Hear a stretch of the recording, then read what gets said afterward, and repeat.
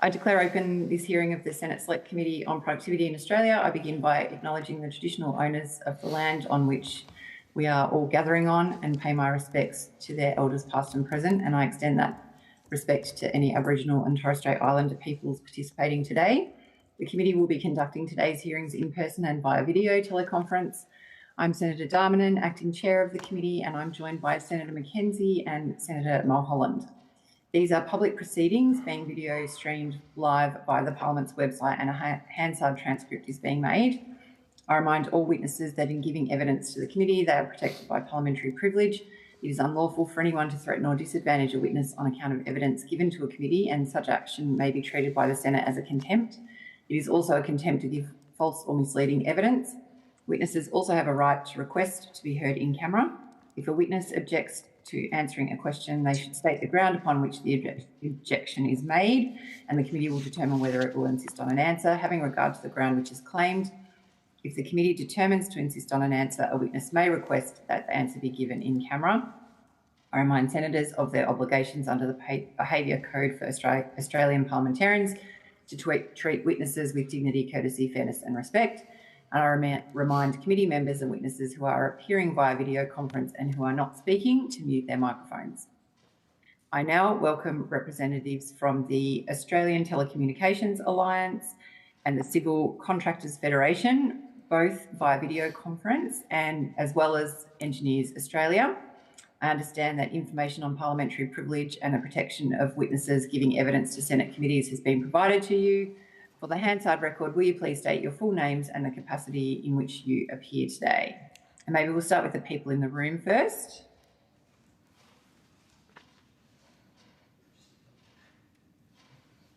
Ms. Richards. Good morning, Chair. My name is Catherine Richards. I'm the Chief Engineer of Engineers Australia. Rowan Carter, Director of Policy and Advocacy for the Civil Contractors Federation. Nick? Okay, and those online? I'll jump in. I'm Luke Coleman, CEO of the Australian Telecommunications Alliance. And Christopher Coughlin, Head of Spectrum and Network Infrastructure for the Alliance. Thank you very much. Is Nicholas Proud there from the Civil Contractors? Yes, can you hear me? Yes. Nicholas Proud, CEO, Civil Contractors Federation. Thank you very much. Do each of you have an opening statement that you would briefly like to provide? Yes, I do, Chair. Go ahead. Chair and members of the committee, thank you for the opportunity to appear today on behalf of Engineers Australia and Engineers Australia's more than 140,000 members. Engineers Australia is the national peak body for the engineering profession. There are approximately 535,000 engineers in Australia.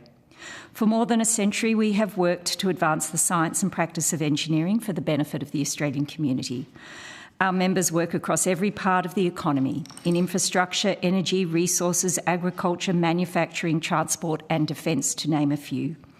The committee has heard a great deal about labour shortages, housing costs and regulatory burden. Often these are symptoms of a deeper issue. Australia operates as one economy, but many of our regulatory systems still operate as 8 separate systems. Though we will continue to exist in a federation, reducing unnecessary fragmentation may be one of the most practical productivity reforms available. Engineering capability is a productivity issue, and national registration for engineers should be seen as a practical, high-impact reform to lift productivity, increase labour mobility, reduce friction and red tape, and strengthen public confidence. Engineering work is not neatly contained within state borders. Engineers move across jurisdictions, firms operate nationally, and projects are delivered by distributed teams. Design can happen in one jurisdiction, verification in another, and construction in a third. Yet the registration framework has not kept pace with this reality. A national scheme would deliver 3 core benefits: by improving productivity, by reducing duplication and red tape, by strengthening public safety and accountability, and supporting a mobile national labour market. If an engineer is qualified and competent, the system should make it easier, not harder, for them to contribute where demand is greatest. If Australia is serious about lifting productivity, it must be serious about removing structural barriers that prevent skilled professionals from working efficiently across our national economy.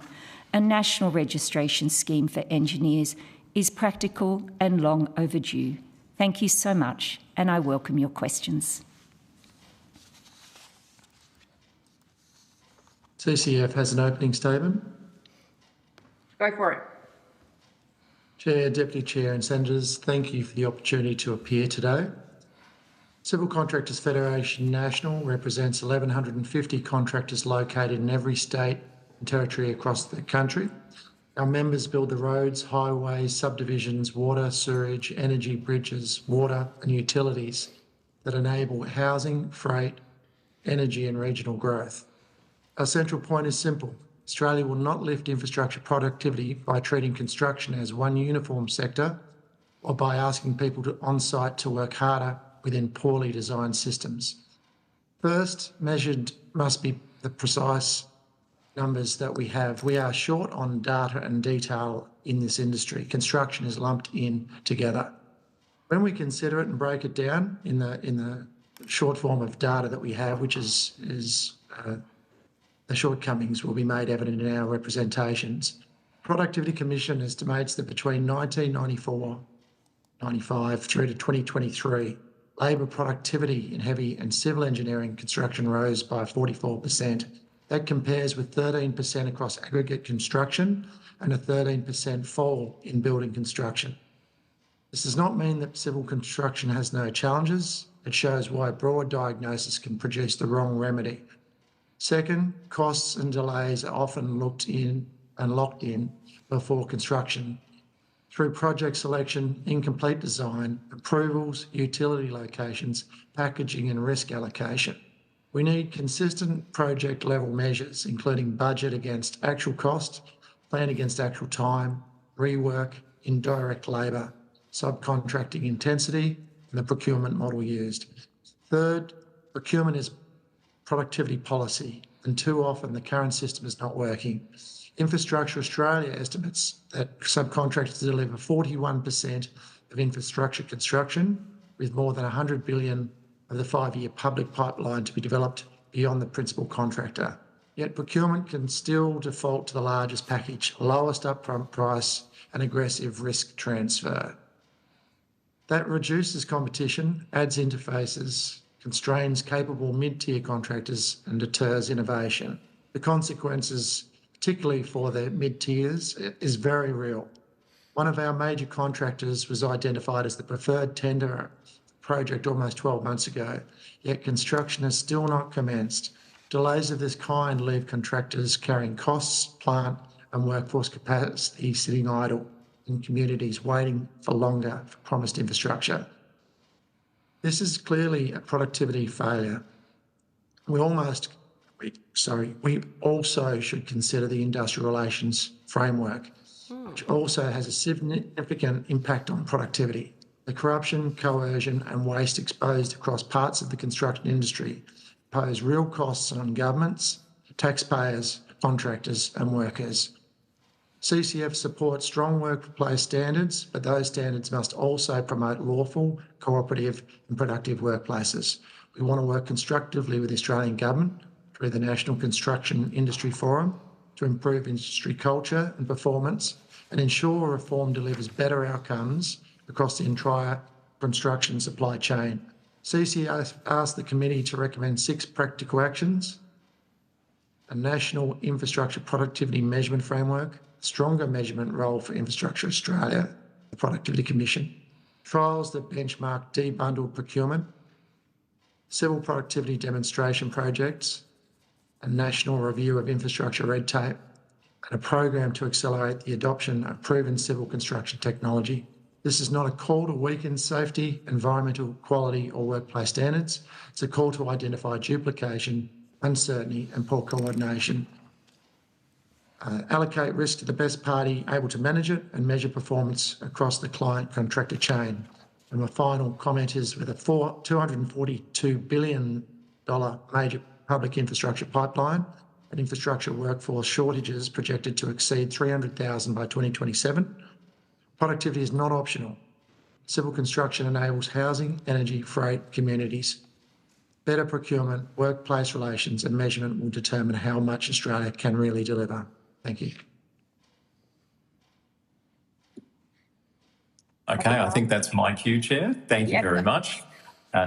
So, Chair, Senators, thanks for the opportunity to appear today. The Australian Telecommunications Alliance recently merged with the Australian Mobile Telecommunications Association. Both organisations had put forward submissions to the inquiry, so we now represent the entire telecommunications industry. So our message to the committee is straightforward today, that if the Australian government wants to improve productivity, the deployment of digital infrastructure must be a national reform priority. We have to make it easier to build the infrastructure that enables artificial intelligence, or AI.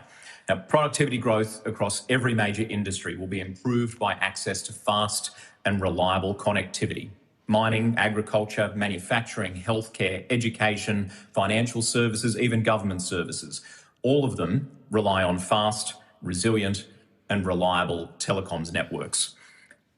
Over the past decade, the telecommunications sector has contributed almost 15% of Australia's economy-wide multi-factor productivity growth. But despite that positive track record, 3 structural barriers are limiting the sector's capacity to further improve productivity across the economy. First, access to key inputs, particularly spectrum. Second, excessive regulatory cost and complexity. And third, multi-jurisdictional deployment roadblocks. We need to stop diverting millions into unnecessary regulatory costs and turn that investment into critical digital infrastructure. Now, mobile towers is one example. They can be built in a matter of weeks, but the council assessments and approval processes, on average, take 211 days. In some cases, a new mobile tower can take almost 2 years to get the approvals required to build. And this is happening in communities that are crying out for better connectivity. So the Australian Telecommunications Alliance is calling on the committee to recognise the telecom sector as a priority for national productivity reform, to recommend the development of a comprehensive digital infrastructure strategy encompassing regulatory reform, streamlined deployment frameworks and a pro-investment spectrum policy. Now, I'd like to hand over for a moment to Chris Coghlan, our Head of Spectrum and Network Infrastructure. He'll outline the findings of AMTA's Future of Mobile report and explain how targeted reforms could unlock billions in additional investment. Thank you. Thank you, Luke. So earlier this year, AMTA commissioned Deloitte Access Economics to produce a report, Reforms to Modernise Australia's Telecommunications. Deloitte found that small reforms would produce disproportionately large economic gains, especially in growth and regional areas. A 10% improvement in regulatory practices could unlock around $430 million, which could then be channelled into additional telecommunications investment annually. A 25% reduction in approval timeframes would allow industry to deliver 150 to 200 accelerated mobile sites every year, bringing improved connectivity to up to 250,000 Australians sooner. And a 10% reduction in regulatory complexity with nationally consistent planning practices would deliver around $150 million in annual productivity gains. The report identified 3 short-term opportunities. Firstly, establishing a National Digital Infrastructure Coordinator General to support streamlined governance to accelerate significant deployments. Secondly, create a harmonised planning framework with incentives for adoption by local councils. Third, amend Schedule 3 of the Telecommunications Act to adopt a risk-based approach to fast-track low-impact builds. We were very pleased to see the commitment to amending Schedule 3 in the federal budget and are looking forward to engaging with the department to ensure the reforms are effective. The report also identified three longer-term opportunities. Firstly, developing a national spectrum strategy to provide investment certainty, drive efficient allocation and secure Australia's 6G future, creating targeted planning and land access relief for government co-funded sites, and thirdly, implementing an industry-led process for streamlining the Telecommunications Act over time so it can be flexible in managing the rapidly changing sector. Implementing these reforms will be significant for regional Australia, where some councils take years to approve mobile tower developments. We ask the committee to recommend fast adoption of these reforms that will improve the productivity of every sector that relies on mobile connectivity. Lastly, we've also commissioned another report from Deloitte Access Economics that considers the importance of mobile in the AI age. This week, Deloitte completed a round of consumer research that would inform their findings. For example, their research found that almost 2 in 3 Australians already use AI-powered mobile tools. And among this 2/3, 59% said it made them more productive, saving 1 3/4 hours per week on average. The report will be published in about a month's time. Thank you, and we're happy to answer any questions. Thank you very much. I'll go to Senator Mackenzie. Thank you so much, Chair, and thank you everyone for your attendance. Engineers Australia, fantastic to have you here, Chief Engineer. It's been a bit of debate with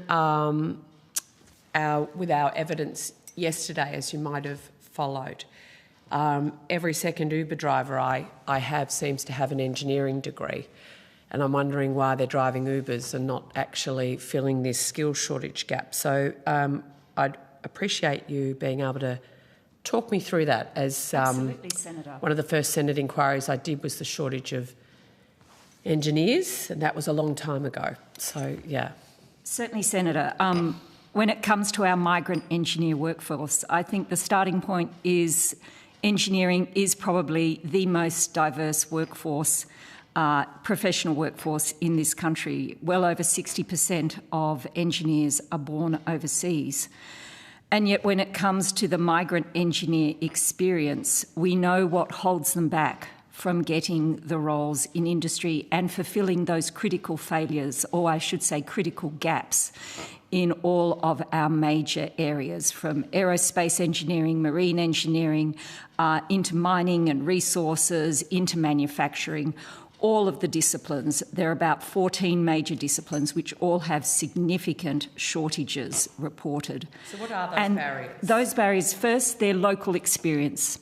85. So how can we? So yes. Yeah. So I just know we've got limited time, and I've got the first one is local experience. Questions. Local experience. Employers value local experience. So how do we get people like Nick's members, people like Luke's members in the telecommunications sector, other witnesses I'll have before us today? How do we get them ready to actually give these young graduates a go? The migrant engineers a go. I think the first one is creating incentives in industry to employ the migrant engineers.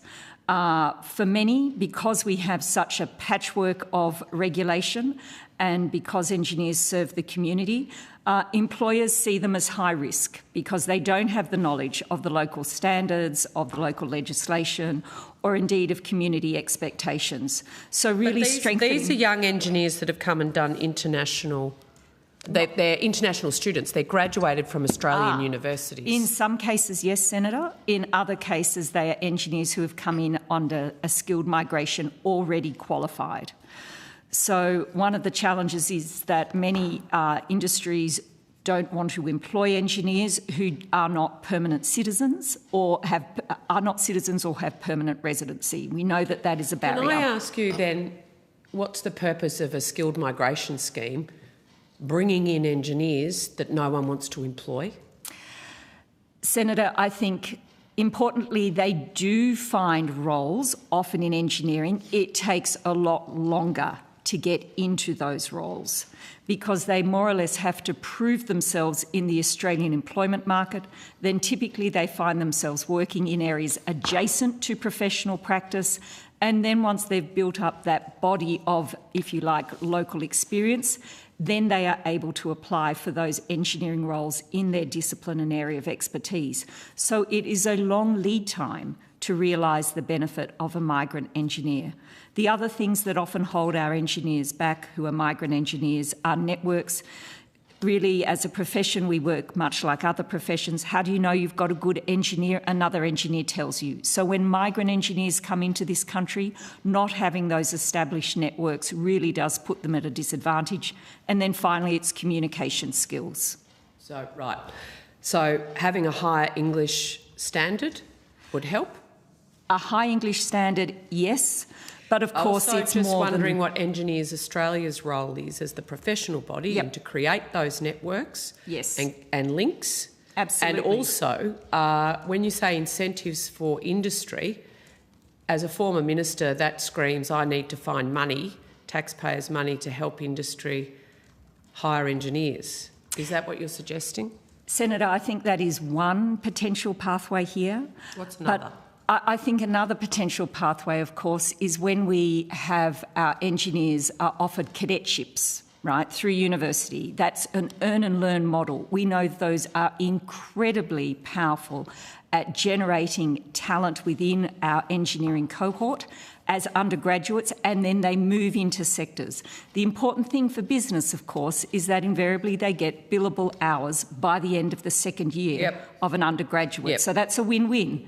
But it's still a cost on the balance sheet of business to run cadetships.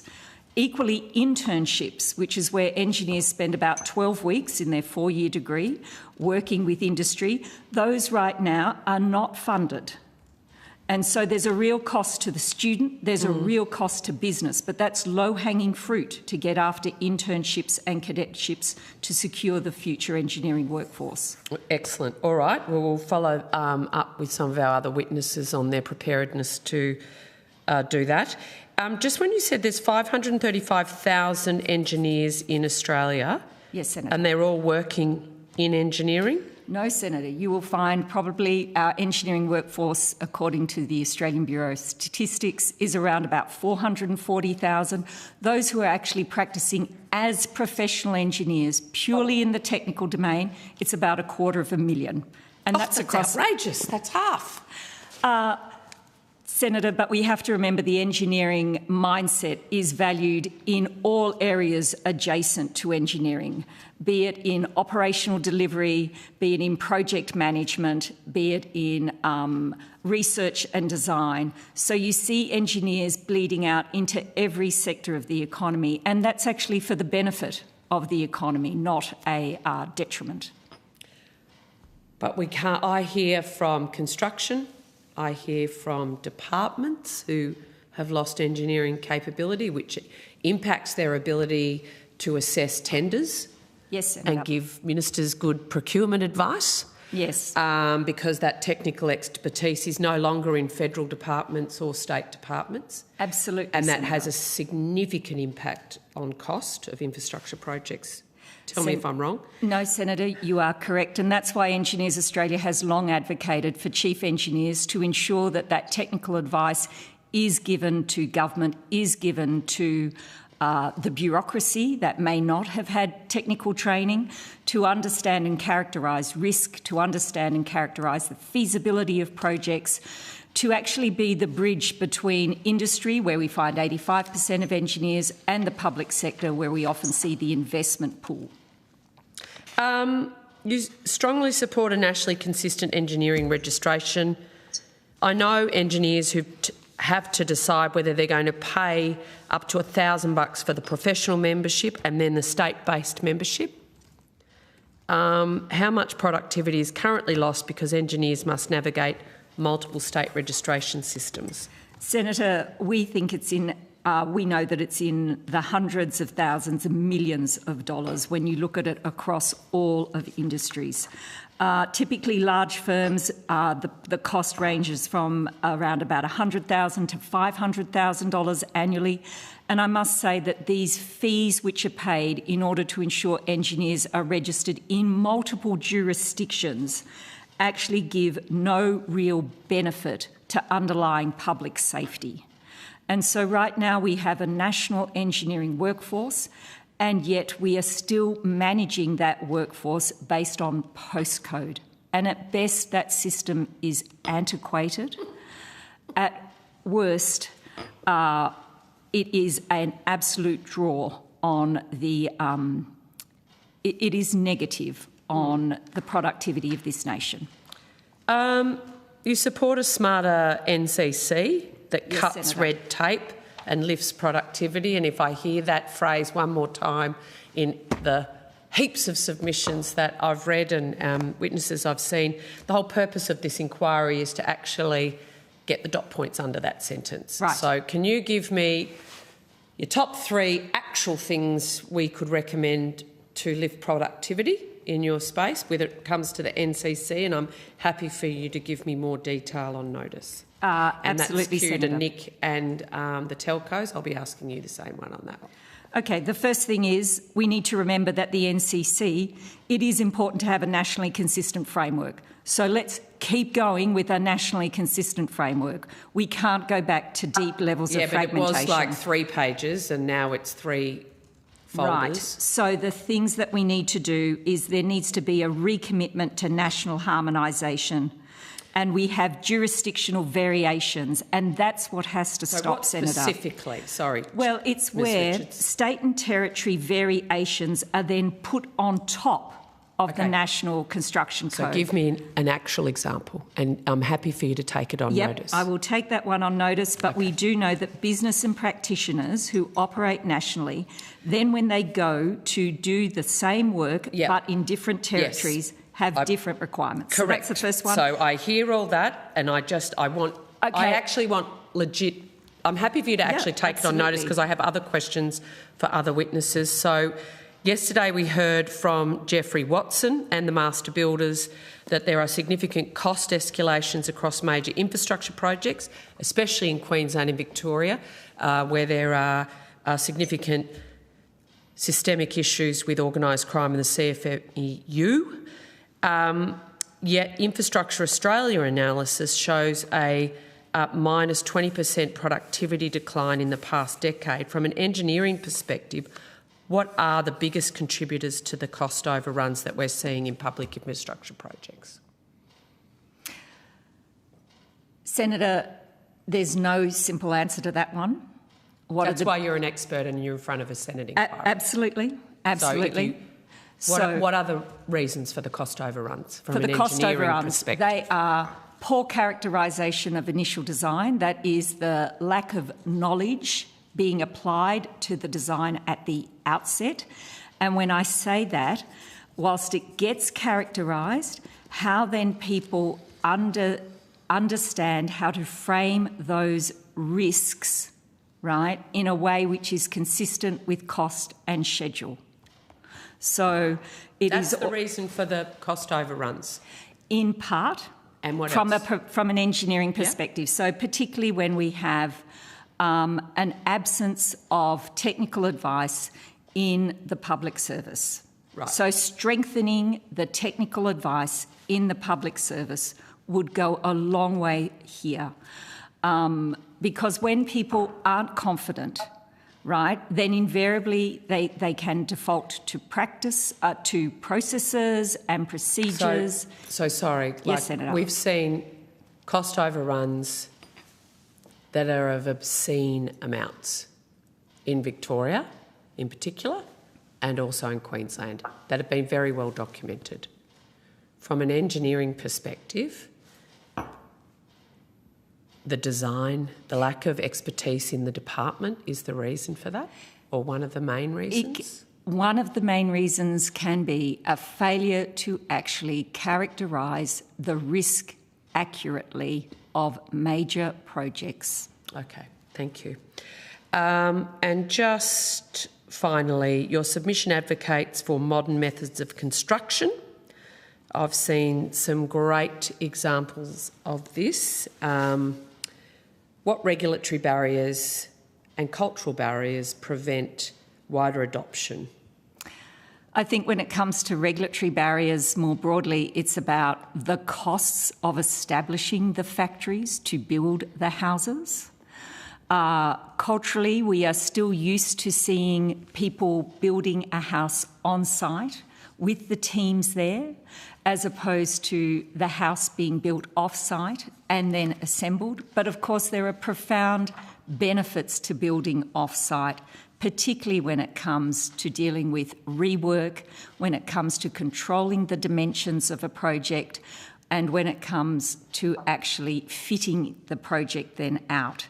So that's where we can get amazing benefits through that system, but it is highly expensive to create those factories in the first place. I'd just like on notice, if you could, one of the barriers to increasing productivity in the infrastructure space is new products and new processes and innovation. We've always built roads like this. We've always built railways like this. I've seen some amazing new products and new processes here and internationally from an R&D perspective, and I'm on notice. I'd like you to be quite specific, not general, about your commentary on that. And I'd also like to understand the role of AI adoption for engineers. I just want to go to the civil contractors now. Yesterday we heard from the master builders who discussed the cost of BPIC in Queensland on construction, that it actually inflated the cost of construction in that state by 30%. Can you explain how BPIC costs and delays impacted the delivery of construction projects by your members, Mr Proud? Thank you. Well, we've had an inquiry I'm in Queensland today, and I'm meeting with government and discussing this very subject. We've seen a period of time in this state in particular whereby poor conduct, coercion and inefficient industry practices increased project costs. We've seen projects delayed, and we've seen taxpayers left short-handed in terms of the costs. Seen contractors and workers carrying the consequences. There's been visual footage of CFMEU carrying out practices of intimidation and standing at a gate and making life hell for people going through those gates. We want to see that stop, not only for the human impact factor and well-being. We know that this makes it harder for people to go to work, to just do the job. That's what we want them to do their job. And with Queensland, with BPIC, we've seen it ruled out by the government here. Speaking with the Deputy Premier yesterday, it's something we very much support the abolition of, and we don't want to see it coming back anywhere in Australia. We don't want to see it employed nationally. We've seen it ruled out. We want to see measures that further rule out that BPIC measure because it's created a toll. Luckily, this state is doing very well. It's got Olympics to focus on, and we're having the conversations and moving forward. And that's what the inquiry is doing in this part of the world. It's creating a structure to get a major international platform of sports, the greatest competition on the planet, to come to this city. And we expect that what's happening in this place to reform will create better outcomes for productivity. But we know, as per that inquiry here, and what we'll uncover no doubt in Victoria as that's now been announced, the inefficiencies and the impacts that we see that it has on this industry, particularly the mid-tiers and the lower tiers, and the issues that also undermine fair competition and make it harder for reputable businesses to invest, employ and grow. And we need to turn that around. As you mentioned, the federal government's recently introduced legislation to allow the federal government to discriminate in favour of businesses that have union EBAs when awarding contracts and grants. Yesterday we asked integrity expert Jeffrey Watson whether, given the experience of the big build in Victoria, there is a risk these union preference laws could give rise to further corrupt practices. He was unequivocal, and as a man that supports the trade union movement, I was unequivocal in saying, yes, the federal government's laws will give rise to those practices. I understand in implementing these laws, Minister Rishworth is consulting with your organisation as part of the Construction Industry Forum to consider the standards for the construction sector. Have you or your members been placed under any restrictions by the government in terms of discussing those standards publicly? Well, the standards are part of the program of work for the National Construction Industry Forum. This is a long lead of work that's needed to have happened for decades, and arguably it's heading in the direction to be able to start to turn around the challenges we've had in the industry, particularly the bullying, the intimidation, and the issues that we've seen that's caused great damage to many people's well-being and to the businesses that are just trying to get Australian communities built. We see that the government's record here is that they have placed the CFMEU into administration.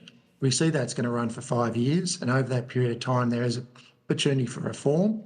And we need to make sure that that period is well used, and to ensure that there is a new pathway forward for our industry to be constructive, and for this inquiry to try and bring about the productivity measures and policy that we're looking to have implemented.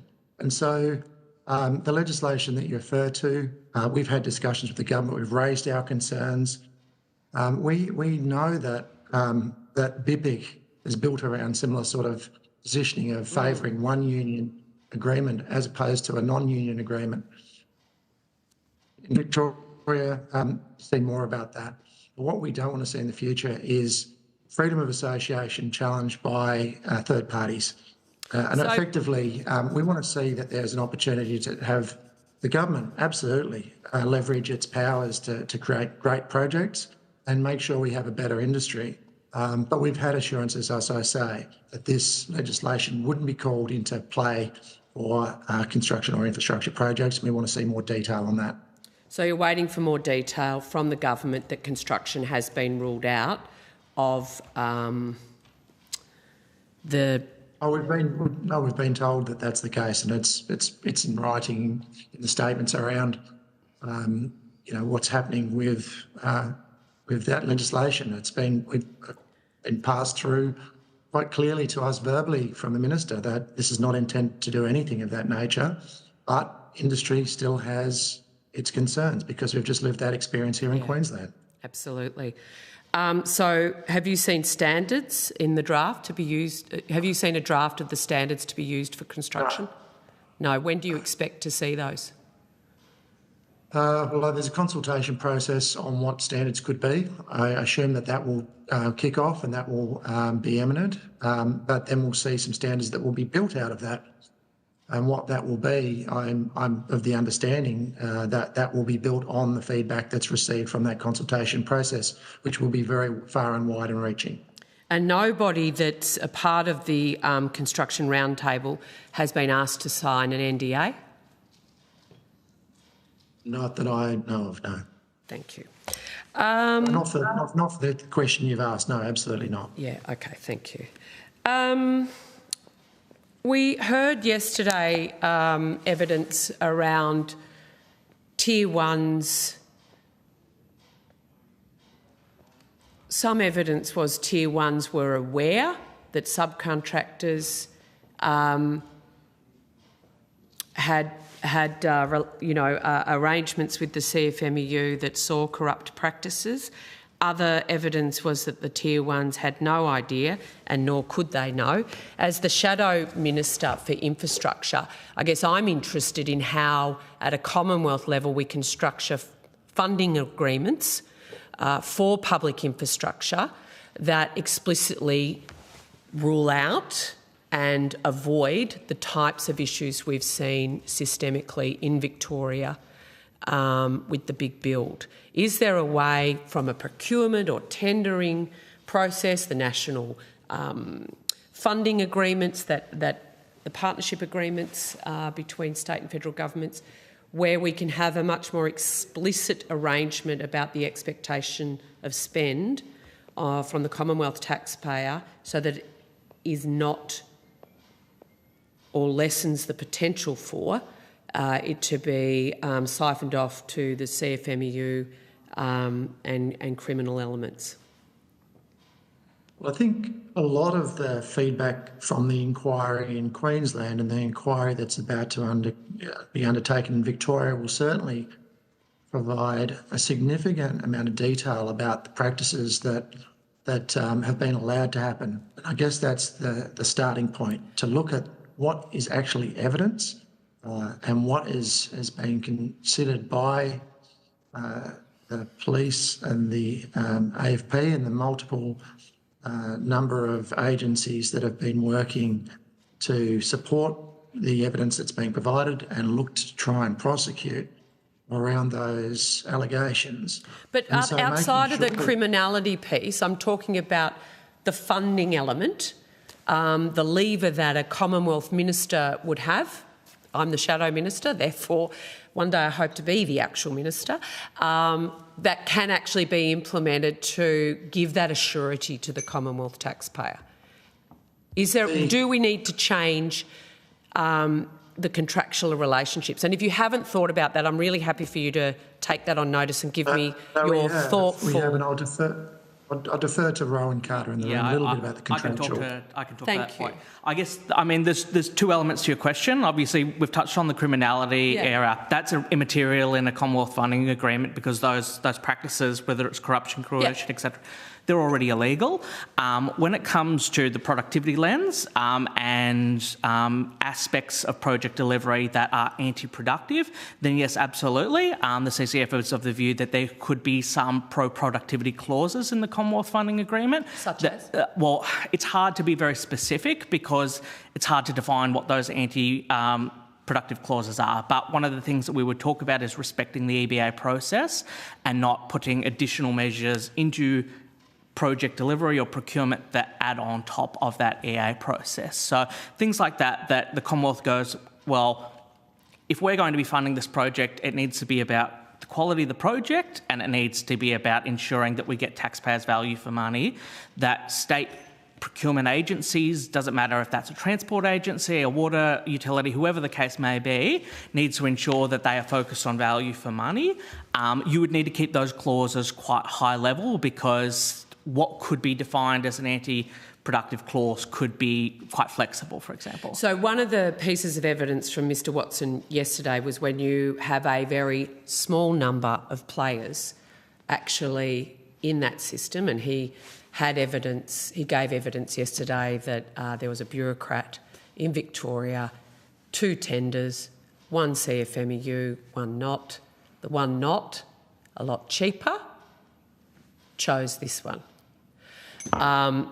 So I'm interested in, and when you look at what your members do out in the civil contracting space, that's not government funded, on time, on budget, much less cost, yet when it comes into a publicly funded program, we have a lot of problems. Is there something more specific that you could suggest? I mean, how can the construction industry deliver so well in the private sector and yet we have this real challenge when the taxpayer's funding it? Yeah, I think Nicholas has touched on this in the opening remark, that governments as clients are very risk adverse.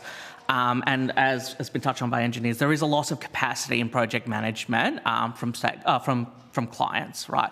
That leads to circumstances where you'll get projects that sit there for 12 to 18 months before commencement just because we've kind of outsourced project delivery to a handful of larger contractors. So one of the things that I would be supportive of Engineers Australia, not just in the engineering space, but building that capacity for states to manage projects themselves and therefore be directly responsible rather than outsourcing those costs to tier ones. Right now, we kind of do see in some of those significant projects that government doesn't have the capacity to project manage that, outsources that, and then you would eventually see significant cost overruns, somewhere in the realm of about 30% for those significant projects. We've said that government needs to, as a whole, as clients, take on that risk and essentially look at different procurement models, etc. Now, we don't have that data, and I think as Nick has touched on as well, government needs to begin trialling in this space. These project overruns can be baked in at the beginning of the project. If we've used the wrong procurement model, if we've gone with for example, we've gone with a design and construct contract to a large contractor rather than actively managing that project, breaking it up and providing that work to smaller contractors. It adds some competition into that space, and some of those smaller firms may be more efficient at delivering specific aspects of individual projects, but they may not have the scale to, for example, deliver a whole bridge, but pilings, for example, access roads, they may be far more, exactly, they may be more efficient in those small projects. So we're saying that government should be piloting those alternative models of procurement so that we can begin to collect that data. And it also touches back on, again, the allocation of risk in project. If you've got a significant number of contracts with a small number of contractors, and there is a delay or a problem or a dispute, you have to pay the break fee of breaking that contract. Whereas if that's broken up and government's proactively managing that project, and you've got a poor performer on a project for any number of reasons, you're able to essentially replace that part of the project with someone else for a much smaller cost. So we would like to see that trialled, particularly, and it has to be broad. It's got to be trialled in a regional area. It's got to be tried in metro areas. But that is one of the things that we're asking as a recommendation. We would like to demonstrate that, our smaller contractors can be more productive than large ones. We actually did that. We had big tier ones in defence procurement projects, and we've got a lot of bases out in the regions. We wondered why the local dry cleaner couldn't dry clean. Right? Just a myriad of kind of services being provided locally. And we're able to do that because it's true, the big tier ones, they're all multinationals. They get paid a lot of money to hold the risk on behalf of the government and taxpayer, and they pass that all down the supply chain with its inherent risks that it's all a little too cosy. Is this done anywhere well in the world? Well, we could take some specifics on notice. If you could. Definitely, and come back to you. And in other industries other than construction, as I said, we did a Senate inquiry back in 2017 into defence. Former Senator Gallagher, now no longer with us, was the chair of that. And it made some recommendation that the government at the time implemented. So I'd just be interested, outside of construction, if those procurement models are different anywhere else in industries here domestically. No. But if there is a better way globally, I'd really appreciate some advice. Sorry, Chair. Did you just try and, yes, rightfully break me up? Yeah, okay. I'm happy to jump in. Do you have more? Oh, I could go all day. So I'm happy to share the call. I'm happy to share the call. I was letting you go. I'll jump in for a couple, then you can take the last couple if there's some time. Just very quickly, I think for Engineering Australia, I think you've...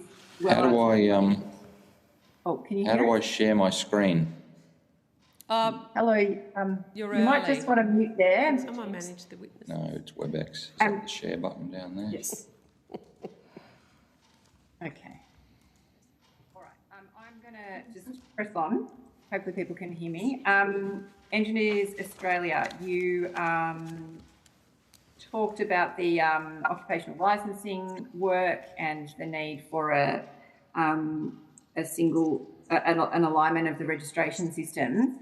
Do you think that the National Productivity Fund is the right vehicle to progress this work? And I understand there's money allocated there to do that work. Is that the right place?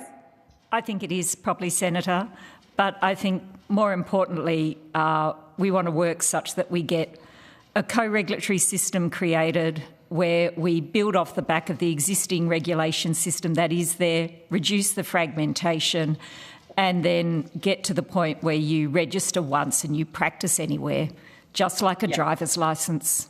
We want to get there. Yep. Okay, that's great, thank you. And you propose a national target of 60,000 additional engineering graduates by 2035. Yes, Senator. Just briefly, what would need to happen across universities, industries and government to reach that ambitious target? Okay, first we need to prioritise maths and science in our schools. Yeah.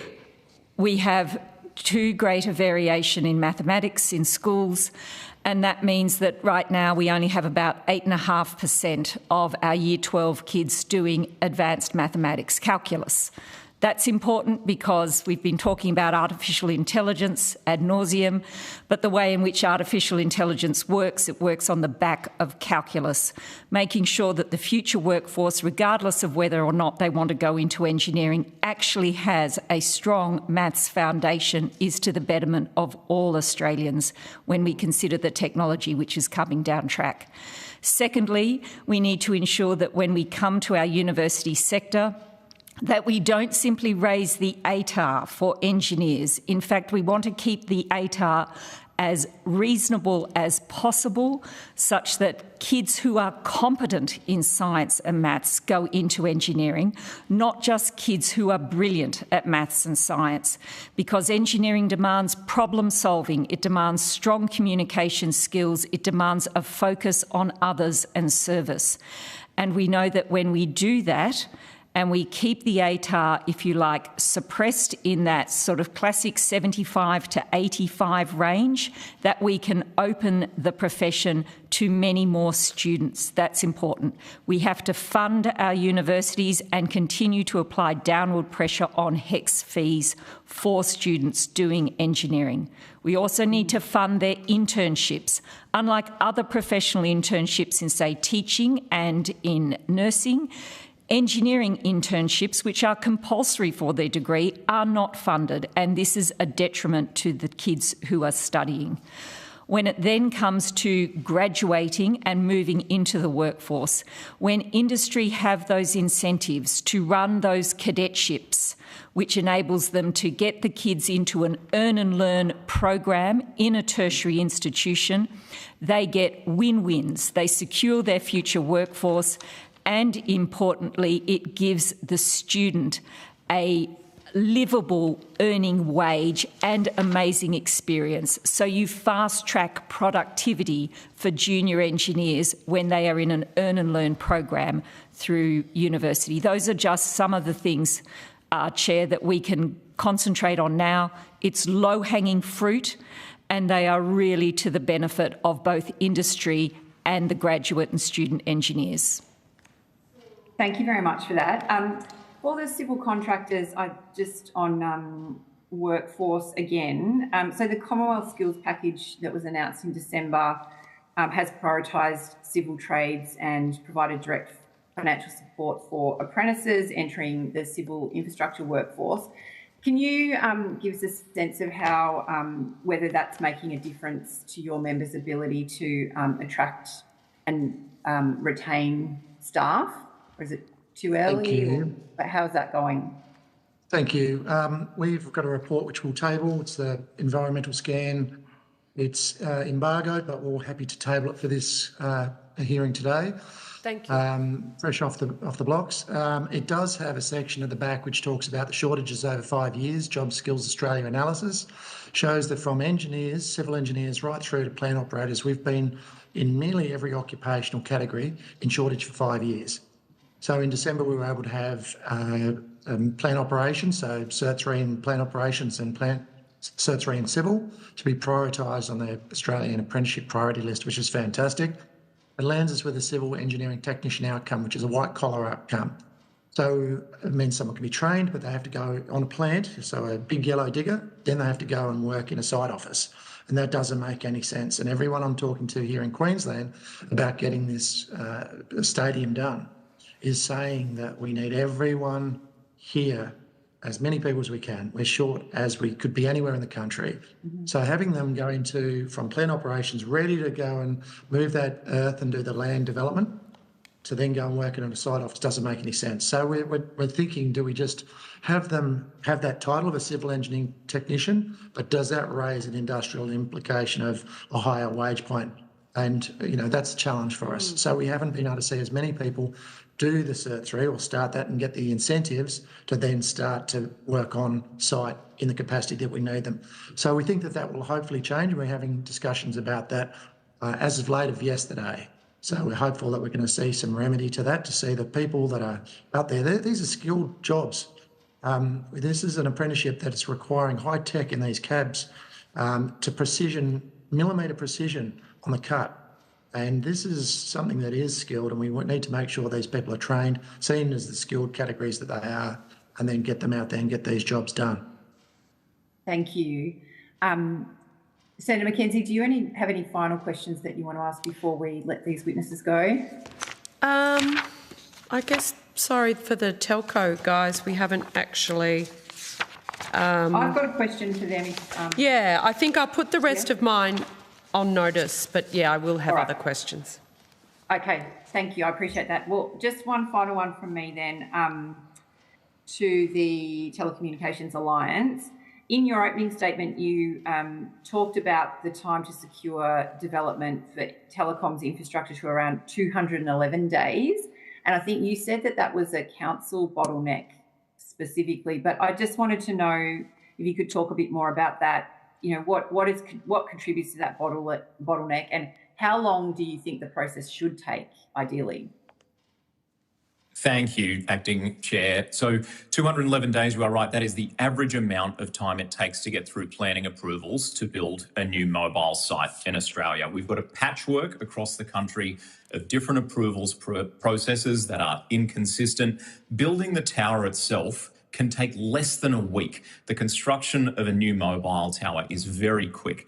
But because of this patchwork of different planning and approvals processes, it's really, you don't know what you're going to get in any different jurisdiction. We've got more than 500 councils across Australia, each with their own different conditions. Even looking at mobile sites that have been funded by the Commonwealth Government under programs like the Mobile Black Spot program, we have seen delays to more than 176 sites because they get caught in planning purgatory. One site was delayed by as long as 10 years because of planning approval processes. We've seen 7 other sites that have been in planning since 2019 that get hung up in these approval processes. So really, if I can leave one message for the committee, it would be to strengthen the carry-out powers and immunities, which we have in the Telecommunications Act, so that we can slash through that red tape and build this critical mobile infrastructure as quickly as possible without getting caught up in these bureaucratic delays. Thank you, and thanks for keeping it succinct. So I think that concludes our time for questions. Senator McKenzie has indicated there will be some on notice, so if you could provide those responses by 5 o'clock on the 13th of August, that would be appreciated. And thank you very much for your time. And we will now welcome the representatives from the National Transport Research Organisation via video conference. And I understand that that information on parliamentary privilege and the protection of witnesses giving evidence to Senate committees has been provided to you. For the Hansard record, would you please state your full name and the capacity in which you appear today? Michael Caltabiano, Chief Executive Officer of the National Transport Research Organisation. Thank you very much. I'd invite you now to make a short opening statement if you have one, and at the conclusion of any remarks, we will invite members of the committee to ask questions. With the permission of the committee, I'd like to just use a PowerPoint presentation to do that introduction, if that's okay. Yeah, I think so. That's fine. It's pretty professional. If it helps you keep it brief. Never had a PowerPoint. All right. What do you think?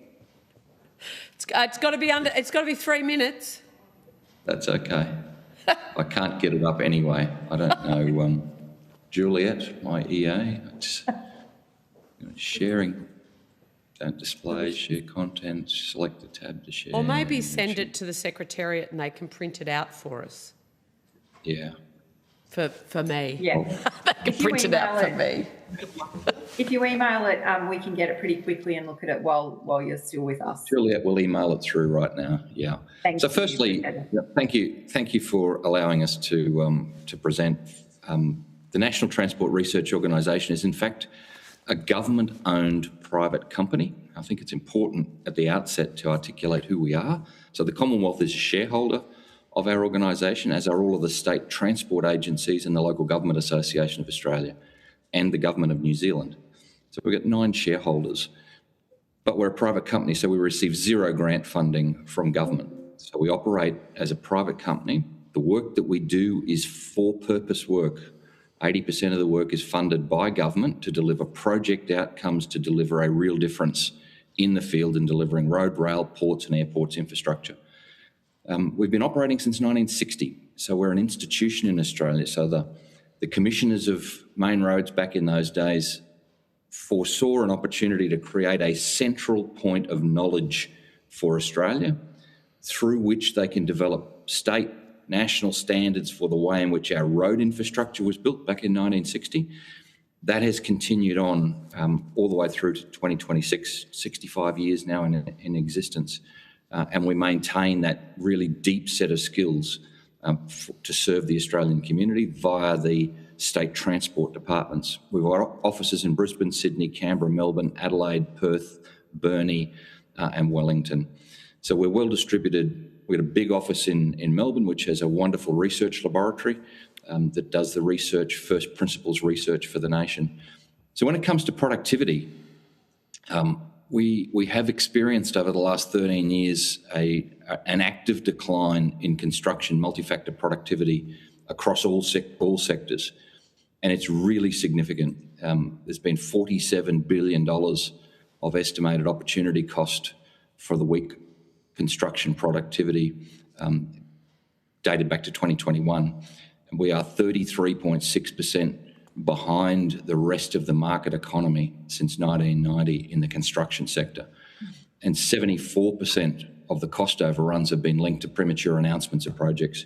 Now, just the high-speed rail link that was announced is 6 times, 600%, 6 times the average cost per rail kilometre compared to the global average. So we've got some significant problems in this country. The causes are structural and they're not isolated project failures. And there's 5-6 key areas. So government complexity has increased enormously over the last 20 years in how the construction sector is to deliver productivity and deliver its works. Premature announcements have contributed enormously to the sense that projects are running over time. The mega project proliferation. So if a mega project goes over as opposed to a series of 3 or 4 projects within that size, then the whole project blows out.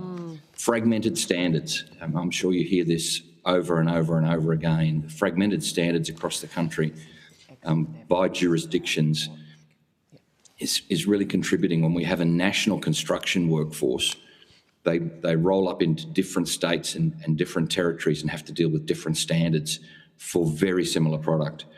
Workforce constraints. I caught the last bit of the workforce conversation you were just having, and that is real. High quality skills. It's not just about the people, it's about the skills that they possess, and quality issues. We believe that there are 3 key areas of practical reform, moving on to solution mode.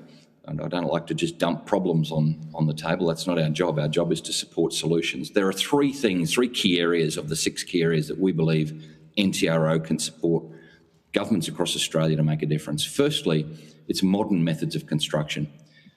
We are significantly behind the rest of the world in modular componentising, precasting facilities, digital engineering, automation, intelligent construction methodologies. We must move in this pathway and we must move really quickly. It does a couple of things. It supports better quality outcomes for infrastructure. It supports smarter, a more skilled workforce and a smaller workforce. and we just haven't got the workforce, so that's important. Harmonised standards, and those harmonised standards need to be driven by innovation. We are locked out of the innovation cycle because the weakness in skills within both the agencies and the private sector doesn't allow the acceptance of risk and doesn't allow even proven globally used products into an Australian marketplace. The third one is the IP retention and sharing, is sharing pathways to productivity, sharing things that can deliver benefit across jurisdictional borders are really important for us. So the 5 ways to increase and enhance infrastructure productivity: innovation, autonomy, knowledge transfer, contracting models, and reduced government complexity.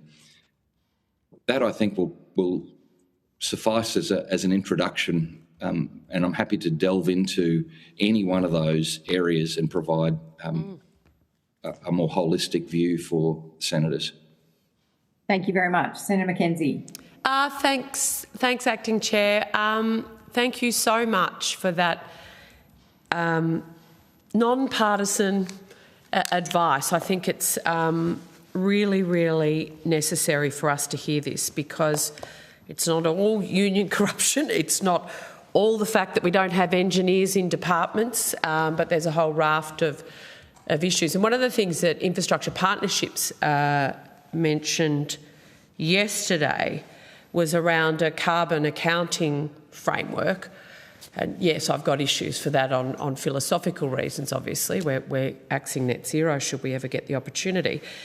But they articulated that by using that, they are able to bring new products to market and to get government, state and federal and local councils interested in actually trialling different ways of building roads, building rail tracks, and similarly products, different processes and products. So I'm really interested in that. We're essentially doing the same thing we've always done for decades, despite research. And I just want to say thank you.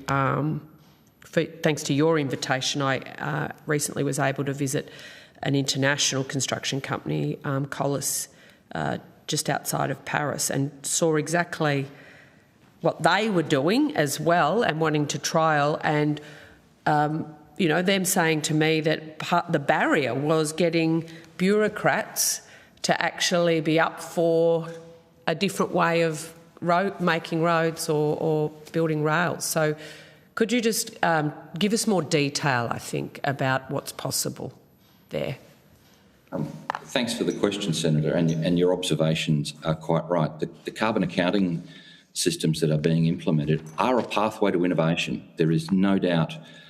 However, having said that, when the contracting sector seeks to innovate and provide alternate product, there is no standard from which they can base that innovation that allows the agencies to adopt and accept and implement. So there's a gap. NTRO exists to fill the gap. And you know, whether it's a chrome rubber product, a glass in asphalts for use in ports and airports and roads, next generation bitumens, biogenic bitumens, which have got a negative carbon footprint, all of those innovations are restricted because we don't have the standards. We have not done the fundamental work to develop a standard to enable an agency to deliver a product to market, to enable the private sector to effect change. So that requires investment.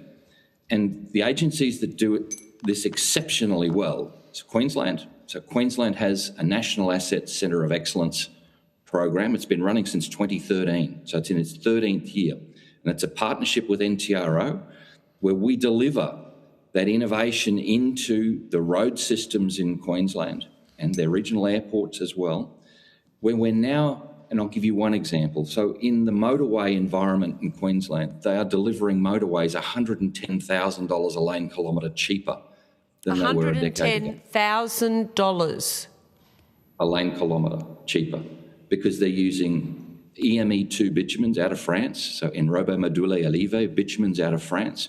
We did all the work in partnership with the state and Brisbane City Council, who also use the EME2 bitumen. So they're very stiff, very strong base course bitumens that enable thinner pavements, deeper lifts so you can lay them quicker, they last longer, and they're stronger. Well, you don't need to sell me on the technicalities of the bitumen, but the cost to the taxpayer by adopting a new way of doing it. When you think about the entrenched nature of bureaucracies, no matter who's in government or which level of government, how can we break through that? What recommendations could this committee make that would assist in the adoption? Well, the pathway was through our research and innovation agreement, and that pathway led to the development of standards and led to the changes. So Queensland do it the best in the nation, do it the best in the region, in fact. Western Australia, we've got a Western Australian road research innovation program with Western Australia. So they're also on the same pathway. Really high levels of chrome rubber they're seeking to put into their spray seals and their bitumens, which has two effects. One, it's a better quality product. And secondly, it removes tyres, waste tyres, from the waste stream going to landfill. So it's a double whammy benefit, higher quality roads and less landfill. So it's fantastic. These outcomes are delivered through these innovation partnerships. They're the only two states in Australia that have innovation partnerships. We also have one in New Zealand with the New Zealand national government.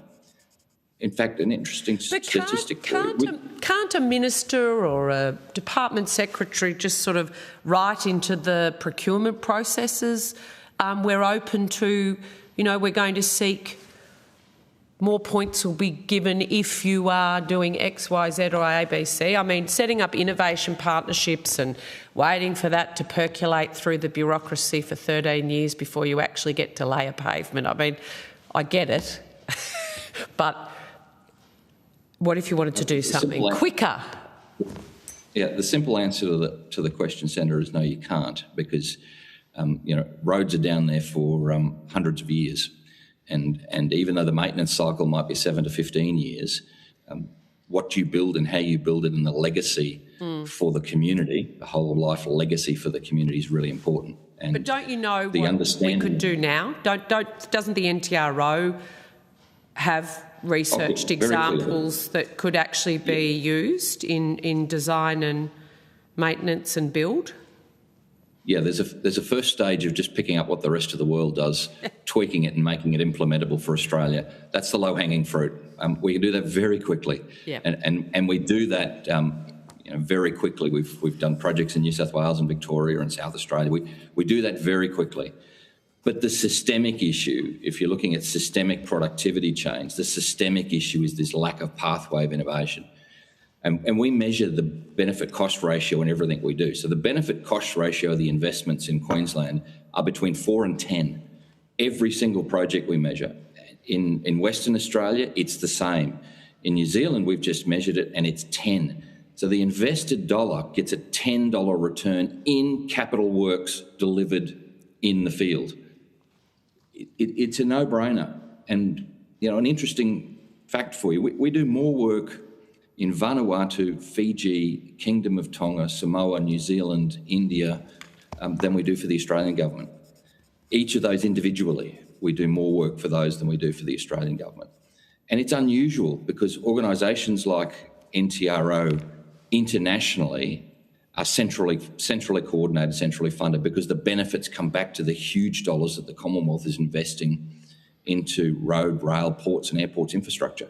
It's a missing piece in Australia, and we must solve this missing piece of developing these innovation pathways to deliver better productivity. So bearing in mind what you've said about innovation pathways, the road transport budget under the former state Labor government in Queensland blew out by $6 billion. So, I mean, yes, you've got your innovation pathway in Queensland, but it's not, we haven't seen them adopt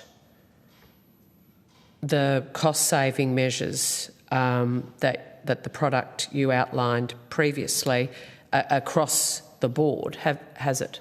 It hasn't seen savings in their infrastructure budget. Well, the cost blowouts are a matter for those projects to determine, and they won't be related to the material science and the innovation pathways that may have masked some of the cost blowouts. They would be other factors, poor scoping, the industrial environment within which they exist. There's a whole raft of things that contribute to cost blowouts, which are very significant in Australia. The pathway of projects exceeding budgets has really, over the last 15 years, been very, very poor on an international scale. And just given the level of expertise that's being used internationally from the NTRO, and the fact that the Commonwealth Government doesn't actually build any roads, state and local governments do, has the Commonwealth Department engaged the NTRO to actually look at how the research and development you're doing in conjunction with other states, etc., and partners can be utilised in Commonwealth projects? No, we do no work for the Commonwealth at the moment. In fact, the Commonwealth's just withdrawn funding from the only national knowledge hub which NTRO runs, which is our National Transport Research Information Service, our library, our national library. For the first time in our history, the Commonwealth is now no longer a funding partner for the library. So all the states and territories, it's the reverse logic, right? Normally the Commonwealth's first to the table, brings the states and territories on board. All the states and territories are on board, and the Commonwealth's now withdrawn funding from the only knowledge hub that shares peer-reviewed, high-quality technical papers back into the sector, road, rail, ports and airports. It's quite extraordinary. So that knowledge sharing now will cease. So we will be stopping the supply of knowledge into the university sector because it's a fee-for-service operation. If there's no Commonwealth funding, then we're not providing the service. We'll provide the service to the states and territories, and we'll provide the service to the private sector because they're the ones that are designing. But for the university sector and the rail sector, because we have a separate rail knowledge bank, we'll be turning the tap off because we cannot afford to run those services anymore. Oh, I didn't know that. Thanks. Thank you. Does anyone else have any questions? I think Corinne was going to ask one or two. Yeah, sure. Yep. Sure. Thank you, Acting Chair. And thank you, Mr. Coltabiano. It's always nice to see a fellow Queenslander appear. So good to have you with us. Former Queenslander Senator. I'm now once a Queenslander, always a Queenslander. That's how it works. Very true. Very true. I can't convince my colleagues in the other states that that's the case. No. You are absolutely true, Senator. Apologies, I digress. But just interested in obviously the research that your organisation is doing. Where do you see the biggest technology-driven productivity opportunities across road, rail, ports and airports, perhaps over the next decade? Well, there's a couple of things, and really the middle of the bullseye question, Senator. And for me, automation is a massive part of our future. And whenever I appear publicly and speak publicly, I talk about the demographics of Australia and the changes in our sector. So now in our sector, those who drive buses, trams, trains, heavy vehicles, all of the public transport and freight task for this nation, all of our drivers, 43 to 46% of them are over the age of 55. So within a decade, we're going to fall off a cliff in our drivers. Already in Australia, there's 27,000 positions vacant for that class of drivers to actually move the freight task and move the passenger task for this nation. So we've got a massive deficit and we've got a massive cliff coming. So if we don't engage in automation, and as NTRO, we bought a bus. We actually, January this year, we bought a bus out of Japan, 23-seat, fully autonomous, level 4, fully automated bus, which is now in New South Wales. We've partnered with Transport for New South Wales to run that bus through its paces and show that it can stop at traffic lights. It doesn't hit kangaroos. It stops in front of kids. It goes around stationary vehicles before we put it on a road system and actually build use cases for the nation. So number one for me is automation. We must engage in the autonomous pathways across the public transport and the heavy vehicle networks in particular. Our freight task, Melbourne to Brisbane, that heavy vehicle freight task, it's mostly multi-lane, and once New South Wales finishes the last couple of sections, it'll be 4 lanes all the way Melbourne to Brisbane. It's an environment which we must engage in. We must deliver fully autonomous operations. They're much more efficient, they're much safer, and the opportunity to ensure that we have an alternative and not fall off the cliff and deliver freight tasks for the community is really important. That's the first one. The second one is the cultural piece around innovation, and I would be derelict in my duty if I didn't really stress how important this pathway is to not, as Senator McKenzie said, is we're not here to spend years thinking about things and imagining a future. We're here to implement change. Change is happening all over the world. Societal change, materials change, use case change. You talked about carbon emissions before, the emissions profile change in the way in which we build infrastructure. All of that change has happened external to Australia. We are about a decade behind the rest of the world, and we really have to move. The biogenic binders, the crumb rubber use, the glass, the recycled, the sustainable pavement focus, road focus globally.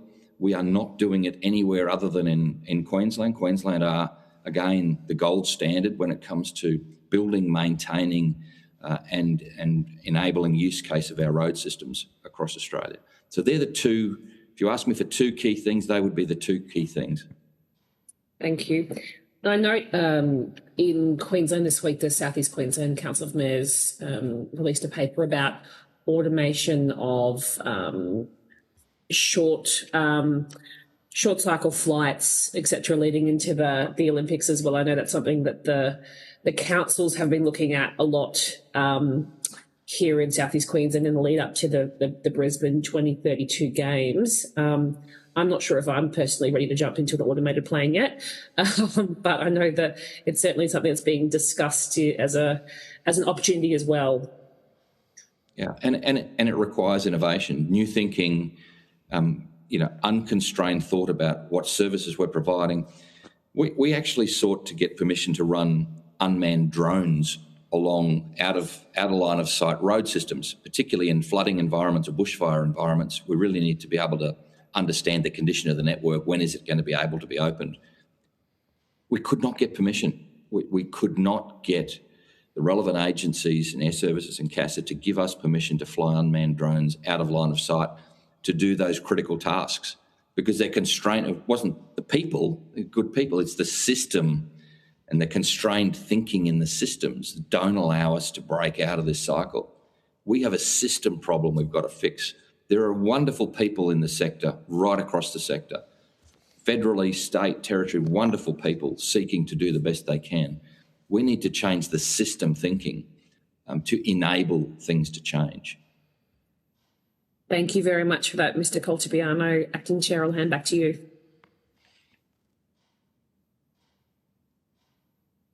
Thank you for that. Senator McKenzie, do you have any final questions before we take a break? Yeah, I've got, I just understand NTRO has the Intelligent Pavement Assessment Vehicle running around the country. Just very briefly, in the sort of 3 minutes we've got left, just how that assists road managers maintain their assets, and how's it going dodging potholes in my home state of Victoria? Let me answer the first part first. So the Intelligent Pavement Assessment Vehicle, the iPave, is a semi-trailer, and it's NTRO technology. We are world leading. When I travel the globe, people are envious of our skill sets and our capacity to measure our infrastructure. So what this trailer does is at 100 kilometres an hour, it can measure the strength of the pavement, the condition of the pavement, the cracking, the rutting, the profile, both longitudinal and transverse. It's got a suite of cameras that pick up all the photogrammetry so that we understand where the road is, where the signs are, where the trees are. It's got LiDARs, so it casts a data dot image that can be used later to analyse where the positioning is of all of those assets. So it's got a ground penetrating radar, so it sees down around about 1 metre below the surface level so that we can pick up moisture and pavement thickness and all of the critical elements. So in a single pass, we can determine all of the critical factors of a road's performance. And we do this work for all states and territories in Australia and New Zealand. We've got 4 of these trucks across the network now, and we're building one for one for Western Australia right now to be resident in Western Australia full-time to do their state and local government networks. So we have a partnership with Main Roads WA and the Department of Transport and Major Infrastructure in WA, where they're getting us to build an iPave for WA for all of the state network and supporting local governments, because local governments just can't afford to get this critical data set. Why is data important is really the question. Data drives insight. Insights drive solutions. Without the insights, you can't solution properly. And we've done, again, Queensland's been using iPave for 13, 14 years now. So again, they're at the forefront of picking up an early technology, and now it's part of the system. Queensland has saved $1 billion a year on their maintenance backlog by understanding right treatment, right time, right place. It's staggering the quality of data and the intellectual use of that data now driving asset outcomes in Queensland. Victoria, Senator, to the last part of your question, Victoria were the last adopter. So 2021 was the first survey we did in Victoria. They were the lag state in Australia to actually start using the technology. So they don't have enough data points to understand yet the asset condition and more importantly, the modelling of the asset performance. So they're really playing catch up, and it'll be some time before they can get back on top. I spent the weekend running around between my mum's place and mine in Wodonga and Yarrawonga, spray painting yellow paint on the roads where the potholes were. So I was being facetious, my apologies. But thank you so much. It's a very important technology for asset managers to avail themselves of. Thank you, Chair. Thank you for that, and thank you for joining us today. The committee would appreciate if you took any questions on notice that responses are due by 5 o'clock on the 13th of August, and we will now take a short break and resume at 10:45. Thank you. Thank you very much.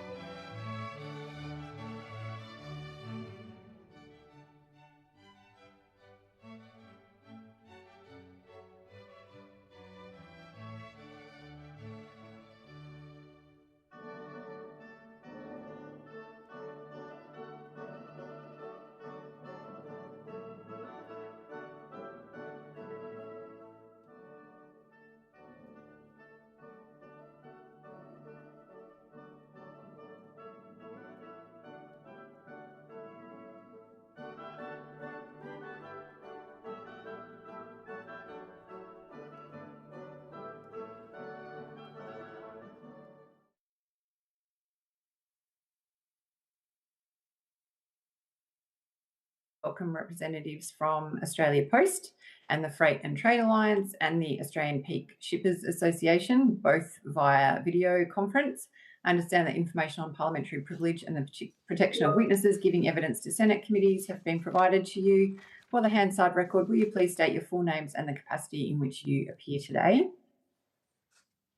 Shane Plant, Executive General Manager, Network Operations, Australia Post. Nick McDonald, Group Corporate Secretary, Australia Post.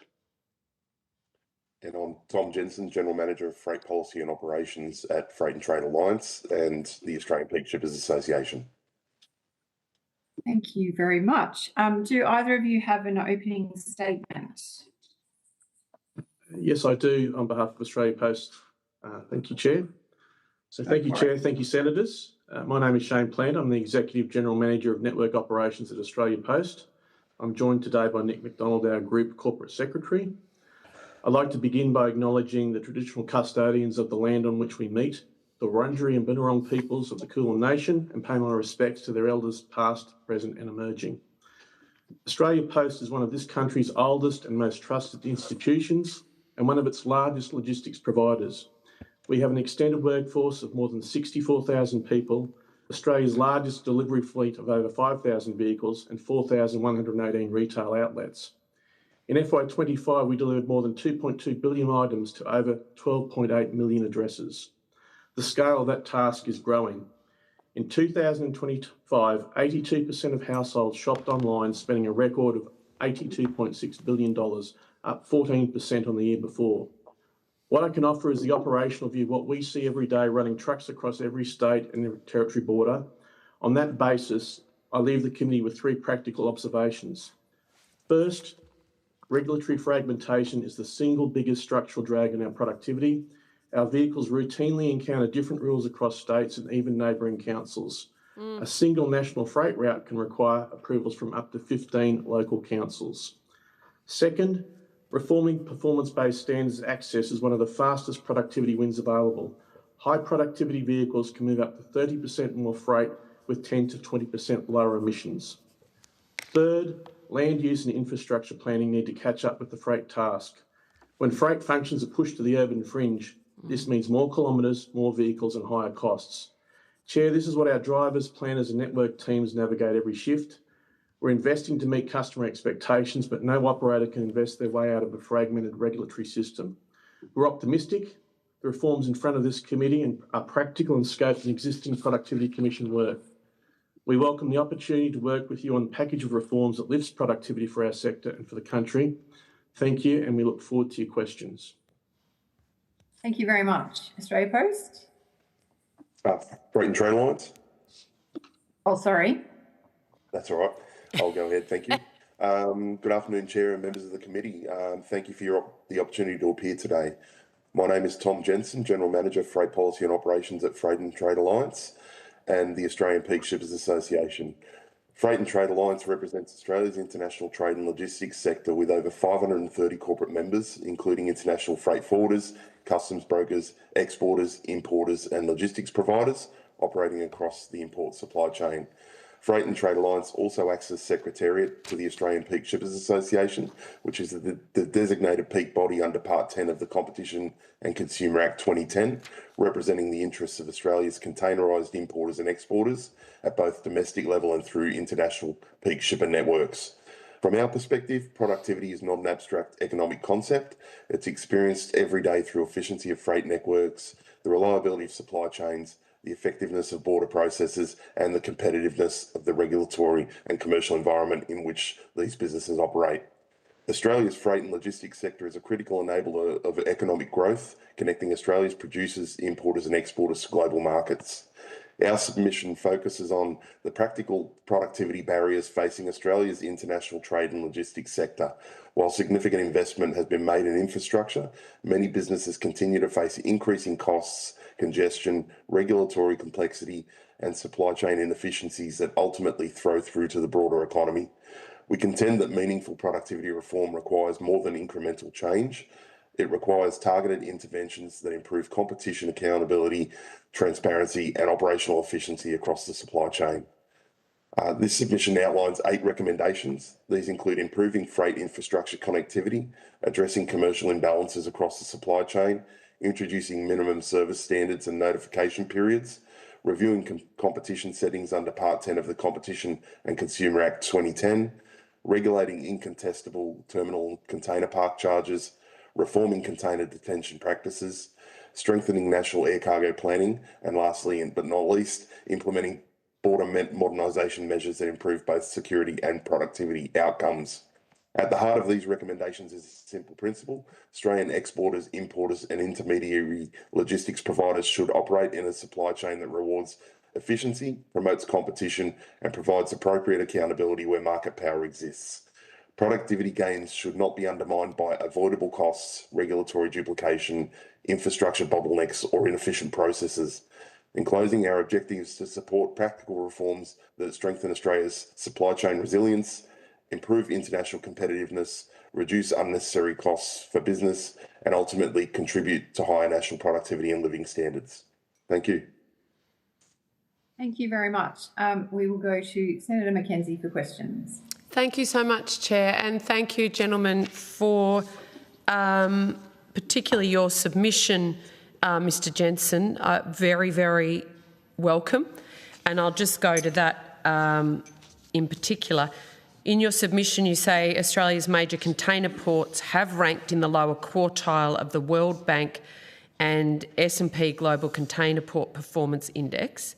What does poor international performance mean in practical terms for our producers, our exporters, trying to compete in global markets? Yeah, so some people dismiss that report. They do. The container. Yeah, so they generally wash it away, suggesting it doesn't look at the whole supply chain and the landside infrastructure. Yes, that's exactly the argument I get back. Yeah, so for us, the practical consequence, though, is that Australian exporters and importers pay more to move freight through the supply chain than many of our international competitors. So Australia's major container ports consistently ranked in that lower quartile of the World Bank and the S&P Container Port Performance Index, which reflects poorer vessel and turnaround times and operational efficiency than comparable ports internationally. So that's the main comparison. It's not comparing landside or inefficiencies. We're not being compared with, say, Singapore and Shanghai as that's automated through fares. Yeah, it is with like ports. Yeah, exactly. And for regional exporters, that translates into higher transport and logistics costs, less reliable shipping services, increased risk of rolled cargo and delayed exports, and even reduced competitiveness in overseas markets. So the issue that we see is it's particularly significant because Australia is geographically so distant to the other ports and other markets. So it directly affects agricultural producers, manufacturers, regional businesses, competing against producers from countries that are more better located to suit those selling markets. And the key productivity opportunity in this we see is not just more infrastructure spending, but ensuring that existing and future investments translate into measurable operational outcomes through better port and rail connectivity as well. So, if we were to make recommendations out of this committee about how we can make our ports more productive, what would be that seems quite a macro, I hate the term motherhood statements because it's derogatory to mothers, but, a macro statement around what would make the ports more efficient. But could you give us a really tangible, practical change that you'd like to see? Yeah, essentially, a lot of it comes back to data sharing and harmonisation of systems and so on. So, the IMO put in place the maritime single window as a necessity for ports around the world. That was supposed to be implemented, I think, from January 2024, but we're not even at the point of anywhere near of implementing such systems. So there's no real harmonisation at this point in time. So all ports do things separately.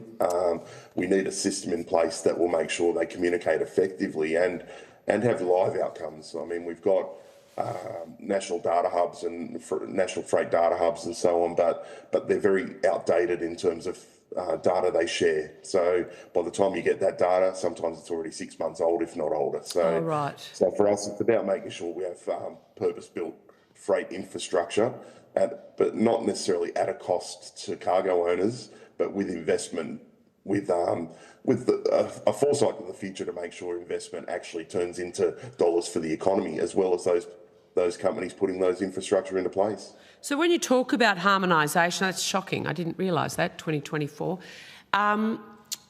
Is that because states own ports and therefore they're all doing things at their own kind of timeframes, or is there's no sort of Commonwealth coordination, or is there some other mechanism whereby they could all be up and running, for instance, with this data sharing at once? Yeah, the problem probably starts with the fact that not all the ports are state-owned. So we've Fremantle for the like are, but the rest of them aren't. So they all basically move to the beat of their own drum to some degree. But there's no real regulation about data that needs to be shared in those areas. So we talk about, like you mentioned earlier, Senator, it's one of those things where you always have a counter argument, but until there's systems in place that measure what they're trying to put forward, then we're never going to get anywhere. Okay, thank you. And you also recommended in your submission reform or repeal of Part 10 of the Competition and Consumer Act, whilst retaining shipper collective bargaining provisions. What are the specific problems with that section of the Act? What are the problems that are being created that you'd like to see fixed? The primary one is that there's no more competitive tension in that structure. So we've seen other countries around the world look at repealing similar systems. So you're probably aware that the EU got rid of their consortia block exemption regulation, and within 6 months of that, the UK decided similarly that they'd reduce, they'd not renew that legislation. So at this point in time, the process was intended to provide stability in international line of shipping, but today Australia is dealing with more of a highly consolidated global market, which is characterised by carrier alliances, mergers, and increased vertical integration, which is a big thing at the moment. A lot of those carriers are trying to move onto the land side. The concern is that foreign-owned shipping lines, however, is they enjoy exemptions still from competition laws that would apply to virtually any other industry and any other sector. So we're not arguing against the collaboration when it genuinely improves efficiency, but our concern is that the current framework doesn't adequately address the market power that now exists amongst major carriers. So the productivity outcome from reform could be anything along the lines of increased competitive tension, improved commercial accountability, greater transparency around charges and surcharges, which is a big factor as well, stronger incentives for service reliability and efficiency, and better protection for our exporters, which is one of our main goals.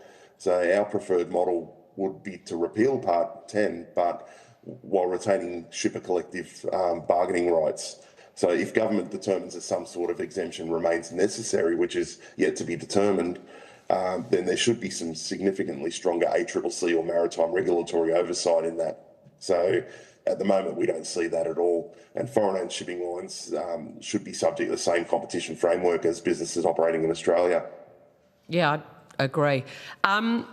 So should the Commonwealth regulate terminal access charges, landside charges, and would a mandatory ACCC supervised code be sufficient? Yeah, whether it's sufficient or not would be the end question that nobody could forecast, because it's we've seen overseas they have mandated things, and the government then will impart massive increases themselves on industry as well, depending on what sort of government you live in.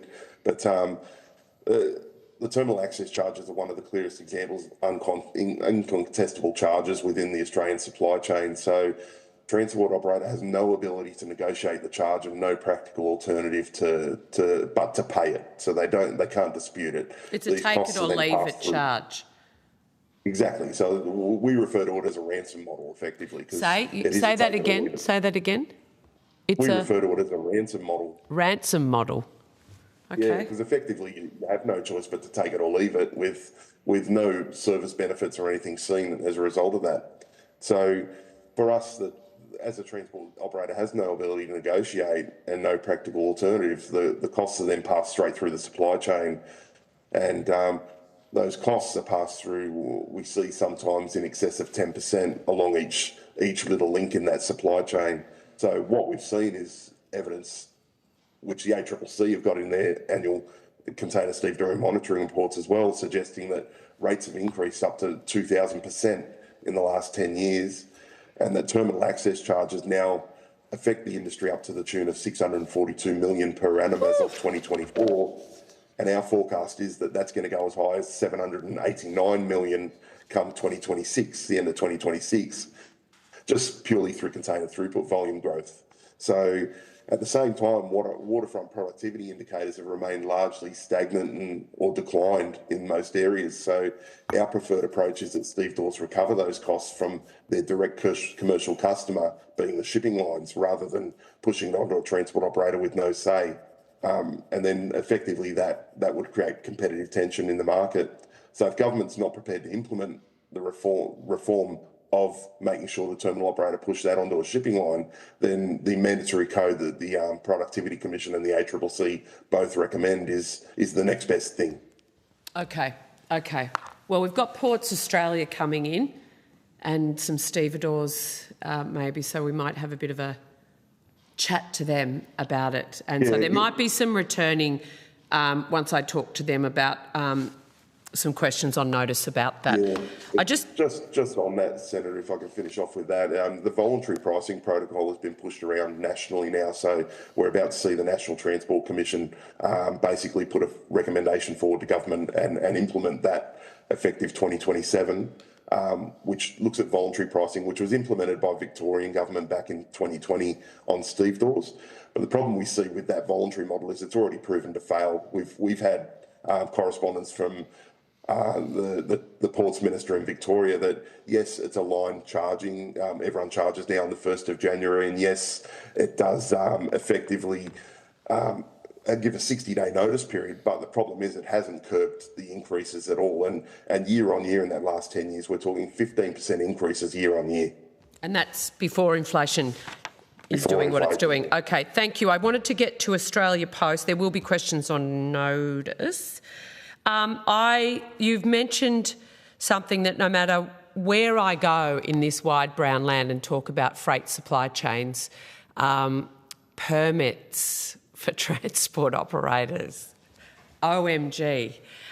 So thank you that it's not just our private sector that's having to deal with local councils rubber stamping, routes they agreed you could take your vehicle on last week, but you've got to reapply this week. It's just insane.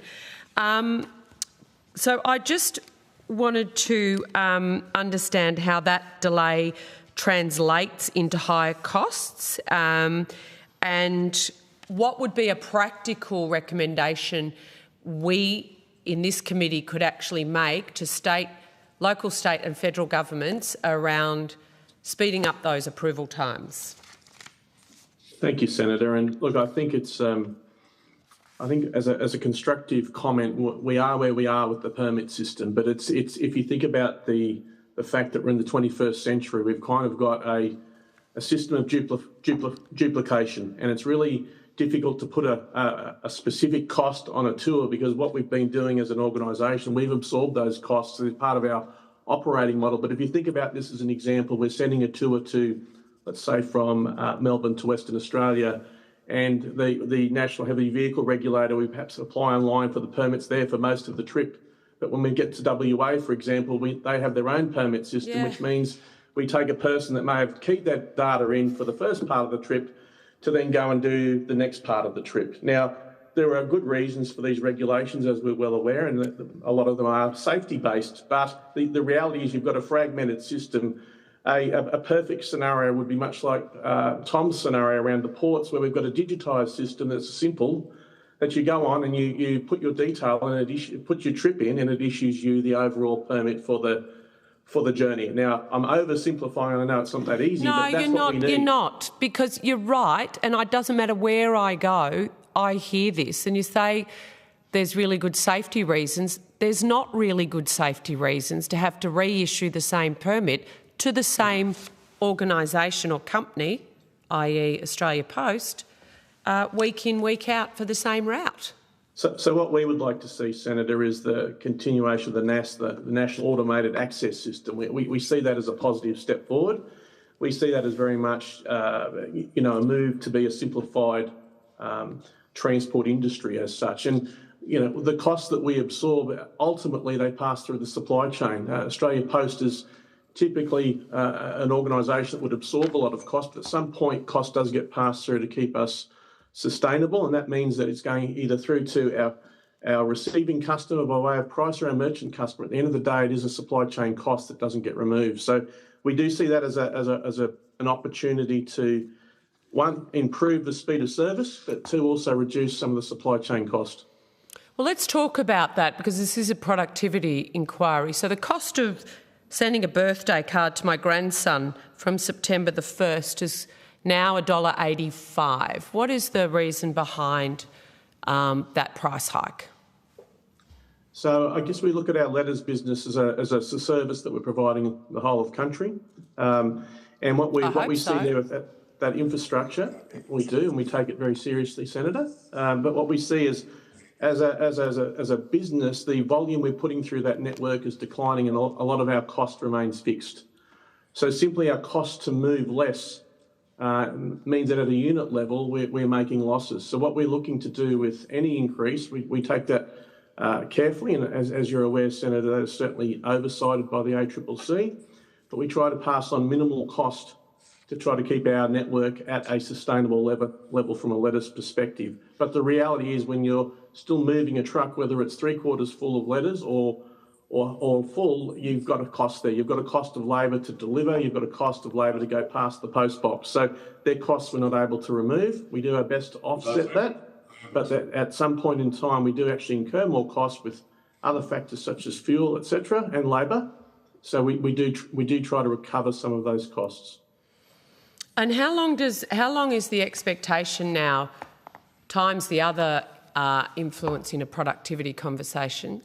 So what is the expectation in the actually legislated requirement for Australia Post to provide a door-to-door letter service to citizens?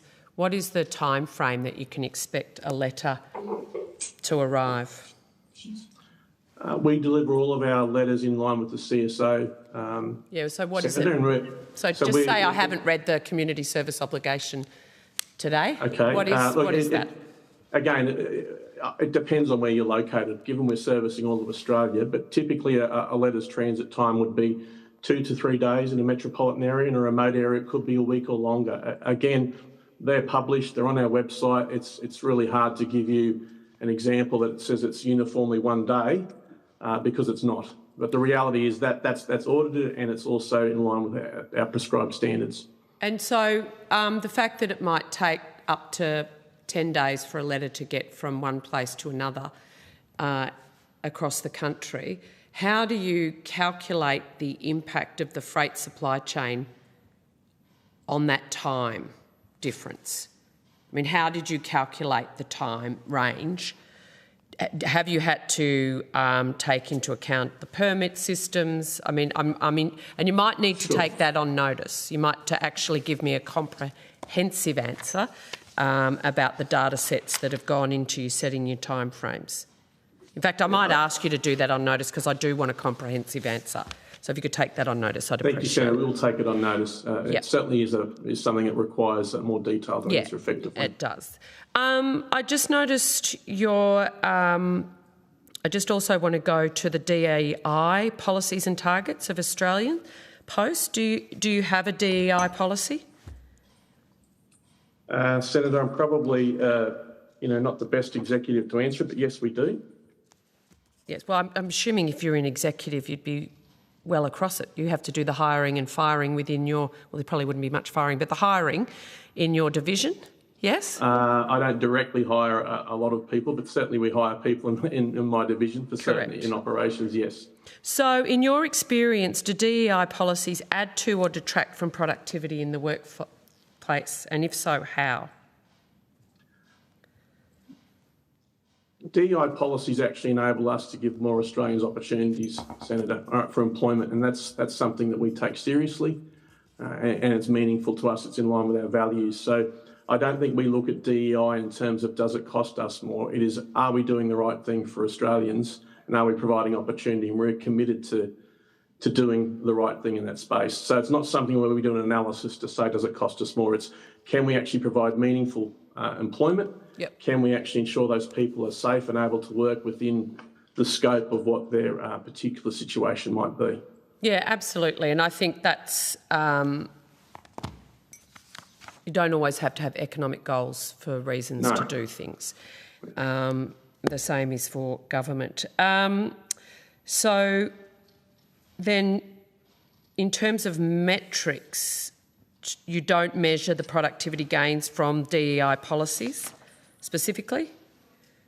No, we measure our employment numbers and where we're placing our team members that might fall within that category, Senator. It's something that we track because, like many other areas, we are actually trying to lead the way in this respect as a responsible employer. So it's something we take seriously. Excellent. So what percentage of your staff are staff with a disability? Senator, I'd have to take that on notice. Yep. I don't have that information to hand. I'm happy to respond with that information. Yep. And Aboriginal and Torres Strait Islanders? Again, I would take it on notice, but say this. We have a detailed reconciliation action plan. Yep. We review that annually, and we engage also with appropriate members of the First Nations communities so that we're actually tailoring our actions to the real world. So I'm happy to take that on notice and provide that level of detail. Thank you. And under Australia Post DEI policies, when recruiting, if there are two equivalently skilled candidates, one is an able-bodied white male and one is from a diverse background, is it appropriate to exclude the white male candidate under the DEI policies of Australia Post? That's a hard one to answer. I've not personally had that situation because normally in a process there is a factor that enables you to do that. I don't think we practice an active policy of exclusion.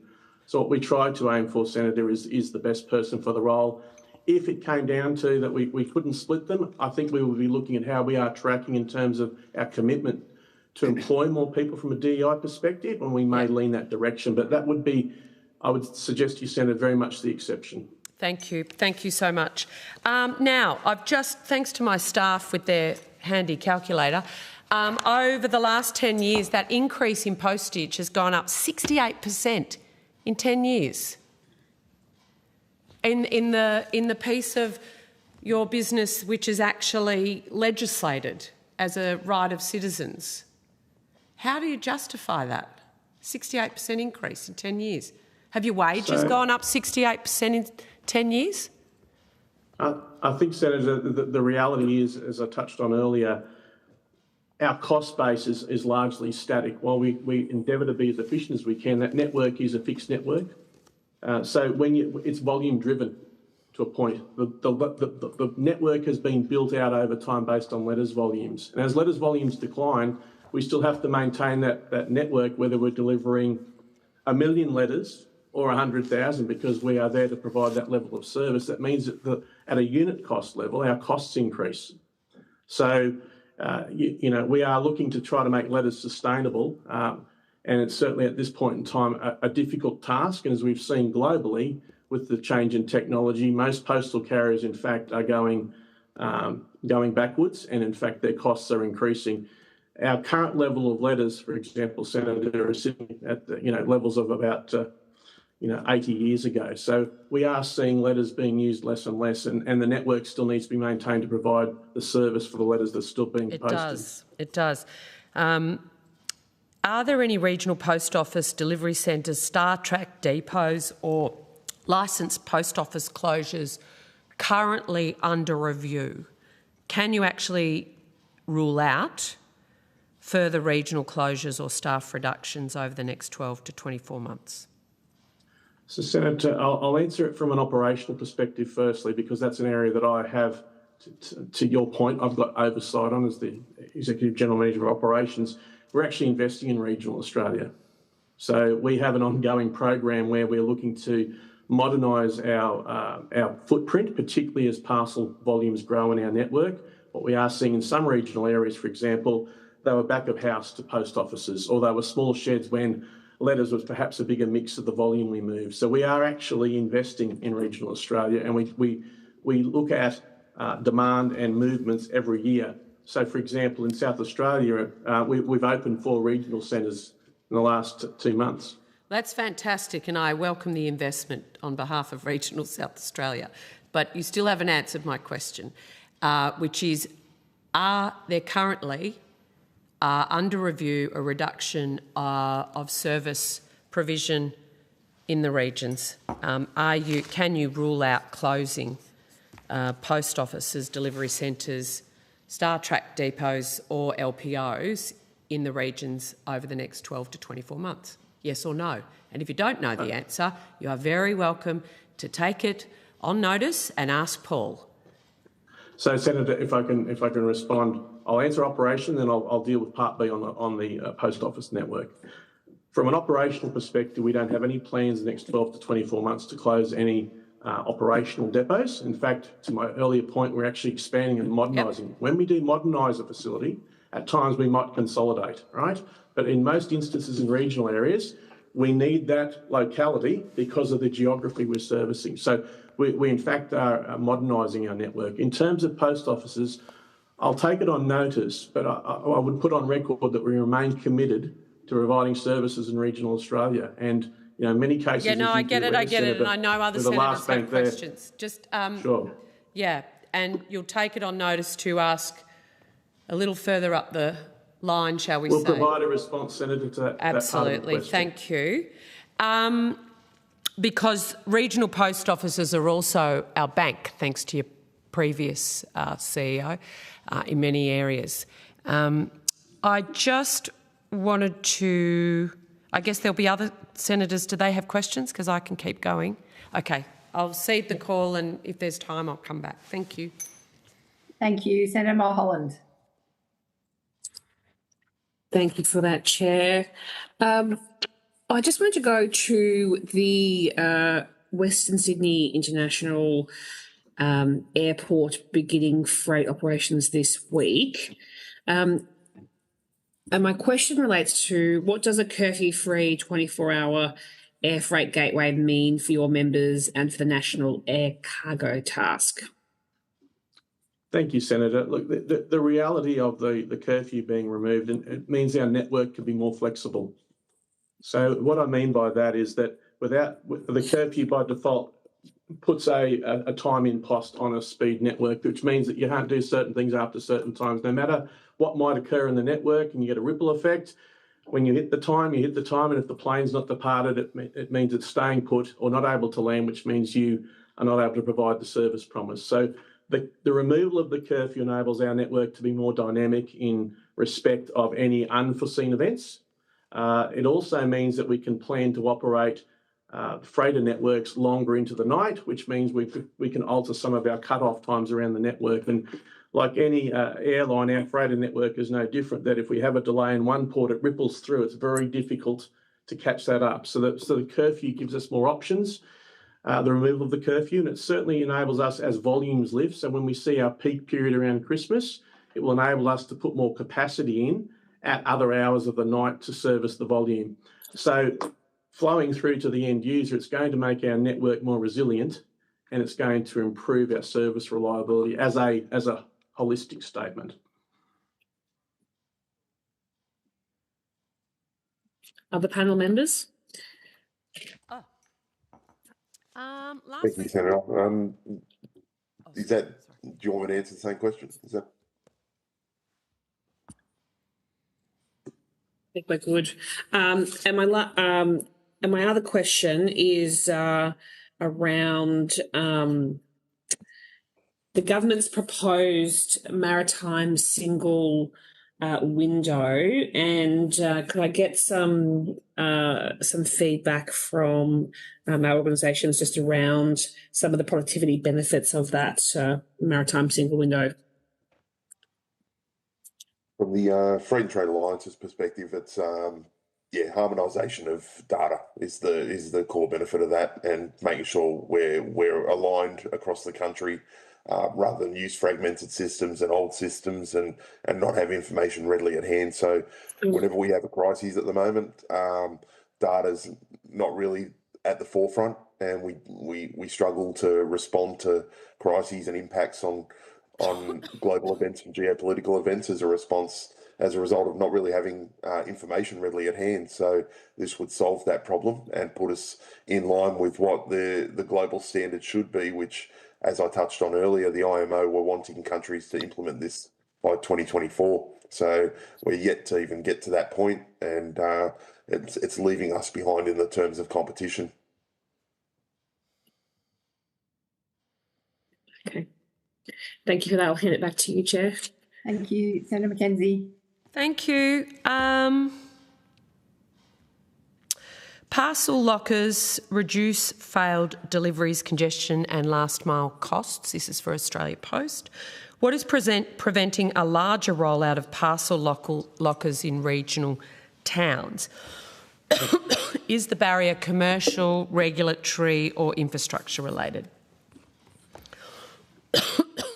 Thank you, Senator. So parcel lockers is part of a strategy that we're looking to reshape our last mile. We do see a situation where changing demographics, we're seeing shoppers want more control and more ability to access their parcels out of hours. So we're rolling out parcel locker networks across the country. Regional is in scope. It's not out of scope. The barriers that we typically are finding is that while we've got the largest network at this stage, Senator, in the country at 1,500 locker installations, what we are finding difficult is finding suitable locations. It's not a case of us not wanting to put them in. They need to go in the places where, one, the volume's there to justify the expense. Two, they're in an area that's safe and accessible for the end user. And three, we also, and in many cases, are putting them into locations that are controlled by others. It's relatively new to the market, so we're having to actually get landlords and others familiar with why a locker could be good for their business and why it would be a good revenue stream. So we've been working really hard over the last 12 months to start that move. We have strong ambition to grow that network over the next 5 years across the country, including regional. Okay. Last week, the government announced a $40.5 million investment for Australia Post to roll out your electric vehicle fleet. What grant program was that funding a part of? My understanding, Senator, is that came from the budget allocation from the government. But which program? Which grant program? I'm not aware of the specific program. On notice, if you could Senator, take that. I'm happy to take that on notice. Did you apply for a grant? Did you apply for a grant to help you with your fleet? We're in conversation with the government quite regularly as the shareholder, and matters around fleet, electrification, fuel, those things are commonly discussed, as you would expect. But your two shareholder ministers, as I recall, would be the Communications Minister and the Finance Minister, correct? Yes, correct, Senator. So whose budget supplied you the $40.5 million for your electric vehicle fleet? The comms budget or the finance budget or Again, the Senator, energy budget? I'd have to take that on notice, Senator. I understand that's been provided to us through the budget process. So was there a minister, has anybody come out to have a drive in an electric truck, make the announcement? Yes, our Chief Minister, the Communications Minister, was at a press conference a week ago that I attended, where we announced the grant and provided detail to the public. So when the grant, did you apply for a grant? Maybe it's the wrong use of words. Sorry, Senator. Announced the funding. Announced the funding. As I said, I'd have to take that on notice for specifics around any grant. Yep. Thank you. Now. I assume these new vehicles will make delivery in regional communities as well, or is they just for urban centres? No, we're not. I think there's two aspects to this, Senator. So if you think about electrification and new vehicle types, we already have the largest electric vehicle fleet in the country, which is predominantly servicing, I'll use the word metro, but by metro I also mean regional towns in our last mile. So we've got quite a good understanding of the capability of those fleets and have done some good work there in terms of moving the dial. What this funding will enable us to do is to start to look at what are the right vehicles, right trucks for the right locations. And so, for example, if you're going to a regional area, you're going to typically need a vehicle that can travel further distances between charges because by default you've got that tyranny of distance. So what we'll be doing with this funding is actually investing in vehicles probably outside our last mile, the smaller rigid trucks up to the larger. Yeah. We'll certainly be looking at using those in metropolitan areas for certain, but we also bigger regional capitals like Bendigo or we'll also be looking like at all terrains. So what we'll want to do is put trucks in other locations to understand what's best for purpose for Australia Post. We'll also be looking at putting some charging infrastructure and helping upgrade some of our existing facilities. One of the barriers we have to move forward with electrification is just the lack of infrastructure to support it. Typically, heavy vehicles only have ranges of, in this country at the moment, of between 150 and 200 kilometres before they need to charge. It really inhibits us being able to, if you like, use them to service regional Australia and put more into the regions. We just don't have the coverage. Yeah. But we will use those vehicles to trial all locations. And so of the 40.5 funding, how much will that go to charging infrastructure? Still working through what that would look like, but I'll answer this way, Senator. We expect that we will have over 100 vehicles that we'll use this funding for. And where will you source the vehicles from? So we'll be sourcing those from existing fleet suppliers. And who are they? We have to do the work, but typically, if you think of some of the larger manufacturers like Mercedes, Volvo, those that are already leading the way in that space, and they're typically, from Europe and other countries. Okay. So can you assure us that these won't be Chinese manufactured electric vehicles? I can't assure that yet because we're going to do the work to find the right vehicle for the right location. At the end of the day, didn't a Chinese state a manufacturer actually purchase the Mercedes brand? I'm not aware of that, Senator. I'm sorry. I know we make Volvos here at home. Yes. Yes, which is fantastic. So if you on notice, I would like an assurance that Australia Post won't be using that grant money or taxpayers' money to be purchasing Chinese-made electric vehicles. I will take it on notice and give you a response, Senator. Thank you. No further questions, Chair. Thank you for that. That concludes our session. So questions that you've taken on notice, just note responses are due by 5 o'clock on the 13th of August. So we'll let you go now and welcome representatives from the Australian Parcels Industry Forum. And I understand, are they there? We are. Can you hear us? Oh, yeah. Yep, you are. Great. So I understand that information on parliamentary privilege and the protection of witnesses giving evidence to Senate committees has been provided to you. For the Hansard record, will you please state your full names and the capacity in which you appear today? I'm Tom Harden. I'm representing APIF as an Executive Committee member.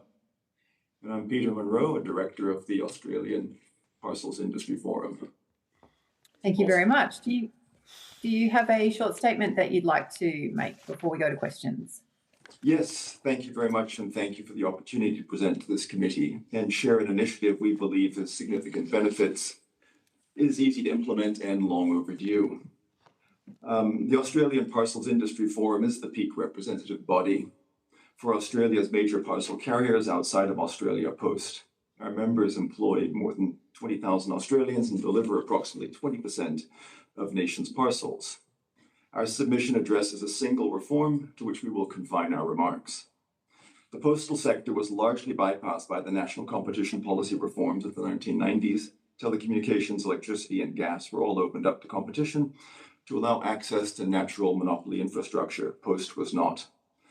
The regulatory framework we operate under was designed in the 1980s for a letters-centric business. Today, Australia Post is predominantly a parcels business.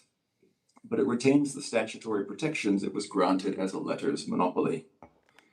A large national network of pick-up and drop-off locations is critical to the efficiency of a parcels network. Post offices are the largest such network, but all non-Australia Post carriers are barred from using it. The consequences of this are most acute in regional Australia. Metropolitan parcel delivery, where drop density is high, is vigorously competitive. In regional markets, Australia Post holds an estimated 95% market share. That position does not reflect superior efficiency, it reflects the regulatory settings. The central constraint is access to the licensed post office network. There are approximately 2,500 licensed post offices. They are small businesses owned by members of the local community, not by government and not by Australia Post. Their contracts nonetheless prohibit them from handling parcels for any other carrier without Australia Post's consent, and that consent has not been granted. Where a town has one viable collection point, it therefore has one carrier. Our members must cover the long distances with low volumes or decline to service the town at all. Regional households bear the cost. Margins on regional deliveries are approximately double those of the metropolitan benchmark, and smaller regional businesses face very high shipping costs. Our recommendation is a single change, requiring no legislation and no expenditure. Section 49 of the Australian Postal Corporations Act empowers the shareholder minister to direct the board. We propose a direction requiring Australia Post to waive the exclusivity constraint on the licensed post offices and to permit licensees to negotiate directly with carriers of their choosing. Lateral Economics has modelled the benefits of this arrangement at $1.5 billion in net present value over 10 years, with close to a third of the benefits flowing directly to households. On the same modelling, Australia Post itself is also better off. This is not a zero-sum contest between carriers, but a productivity initiative that will stimulate market growth. That is the extent of the proposal. No new grants, no new spending, approximately $530 million in additional budget revenue over 10 years, and around 1,000 regional jobs. And we would make one more observation. Australia is now the only comparable economy without an independent postal regulator. That absence is a significant reason we believe these questions have not been properly tested. We look forward to your questions. Thank you very much. Senator Mackenzie. Thanks, Chair. We should have had you guys on the earlier panel. I'm not sure, with Australia Post, right? A little bit of biffo would have woken us all up today. Fascinating. As a former minister, I love ideas that won't cost the taxpayer any money but expand service delivery to the most marginalised.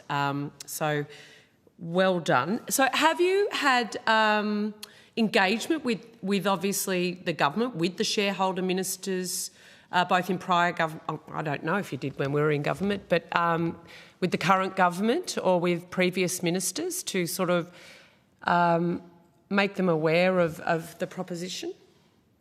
Yes, we have. We have engaged with the Communications Department. We have engaged with the Competition Task Force. We have engaged with the ACCC. We've also submitted a paper for the Postal Modernisation Review and taken informal opportunities to raise this issue where we can. So our licensed post offices, which are, really at the front line of postal services, particularly in the regions, are mum and dad businesses often, and integral, not just offering a parcel pickup service, but they're often offering a range of services, including the ability to do your banking, pay your bills, etc.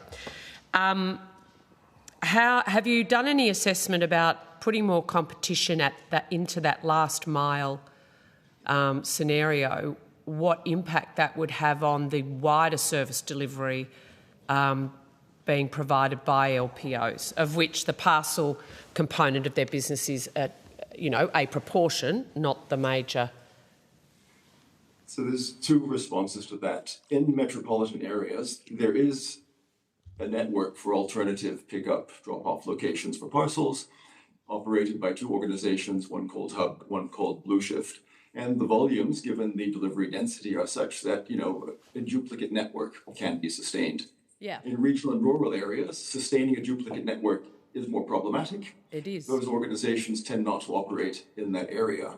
It would be in everybody's interest if we could consolidate volumes in the post office network, as this would provide post offices with additional revenue and much needed support when their viability is challenged, so that they can continue to provide this broader range of services to the local community that we all... So you're not advocating further competition to LPOs. You would be contained, your option would be within the existing LPO, the private...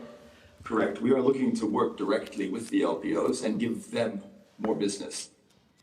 And at the moment, we're barred from being able to give them more business. Okay. And if I may add, there's Tom Harden again. Our understanding is that there's an exclusivity arrangement written into their contracts with Australia Post to the LPOs, so that if they were to suggest that they could take a commercial carrier's package, that they'd have to get permission from Australia Post to do so, and that's the limiting factor. So you've attempted to get permission and permission's been denied? I think the LPOs have advised us that that's the case. We've also approached Australia Post directly the first time about 3 years ago, and we've been corresponding with them since. Our last approach was around 9 months ago. Australia Post requested a lot of commercially sensitive information about volumes and locations from us. We've proposed working through an independent third party so that that could be done, safeguarding sort of the commercial confidentiality, and we've not heard from Australia Post since. Australia Post, if you're listening, I think you should respond to that. Okay. That's an interesting sort of outcome. How will AI actually impact parcel delivery in a country like Australia? And then my last question will be on, you say we're the only jurisdiction without an independent regulator? Regulator for postal organisations where the government still owns or controls. Right. Yeah, so like a productivity inquiry recommending that we set up another regulator, which aren't often known to, make things more productive over time. As we all know, they solve other problems. Could you just talk me through how that we could set one up in a productive way? The ACCC's remit is confined to letters pricing and information transparency around letters, which is 15% of the total revenue of Australia Post. So the reason is because that's the only thing that's actually legislated for our postal service to do, and it's a very old act at the start of our federation. Every Australian has a postal service, not recognising how that's changed over time. Every Australian, I believe, should actually have access to a parcel service, and we should actually legislate that, and then it could be captured appropriately. It's something I did advocate for when we were in government, didn't achieve. Is that one solution, that we actually include parcels as a right of citizenship? I think that CSO, as it applies to letters, and the previous representatives from Australia Post spoke about it a lot, the CSO. So that social obligation is the fact that those LPOs are in play. So out of the, 2,000, I've got it written down, 2,500 or something, LPOs, 1,600 of them are located in regional Australia, because part of the CSO is that there must be a post office within reach of, and that reach varies according to whether you're regional or remote or metro. So that burden that they have to, that Australia Post has had to endure, is in fact the strength that's a national treasure that we now have in the regions, which is what you referred to, Senator, before with Bank at Post and other community assets. So I think one of the ways of thinking about this is it's not the parcel company of Australia Post that needs to be regulated, it's the post office that we need to protect as part of the CSO. So if we're interested in protecting that post office and keeping those businesses viable, this is an avenue to provide more foot traffic, to provide more revenue, and also to contribute from commercial operators towards the cost of operating the CSO. I think that CSO cost is between about 360 million, I think, in the last result. So it's quite a number, and that anything that goes towards contributing to that from private business and supports small business, supports the growth, supports better speed that we also referred to in the previous speaker about speed. I think the commercial carriers can get to those locations quite quickly, but the barrier we have at destination is that final mile, which is difficult. If the consignment, the commercial carrier could get it to that location, if the farmer or the regional location is not at their farm gate or available to take the delivery, where do we take it? We can take it back to our closest commercial operation where there is some density. I think one of the things we talk about, where I'm from Queensland, I know someone's from Queensland, so in southeast corner there's Stanthorpe and Warwick, which are the big regional centres, but where some of my family live at Ballandean, it's got an LPO, which is just down the road. It's really a school and a service station and a shop. And the LPO is within it. So that circumstance where we could attempt the delivery and then drop it off at that LPO if they're not home would see a lot of benefit. And I think a lot of the productivity that we're talking about is trucks going up and down the highway from a failed delivery, the consumer at the other end getting better speed to that location in the first instance, and then having more convenient pickup location that's enjoyed in the city already. For the commercial competition perspective. Yes, tell us about it. Do you use drones in your delivery, or is that part of your future? Our future? Smart people looking at that sort of thing. But I'm not sure of the scalability of that just yet, Senator. All right. I will leave my questions there, and just maybe on notice a little more detail about the suggested regulator, I think would be helpful for me. Thank you, Senator Mackenzie. Thank you for your submission. That was very interesting. In terms of putting aside the very extensive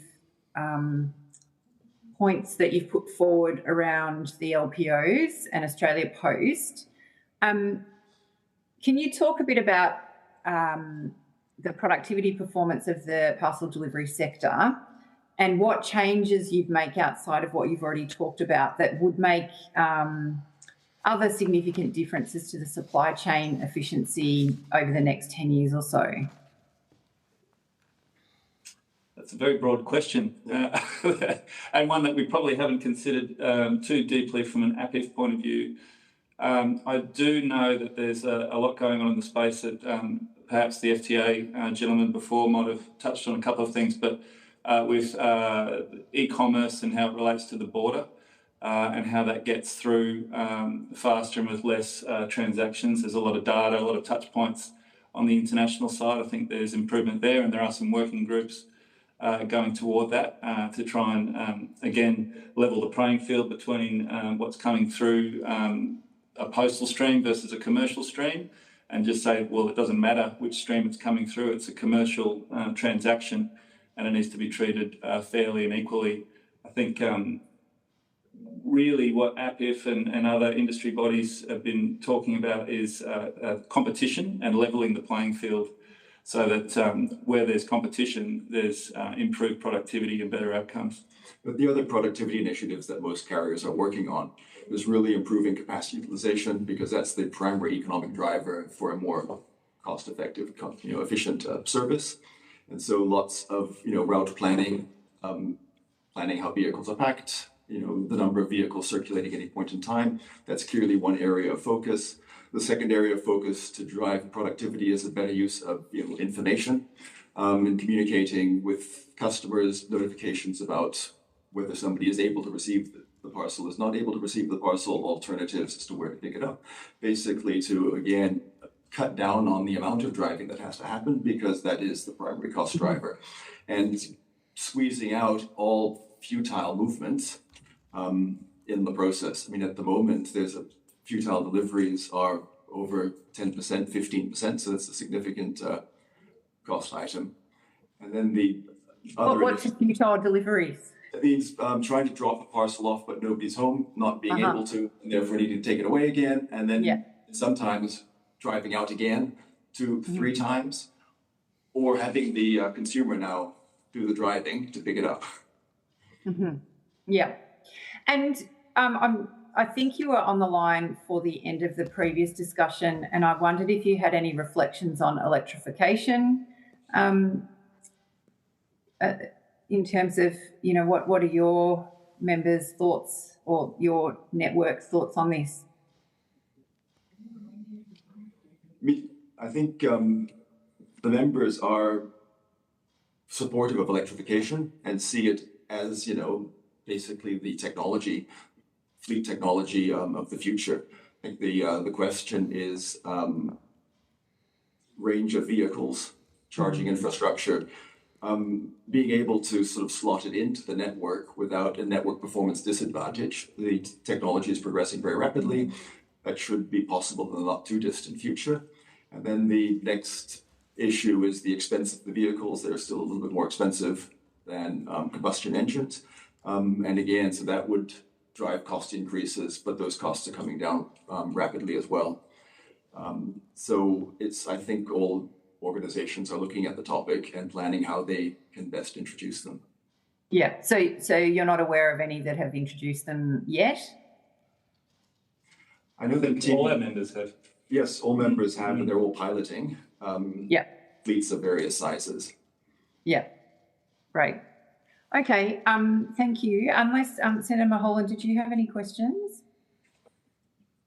If not, I think we might be finished with you. So thank you very much for your time today. Questions on notice are due by 5 o'clock on the 13th of August. So we might move on to our next witness. Are they online? We are running a little ahead of schedule. Okay, we will suspend just until we track down our next witness. Thank you. Thank you. Thank you for the opportunity. Thank you.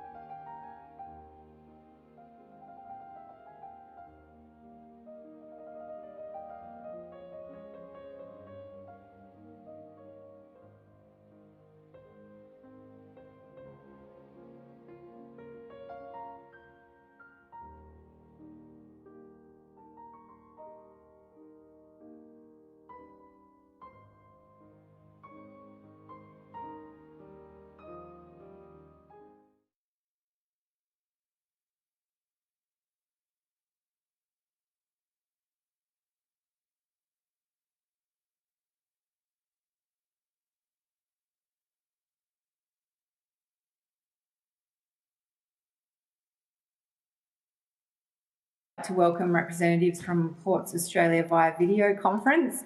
I understand that information on parliamentary privilege and the protection of witnesses giving evidence to Senate committees has been provided to you. For the Hansard record, will you please state your full names and the capacity in which you appear today?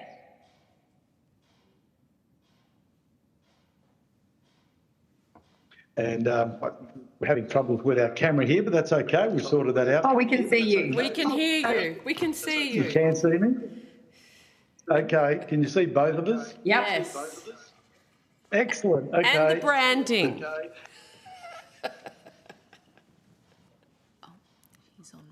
Now you're on mute. If you could unmute and give us your name and the capacity in which you appear today.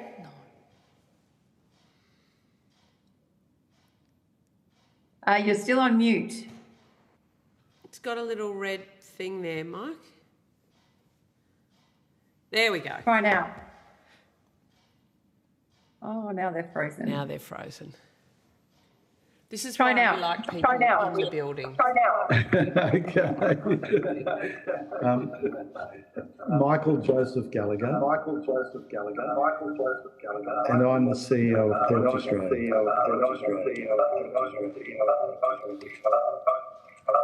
We have a lot of feedback.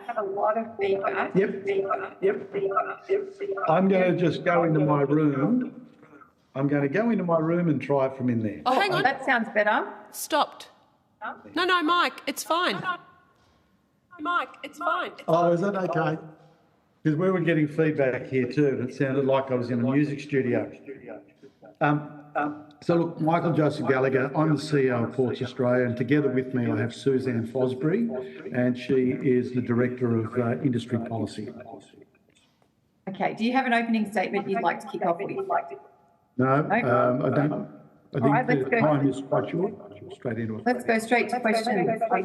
I'm sure Senator McKenzie has a few. Now we all sound like we're on a Doctor Who episode at the moment. Yeah, I'm the Dalek. Sorry, I've just aged myself. Okay, you've stated that several key deliverables of the National Freight and Supply Chain Strategy released in 2019 and updated in 2025 are behind schedule, including the National Freight Resilience Plan and the Freight Infrastructure Investment Framework. How important are those missing bits for Port Australia and for improving Australia's productivity? Oh, look, there's no doubt we're going to need, and I'm talking about the entire supply chain, ports are just one link on it. We really do need to understand why these delays are taking so long, and we need to You've just muted yourself. Yeah, I think there's a bit of feedback. You're good now. We need to have a clearer picture from government in relation to the timetable of those key aspects of the report. I think the feedback's pretty bad again. If you don't mind, I probably would prefer to go into my office and try from in there very quickly. Thank you. Thank you.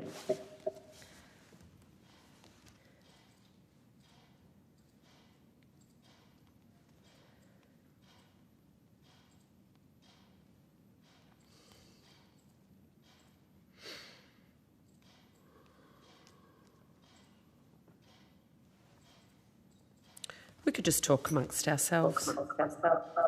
Oh, we're the ones. No, it's coming from. Maybe Ms. Fosbury, do you want to try putting mute there where you are? Yep. And now, can you hear the feedback now, Bridget? No, it's perfect. Yes, lovely, Lisa. Thank you.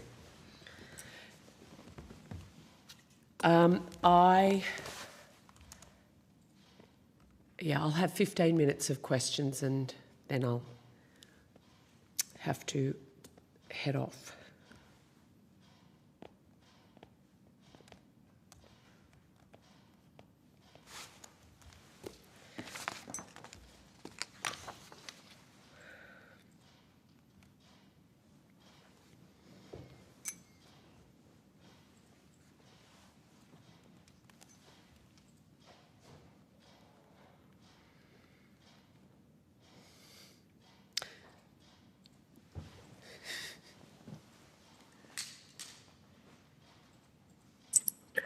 Acting Chair, there's two Suzanne's on here as well as a separate login.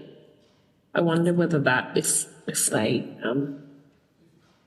logged off on that one. I did wonder that.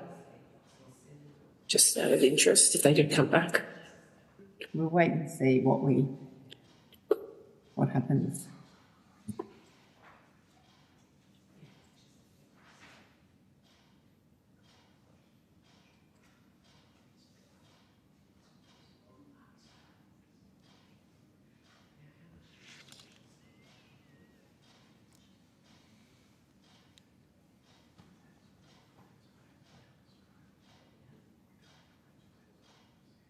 Apologies, we just couldn't get it to work. Sorry, Senators. We'll go out and come back in. We're just having no amount of pain.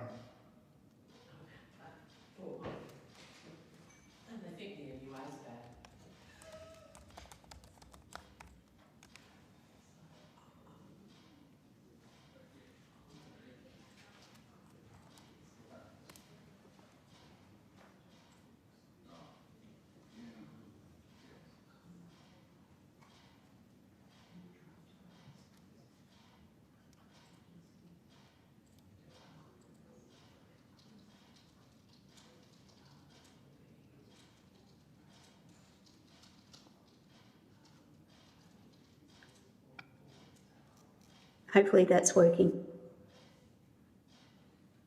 We can't hear you. That's great. No, we can. That's great.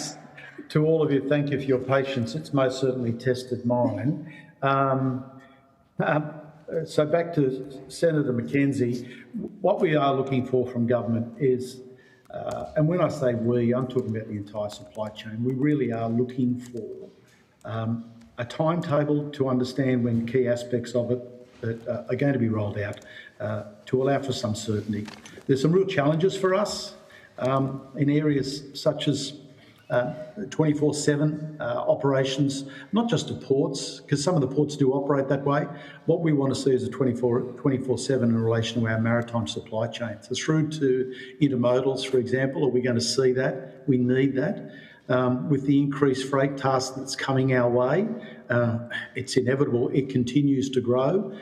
We cannot just allow to have a Monday to Friday, 8 to 5 approach in relation to our supply chain, because at the end of the day, we have to take advantage of those periods on our roads and rail infrastructure where commuter and motor vehicles aren't utilising our roads as much as they can, and that means, of course, of a night time. So there's a whole host of things we've got to look at. Excellent, thank you. Your submission argues that investment in ports alone won't improve productivity unless there's efficient road and rail connections. We heard that from other submitters today. Where are Australia's biggest port connectivity bottlenecks? Name and shame. Yeah, look, I mean, our ports are investing everything they can up to the port gate, but obviously, you know, we need to see greater continuing investment in New South Wales, for example. We've got a $55 million TRACS program that's been put in place, but it's only for 12 months to incentivise more moving by rail. That needs to be a longer program because businesses involved in the supply chain, they can't pivot so quickly. It's a long-term investment, and if the government's going to put this money onto the table to incentivise people to move from truck to rail, then they need to know that it's going to be there for the long term and to build that confidence in the system. If you go to Brisbane, of course, we saw the problems, as you all did, with the inland rail proposition there in terms of how do you get it from Spring Hill to the port. Okay, government's decided it's not going to go down the path with the inland rail, but those problems of connectivity still exist there. And of course, you go to Melbourne, and what was going to be a potential breath of fresh air in relation to Melbourne with double stack rail coming in portside, now because of the bridge infrastructure that is outside the port gate, we're back to single level containers coming in. That's not stopping us investing as much as we can. But what we need to see from government is, and it's not a criticism, it's a reality, they have competing pressures. Like one of the pressures for government right now, right around the country and on the East Coast, is housing. And of course, every time a factory or a manufacturing plant closes down, it's a nice big footprint of land, and government looks at it and developers look at it and go, oh, you beauty, we can put some more housing on here. And that makes perfectly good sense. But the problem is most of those factories are on supply chains, on routes, and we need to know that those parcels of land are going to be protected for generations, not just for us now and the political pressures that come onto government in relation to putting more apartment buildings. We need to secure those pieces of land for the future, irrespective of whatever colour the government is. But in the same way that we put in place measures to have regional impact statements and environmental impact statements in regards to land, why aren't we doing the same with industrial land? So it just doesn't sneak through the cracks. All of a sudden there's some land there that was once used for education, it's no longer used. All of a sudden it goes out to developers to put apartment buildings there. But that land could be crucial to our future needs to get from port to the logistics intermodal park to distribute the freight. So we're saying that that's an area that we need to seriously look at right across the country. These ports, be they regional ports as well as capital city ports, that this industrial land is protected. And if government wants to sell it, then they've got to do it in such a transparent way, but in a consistent way in terms of ensuring that we protect the land. It's a really interesting, that is an incredibly important piece of the puzzle, because freight supply chains are behind the curtain. No one quite knows how they're, don't buy anything off Timo, people, but if you do, how it arrives at the front door is kind of I don't want to know how the sausage is made. But we've had evidence to this inquiry that, 120 years ago, when we were setting up the Federation, governments cordoned off places for industrial development, for future rail, for future roads and connectivity in a way that we just don't do at the moment. We had evidence yesterday that we should be thinking about what we want to look like as a nation in 2060 and reserve the corridors now in a way that previous generations do. So I find that fascinating because the temptation is to sell it. Budget pressures are real. But what do you do once it's sold? It's very hard to buy back 5 acres in the middle of, East Brunswick.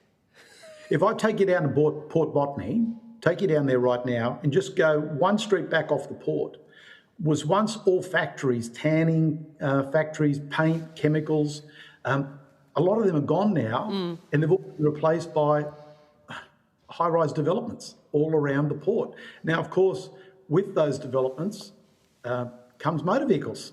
So there are more motor vehicles on those roads choking up. Then you have the other problem where people move in and they go, oh, gee, that port's really noisy. Yeah. It's making a lot of noise. Those vessels are making noise. Can we maybe have the vessels only operating, from 8 o'clock in the morning till about 4 or 5 when I get home in the afternoon? We have the same thing with chook farms in the regions. They were there first. Yeah. I mean, $650 billion worth of trade going in and out of the country through our ports, 650. So you're right, spot on, Senator, when you say the quiet achievers. We just go about doing what we do, but increasingly there is more encroachment on our land. And when everyone talks about first mile, last mile, we're increasingly seeing more pressure in those miles in between as governments are saying, gee, we need to find more housing. What can we use this land for? And we're going, maybe if we keep it as a transport corridor, that'd be really helpful, or maybe even an intermodal or something at some later stage.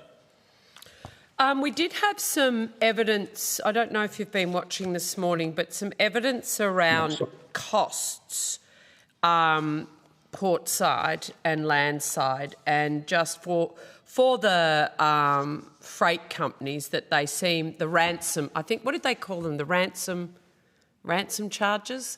That they really only, it was kind of like take it or leave it.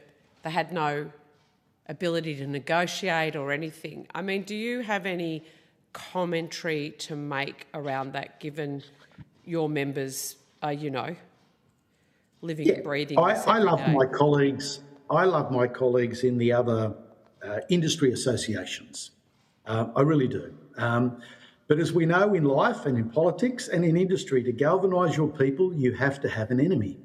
And what, of course, has happened is that in the last few years, there's been this issue about port costs. For starters, investing in a port, to grow a port, to put new cranes in, to put new equipment, to dredge that port, doesn't cost millions, it costs hundreds of millions of dollars. And we do need to see a decent return in relation to it. Labour costs are also a big part of what we do. And that amounts to a very expensive industry, except when you compare it to the other aspects of the supply chain. The last couple of years, Senator, we've been monitoring the overall costs of each of the components of the supply chain, the Australian maritime supply chain. Ports themselves account for around about 4 or 5% of total cost of the overall supply chain. Stevedores, that seem to be at the focus of so many people, they around about 9% the total cost of the supply chain. Shipping is well over 50%. And landside, so these are transport costs, freight forwarding, customs brokers and the likes, they're even greater than both ports and stevedores put together. So the fact is that we know the figures, we see the figures, but so too do they. And the ACCC have looked at us, the Productivity Commission has looked at us. There is no evidence of gouging. There is no evidence of monopolistic behaviour. Despite you being monopolies. Despite being geographic monopolies. But what's really interesting is if you look at the costs, the most regulated container port in Australia is Melbourne. It has the Victorian government breathing down its neck, right, in relation to costs. Compare the costs of Melbourne to the other East Coast container ports and include Flinders in that, in Adelaide. Yep. They're all pretty much the same. They're all pretty much the same. One of the problems that we have is we haven't traditionally been good defenders of the quality of service. We get about and do the job. Opportunities like this give us an opportunity to delay the figures and just say, here are the figures there. And each port is different, but we look at all of the container ports around the country and we do those comparisons. We're pretty confident in relation to the situation we have now. The other criticism, if I may, sorry, Senator, the other criticism that comes in at the same time when people talk about this is the Container Port Performance Index. And they love to point to that performance index and they say, oh, Australia's poor performers, blah, blah, blah, blah, blah. And they've been doing it for the last couple of years. The previous government were confronted with this report when the ACCC Commissioner raised it. It then subsequently resulted in a Productivity Commission and inquiry into ports in relation to our performance. We've gone back to the authors of this report, that's the World Bank, and they've said quite clearly it doesn't really apply to us because we're an importing port. And comparing Australia with exporting ports around the world or transshipment ports is can be interpreted the wrong way. Yes, I appreciate that. My final question was going to be, we had evidence today that there does need to be a harmonised approach, that the fact that ports are some state-owned, some privately owned, all operating under different state regulations and legislation, actually need a more Commonwealth perspective and harmonisation. And I'll just leave my question there, if I may. Thank you. Would you like me to answer it? Yes, please. I wish you luck. In relation to it, we saw during No, COVID, but my question isn't. That was a recommendation to us. So for us, our consideration is to sift through all of these industry bodies who all have different perspectives. So would it make things helpful, irrespective of how difficult it is, would be to achieve? Look, our container ports are competitive ports. They're commercial ports. So it's going to be a bit different looking at privately operated ports in terms of trying to have some level of harmonisation, given that they all pretty much do the same thing with the stevedores, and even in many cases, the same stevedores are at one container port as they are at the next one anyway. So they're already operating under a similar perspective. 75% of the ports are state-owned ports, and overwhelmingly the majority of those are export-focused. So they have vertically integrated supply chains where their customers are quite small in number, product can be quite small, volumes high.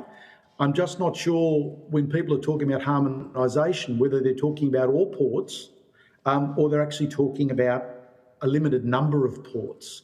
So it'd be something that you'd want to explore a bit further to understand exactly what people are talking about. You might have a view, Senator, that I'm not aware of. Everything we do, from pilotage coming in, towage, all of that is, whilst it's competitive, they all work to the same set of guidelines in terms of safety and management of the safe movement of vessels in and out. The stevedores, as I've said, are all pretty much the same small number of stevedores around, particularly the East Coast container ports. They all work the same way around the country. They might have some minor things, but not quite sure where harmonisation is. Thank you so much for that, Mr. Gallagher. I think that's how you say it. We will, I think we've exhausted our questions for you today. So thank you very much. And thanks for your persistence with the technology. We appreciated having you with us today. Look, thank you very much, Senator, and thank you for your patience. It is an important, today is an important opportunity for us to put the port side of the discussion forward, and I would have been devastated if we'd missed out on it. Yeah, well, you've put your position well, so thank you. If you've taken any questions on notice, they are due by 5 o'clock on the 13th of August. We will suspend now for a short break, and we will be back at 1 p.m. Thank you very much. Thank you. Bye.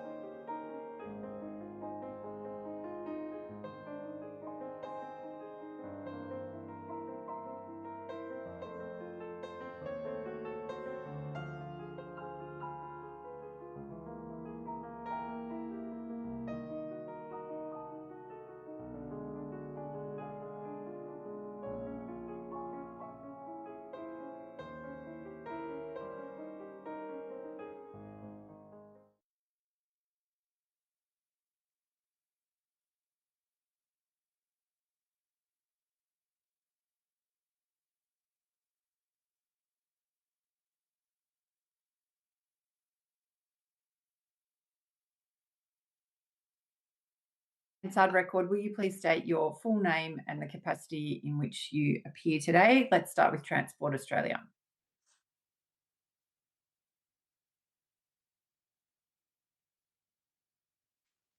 Oh, you're on mute. Oh, we can't hear you. How about this? Oh, yep, can hear you now. Thank you. Sorry about that. Good afternoon. My name's Scott Power and I'm a Director of Transport Australia. I'm also the CEO of the BMD Group. Thank you. And representatives from Airlines for Australia and New Zealand? You're on mute, Mr. Samuel. Right, yeah. So sorry. I'm Professor Graham Samuel. I'm Chair of Airlines for Australia and New Zealand. Thank you. And I'm Stephen Beckett. I'm the CEO of Australia. It's the same organisation, Airlines for Australia and New Zealand. Thank you. Do either of you have a short opening statement you'd like to share before we go to questions? Yes, look, I'll make a brief one, Senator, and I'm very conscious of the fact you've got our submission. I don't think I need to emphasise the importance of aviation in terms of productivity, both in terms of the transfer of passengers from one destination to another, and also the transfer of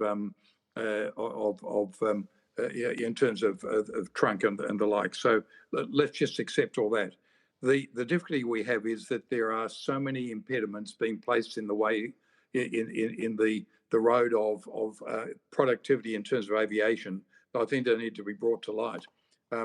As I think many of you will be aware, I had the privilege of chairing the National Competition Council through the enormous reforms of national competition policy and the other reforms that were agreed between state and territory governments in 1995. And then in 2003, retired from that role. And unfortunately, soon after that, national competition policy reforms were ceased, and I took on the role of the ACCC. In total, there were 16 years. And through that period of time, it became absolutely evident there are two constraints that are imposed on productivity enhancement and on competition.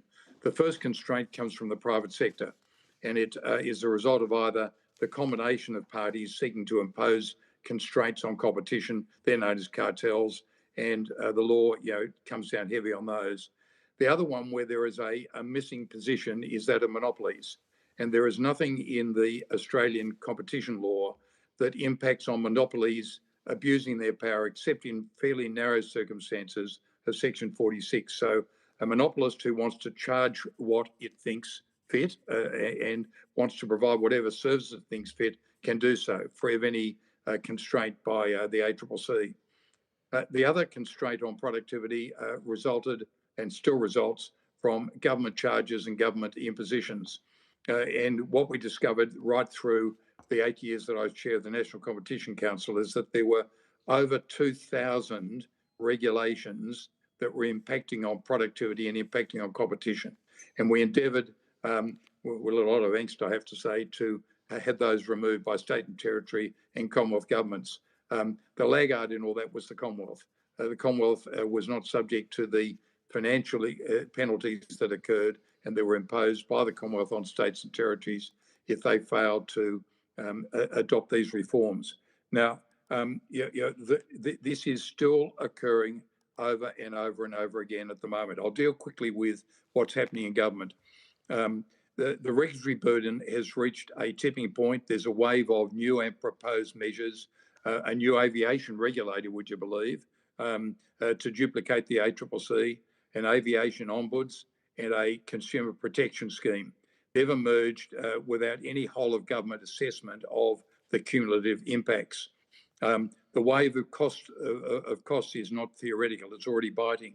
Jet fuel spikes, which are of course outside the control of government, forced the suspension and scaling back of many routes to destinations, including Wollongong, Mount Gambier, Coffs Harbour, Devonport, Burnie, King Island, Cairns, Uluru, Alice Springs and Darwin, all regional routes. And they've forced the suspension or scaling back. The budget then had its own impact. And so what we've got is AusCheck fees for aviation employees jumped from $92 to $262, an increase of around 185%.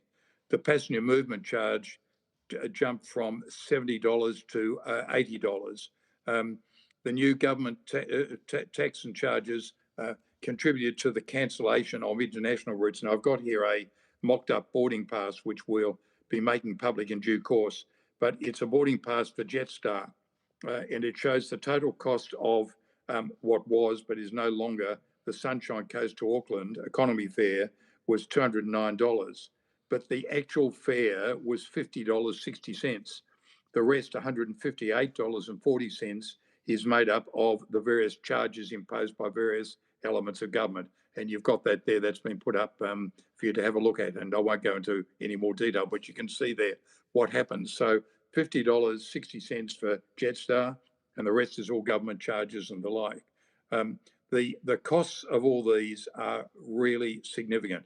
We've got higher airfares, reduced route viability, fewer regional services, higher freight costs, reduced competition and innovation, and lower economic and social participation, especially outside the major cities. Now that's that element, that's the government element. And then the final one is the position of the monopoly airports. Every airport in Australia, every airport, not just the major ones, but every airport, including all the multiple regional airports, are monopolies.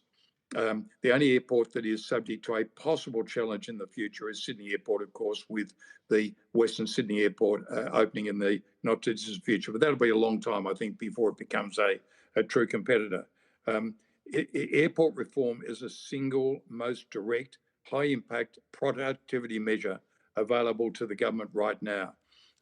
It has been recommended by, I have to say, 4 ACCC chairs who are still living, Alan Fells, myself, Rod Sims and Gina Gottlieb. And in the most recent report, the ACCC is vested with the responsibility of monitoring airport charges and services. And in that, the ACCC said this.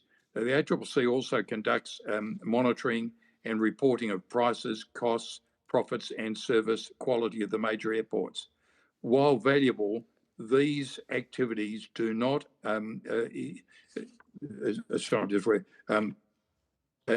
do not amount to an effective constraint on the major airports exercising their market power. And there is nothing in the law as it currently stands to deal with that. We have put forward proposals to government for codes of conduct, voluntary codes of conduct.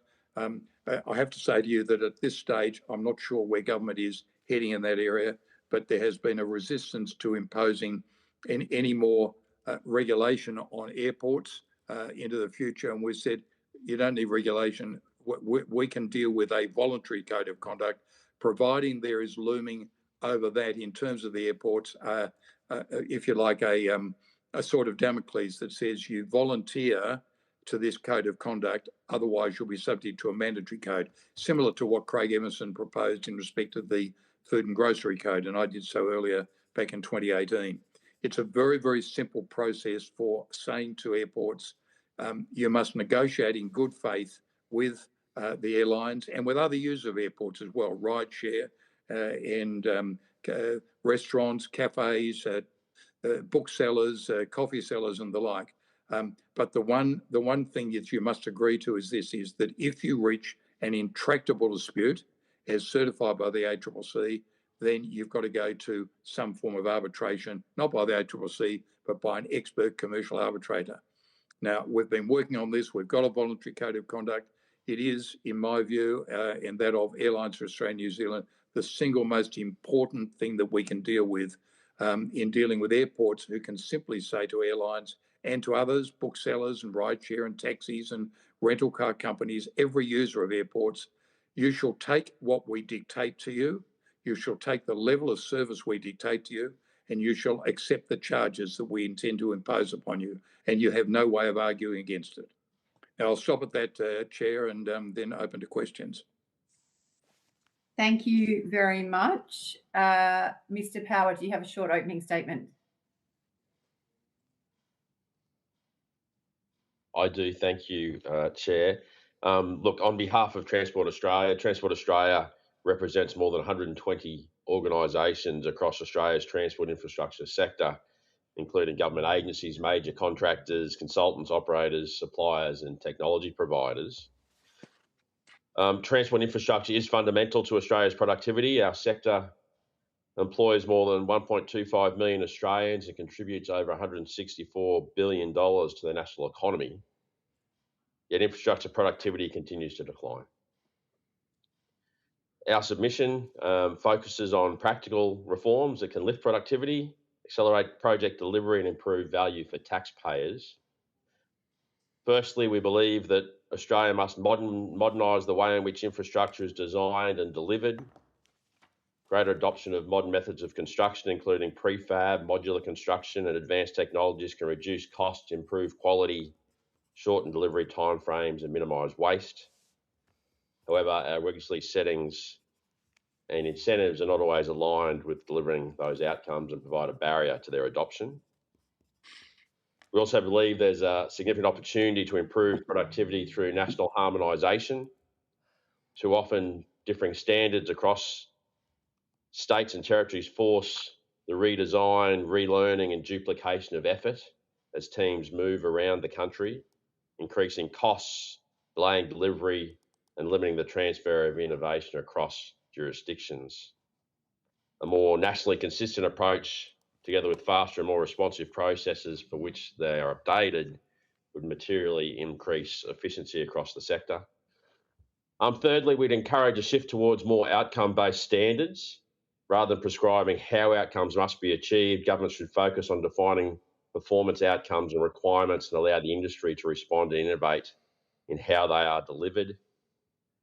This will allow us to maintain safety and quality whilst unlocking new ideas and more efficient delivery modes. We also believe it's time to progress land transport market reform through the development of a national road user charging framework. As vehicles have become more fuel efficient, electric vehicle uptake grows. The fuel excise revenue that's traditionally supported investment in transport infrastructure continues to decline. A fairer, nationally consistent road user charge will provide a sustainable funding source for future maintenance and future transport investment. And then finally, Australia must invest in our freight network and its modernisation. Freight demand is expected to continue to increase substantially. Strategic investment in road maintenance, greater use of different modes of freight movement, including rail, and support for lower emissions vehicles will improve supply chain resilience, reduce costs and strengthen national productivity. Now, we, in our recommendations, are focused on removing unnecessary barriers, enabling innovation, improving funding sustainability and building a more efficient transport network. We believe they offer a practical pathway to improving Australia's productivity and ultimately our economy. Thank you. Thank you very much, Mr. Power. Senator McKenzie, over to you. Thank you so much, Chair. Thanks, gents. Appreciate it. Just to Transport Australia, I'm really interested, Mr. Power, in your comments around a road user charge. I have, as you know, I very strong views about this that go beyond making sure everyone pays their fair share, including EV drivers. But we don't want to add to what is already a complex system. And the trucking industry, the heavy vehicles in particular, the whole rebate system, the impact it has on their cash flow, particularly at times like this, is very, very frustrating for the industry.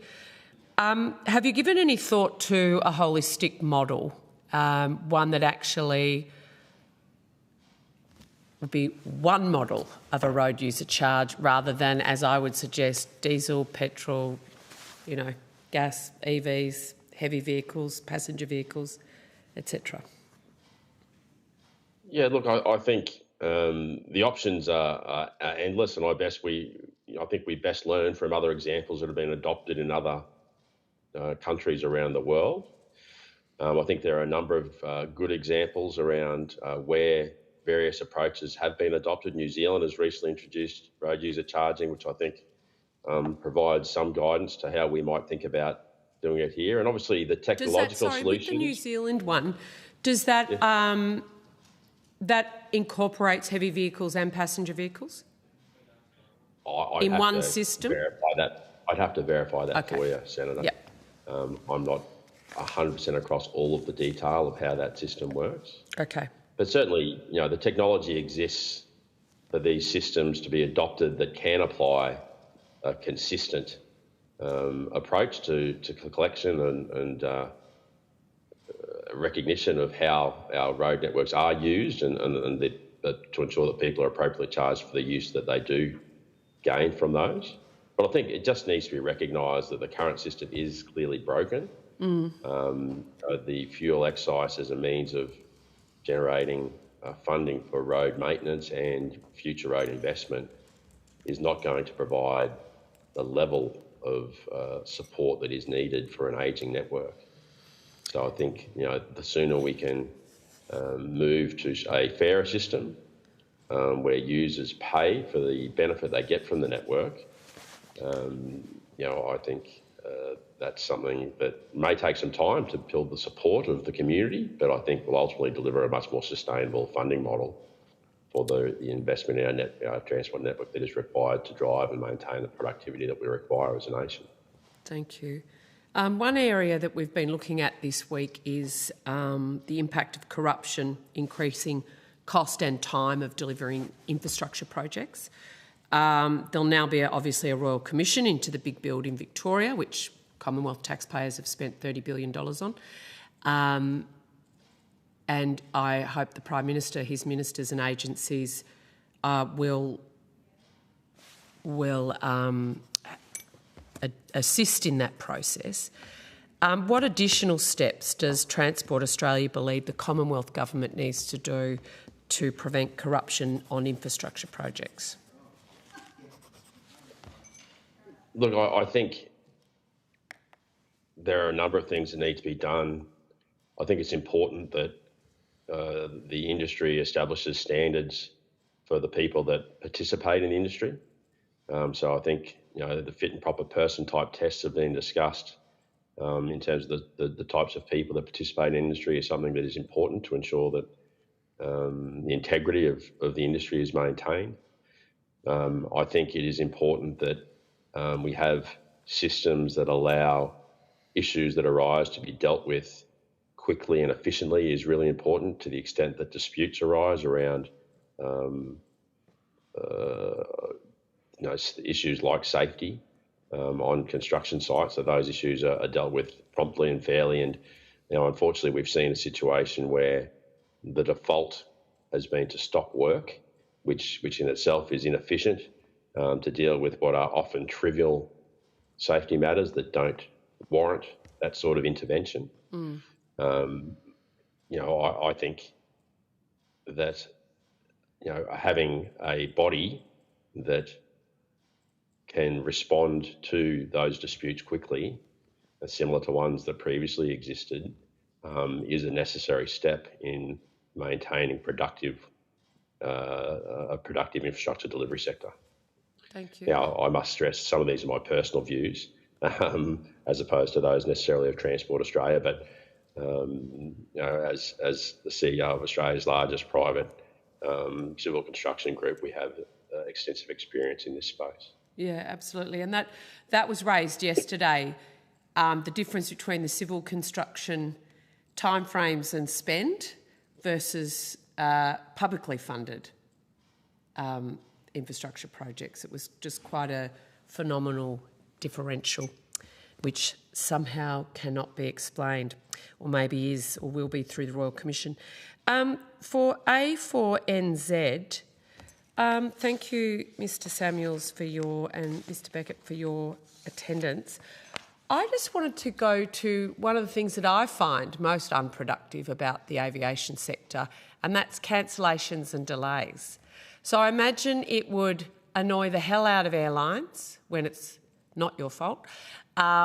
It would annoy airports, but it really annoys consumers and is incredibly unproductive, particularly as businesses build into their whole thinking, travel plans, etc., the fact that they are likely to be overnighting in case of a delay, and that just is incredibly inefficient and unproductive. Can you go to the impact of cancellations and delays and how airlines would like this sort of addressed. Graham, you're on mute if you wanted to comment first. Senator, I really welcome the question because it goes to the heart of some significant issues we're having to deal with at the moment, and that is consumer remedies.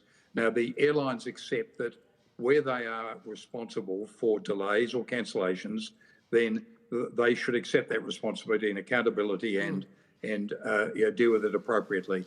I might say that the current law administered by the ACCC provides for that, because the ACCC, under its consumer law, currently says that where you are providing a service, it must be reasonably fit for purpose. So when you cancel a flight and you're responsible for it, or where you delay a flight and you're responsible for it, you're not providing a service that is reasonably fit for purpose. But what's currently before us is a code of conduct that it's been suggested might be enforced by another aviation regulator and the aviation ombuds. So we're starting to get all these new regulators in place at significant costs, I might say, of tens of millions of dollars, which were going to be imposed upon airlines. And that, of course, then flows through to customers, because the airlines can't absorb all these costs. Now, in the discussions we've had with government, we've said this. We accept as airlines the responsibility for delays or cancellations that are that are caused by us, number one. Number two, that we accept that the provisions of the Australian consumer law could be enhanced by having a code of conduct that demonstrates the sorts of things that we ought to be dealing with. But where it gets quite silly is when the code of conduct that's been prepared by the department starts to dictate the remedies that might apply. Now, let me give an example, Senator, and then I'll come to the real issue, which is where we have no responsibility at all. And so one of the suggestions that was made in a round table that we had with the department was this, is that if there's a delay by more than 1 hour, then food vouchers needed to be handed to the customers concerned. And that would apply to both major cities and to regional airports. And as one of our members then observed, but you've got to understand that at a regional airport, the cafe will often close at 3 o'clock as the cafe proprietor or the person attending it goes off to collect their children to school. And so what's the point of having a food voucher at that point in time? Well, the department hadn't thought about any of that. And so it seemed to me that they were going into specific detail that really didn't take account of what the realities were. The biggest problem that we've got is that the government has determined at this stage that parties outside the control of airlines, but that often control what occurs with delays or cancellations, should not be responsible and should not bear any accountability for their for the delays or cancellations that occur. Now, one of those, of course, is outside the control of everyone. That's weather. And that particularly afflicts Sydney Airport. But delays occasioned to Sydney Airport have a flow-on. So an aircraft that's flying from Sydney to Melbourne and is delayed by 3 hours will cause a 3-hour delay from Melbourne to Adelaide, and then from Adelaide to Perth, etc. It goes right around through the system. Then the other big one, of course, is air services. Now, air services has been promising year after year after year after year, I'd almost like to say decade after decade, that it is going to remedy its problems. We had another problem today, I think it was, and Mr. Becker can give the exact details. But the result is cancellations of flights, delays by not 1 hour, but 2, 3, 4 hours. There was one instance in Sydney earlier on this year where I was caught, and the Qantas captain came out of the aircraft to the waiting area there, and he said, "Look, I really apologise." He said, "It's not our fault." He said, "Air services have got a shortage of staff. They haven't been able to manage their staffing for the day. As a result, they have cut back the number of flights that can take off from the airport and can land. And the result is that we could be waiting here for 3 or 4 hours. We don't know." What I want everyone to do is to board the flight so that the moment I can get a green light to take off, I can back away from the air bridge and take off. And that's what we did. We sat in the aircraft for 2 or 3 hours Qantas were remarkable in trying to make it easy for the passengers, but it was totally beyond their control. The government says air services should not be accountable for that.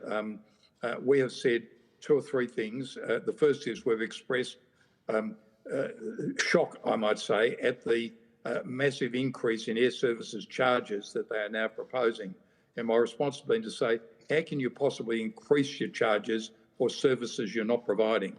I have said over and over again, heads should roll at air services, and they seem to disregard that. They instead say that they should increase their charges. But I cannot contemplate how an organisation can say year after year after year after year, we are attending to this, and yet we've had, I think, 4 instances already this year where failure of air services to properly staff their air control towers, particularly in Sydney, has led to major cancellations of flights and major delays, which then, of course, flow all the way through the network through that day. The worst element of it was, and this shows you how productivity can be significantly damaged, is that the next day following the instance that I experienced myself, but the next day, airlines were having to fly empty aircraft up to Sydney to pick up passengers that had had their flights cancelled the day before. So, I mean, what are we dealing with here? This just seems to be unreal, or a recalcitrance on the part of people who are involved in staffing control towers to actually deal with the issues that are there. Heads should roll. Heads haven't rolled at all. All they're doing is getting extra remuneration in terms of air services charges to airlines.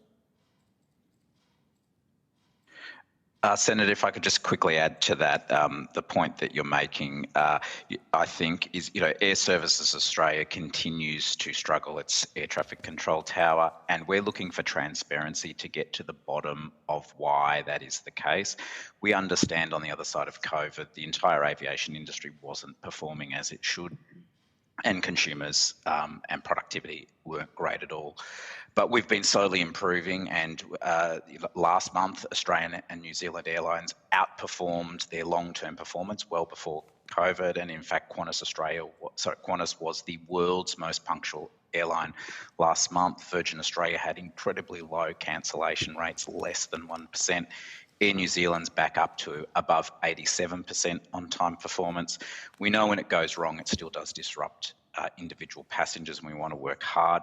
We just think that aviation is a team sport. So many people are part of the equation. Airports, airlines, air services, everybody should be subject to the rules. Everyone should be subject to the consumer protection regime. And if that applies fairly, air services should be part of that, as should travel agents. And we would like to get to the bottom of why we still have these delays that are preventable out of Sydney. Thank you. So would you recommend that Air Services Australia be included in the government changes when it comes to... Logic dictates that, Senator, that if you cause a delay or a cancellation, you should be subject to the accountability that is expected of airlines and airports. I would agree. And I can't, but there's a fundamental issue, though, we've got to go to. It's all very well to provide them accountable, and you can ask them to provide money for it. All that happens then is that they go along and they say, we're short of funds to be able to staff our control towers, therefore increase our charges more and more. Something needs to be done at the management level of air services. You cannot continue with this sort of performance and constantly say, oh, we're getting it right. Well, I couldn't agree with you more. As someone that sits in Senate estimates and oversights this agency, getting rid of the CEO a little while ago was a win for the people, but there's a lot of work to do, and I would argue the minister needs to get a little more active in this space. Okay, just in terms of your frenemies argument about airports, have you put that up? Have you put that forward in your submissions to the government's white paper in terms of how you would like airports regulated? Yeah, it's not so much a regulation, Senator. Code of conduct, the voluntary code of conduct you suggested? Yeah, so what we've developed is a voluntary code of conduct. We are progressing that now through the appropriate channels in government to say, look, this is the lightest form of... Yes, so have you told the government that that's what you want? Yeah, yes, and I'll let Mr Beckett just detail that, but what we have just concluded is a draft code of conduct. It is voluntary. Yes, no, I appreciate that. Look, we might just get a quick answer to that. Yes.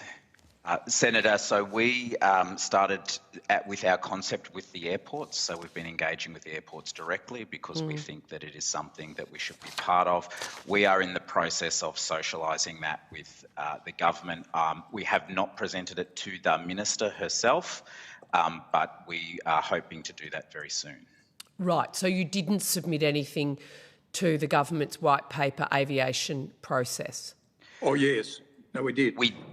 This concept we have been submitting over and over and over again. But it wasn't adopted. But it wasn't adopted. Well, not as yet. But I have to say I'm ever hopeful, Senator, that by producing a voluntary code that is simple and reasonable, that we might actually get a receptive response from government.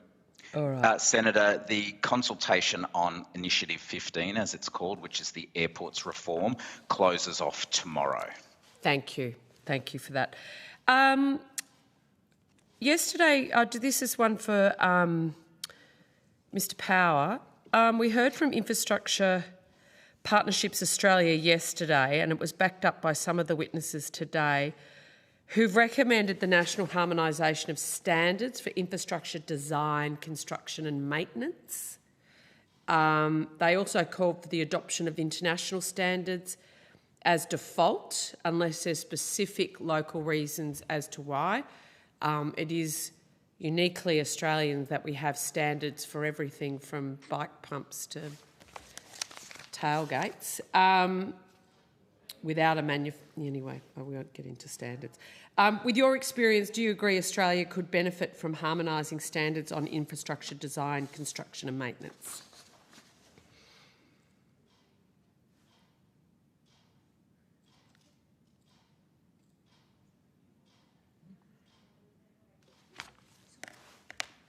You're on mute, Mr Power. Yes, sorry, I apologise for that, but absolutely I agree that harmonisation is important. As we look at currently across Australia, every jurisdiction has their own particular specifications for things that they think are unique to them. Invariably, that's not quite as unique as they expect, and the adoption of international and nationally consistent standards will go a long way towards improving productivity in areas like design and road maintenance, as you've suggested.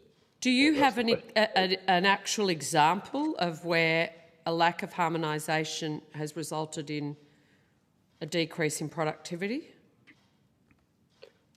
I wouldn't necessarily be able to point to a specific example, but I think... Maybe on notice.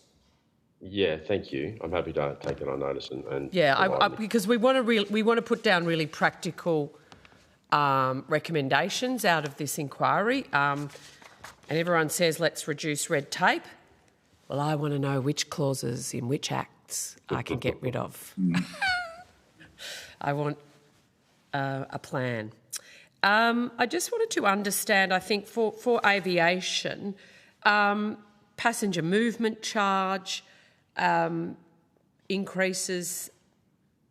I mean, are you seeing productivity gains as a result of those increases? And similarly, at the border, you represent international airlines that fly, out of Australia and back in. Whether there's some productivity gains at the border we could recommend. Absolutely. Do you want to do that, Graham, or me? No, you do it. Yeah, you're absolutely right, Senator. So there's a border modernisation process which we're going through at the moment. And I understand the Australian government has indicated that they'll be moving towards a digital passenger card, which hopefully will speed things up, move from a paper-based system to a digital system, which we think is great.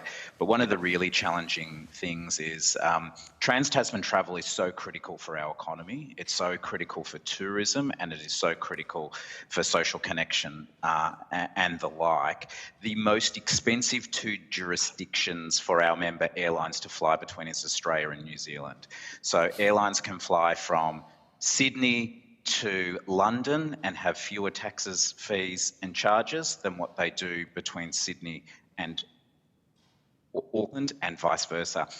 And a lot of that comes from that fee stack that we showed on the boarding pass a little earlier. We're saying more and more fees and charges applied, which becomes a handbrake on tourism and trade. And we've got to remember 80% of our cargo goes in the underbelly of a passenger aircraft. So when you make flying passenger aircraft dearer, you make exporting dearer, you make, getting good. If you work from home and you sell on eBay, you've got to get it into the belly of an aircraft really, really quickly to meet service standards. So these additional fees and charges are affecting a whole lot of people's business, and it's also putting a brake on people travelling. So if you want to go away for a weekend and you're a New Zealander, it's easier to fly just domestically than to come to Australia because of the fees and charges, and it's a lost opportunity from a tourism perspective. We know from Treasury's own modelling at the end of last year, there's great elasticity. When you increase fees and charges, you decrease the number of tickets that are sold. We're also seeing IATA, which is the global body for our industry, showing that the average revenue per seat globally that airlines make is $4.50. So when you then add a $10 charge on top of that, plus new AusCheck fees, plus, we're going to have sustainable aviation fuel, which we all believe in, but that comes at an additional cost. We're seeing double inflation rates on airport charges. When you just see it constantly stacked on top of each other, we are genuinely worried that air travel is going to be something that only the well-heeled can afford. We know that domestic travel, tourism, so many jobs rely on aviation remaining affordable. It's not a luxury good anymore, is it? And it needs to remain accessible to the masses. Okay. That's very good. I just wanted to ask, I think, Transport Australia. I'm sorry, I've gotten lost on my pages. 64. Do you want to rotate for a minute? Senator Yeah, of Kennedy, course, please. Thank you. All right. Senator Mulholland? Yeah, thank you very much for that, Acting Chair. Mr. Beckett, you made the point just before, and I think it's also in the submission for A4ANZ, that 80% of Australia's air freight moves in the belly of passenger aircraft. We also know we've had some exciting announcements over the last week around Western Sydney International Airport, beginning freight operations this week, and obviously passenger operations from October, which will be curfew-free, operating 24 hours a day. What does that new capacity in Sydney mean for competition and for airlines and airfares? Yeah, it is great because, as you know, the curfew at Sydney prevents a lot of big, heavy international flights coming in that come in, as they say, back of the clock. This will now give additional international capacity inward and outward out of Western Sydney. And as I understand it, for residents who live close to the airport in Sydney, a lot of the freight operations that go out back of the clock will now go out via Western Sydney. It is a new opportunity for that economic region and that basis, and we've seen, we're very proud, Airlines for Australia and New Zealand members are the first to sign on and start flights. We'll have Jetstar, Qantas and Air New Zealand all operating there. It will be a boost for jobs. It will also provide, and Graham might want to jump in here, it will provide that competitive tension with Sydney Airport as well, because as we know, the increasing fees and charges from airports, when there's additional competition, it usually leads to better outcomes for consumers. There doesn't have to be a huge number of competitors. I think Graham will talk about how ferociously, two competitors can operate. We think this is good news. It'll be good for passengers, and it'll be good for the people of Sydney. Thank you. And sorry, just to take up on Stephen's comments there. Look, we all know the benefits of competition. You don't necessarily need to have more than two competitors that are vigorously competing.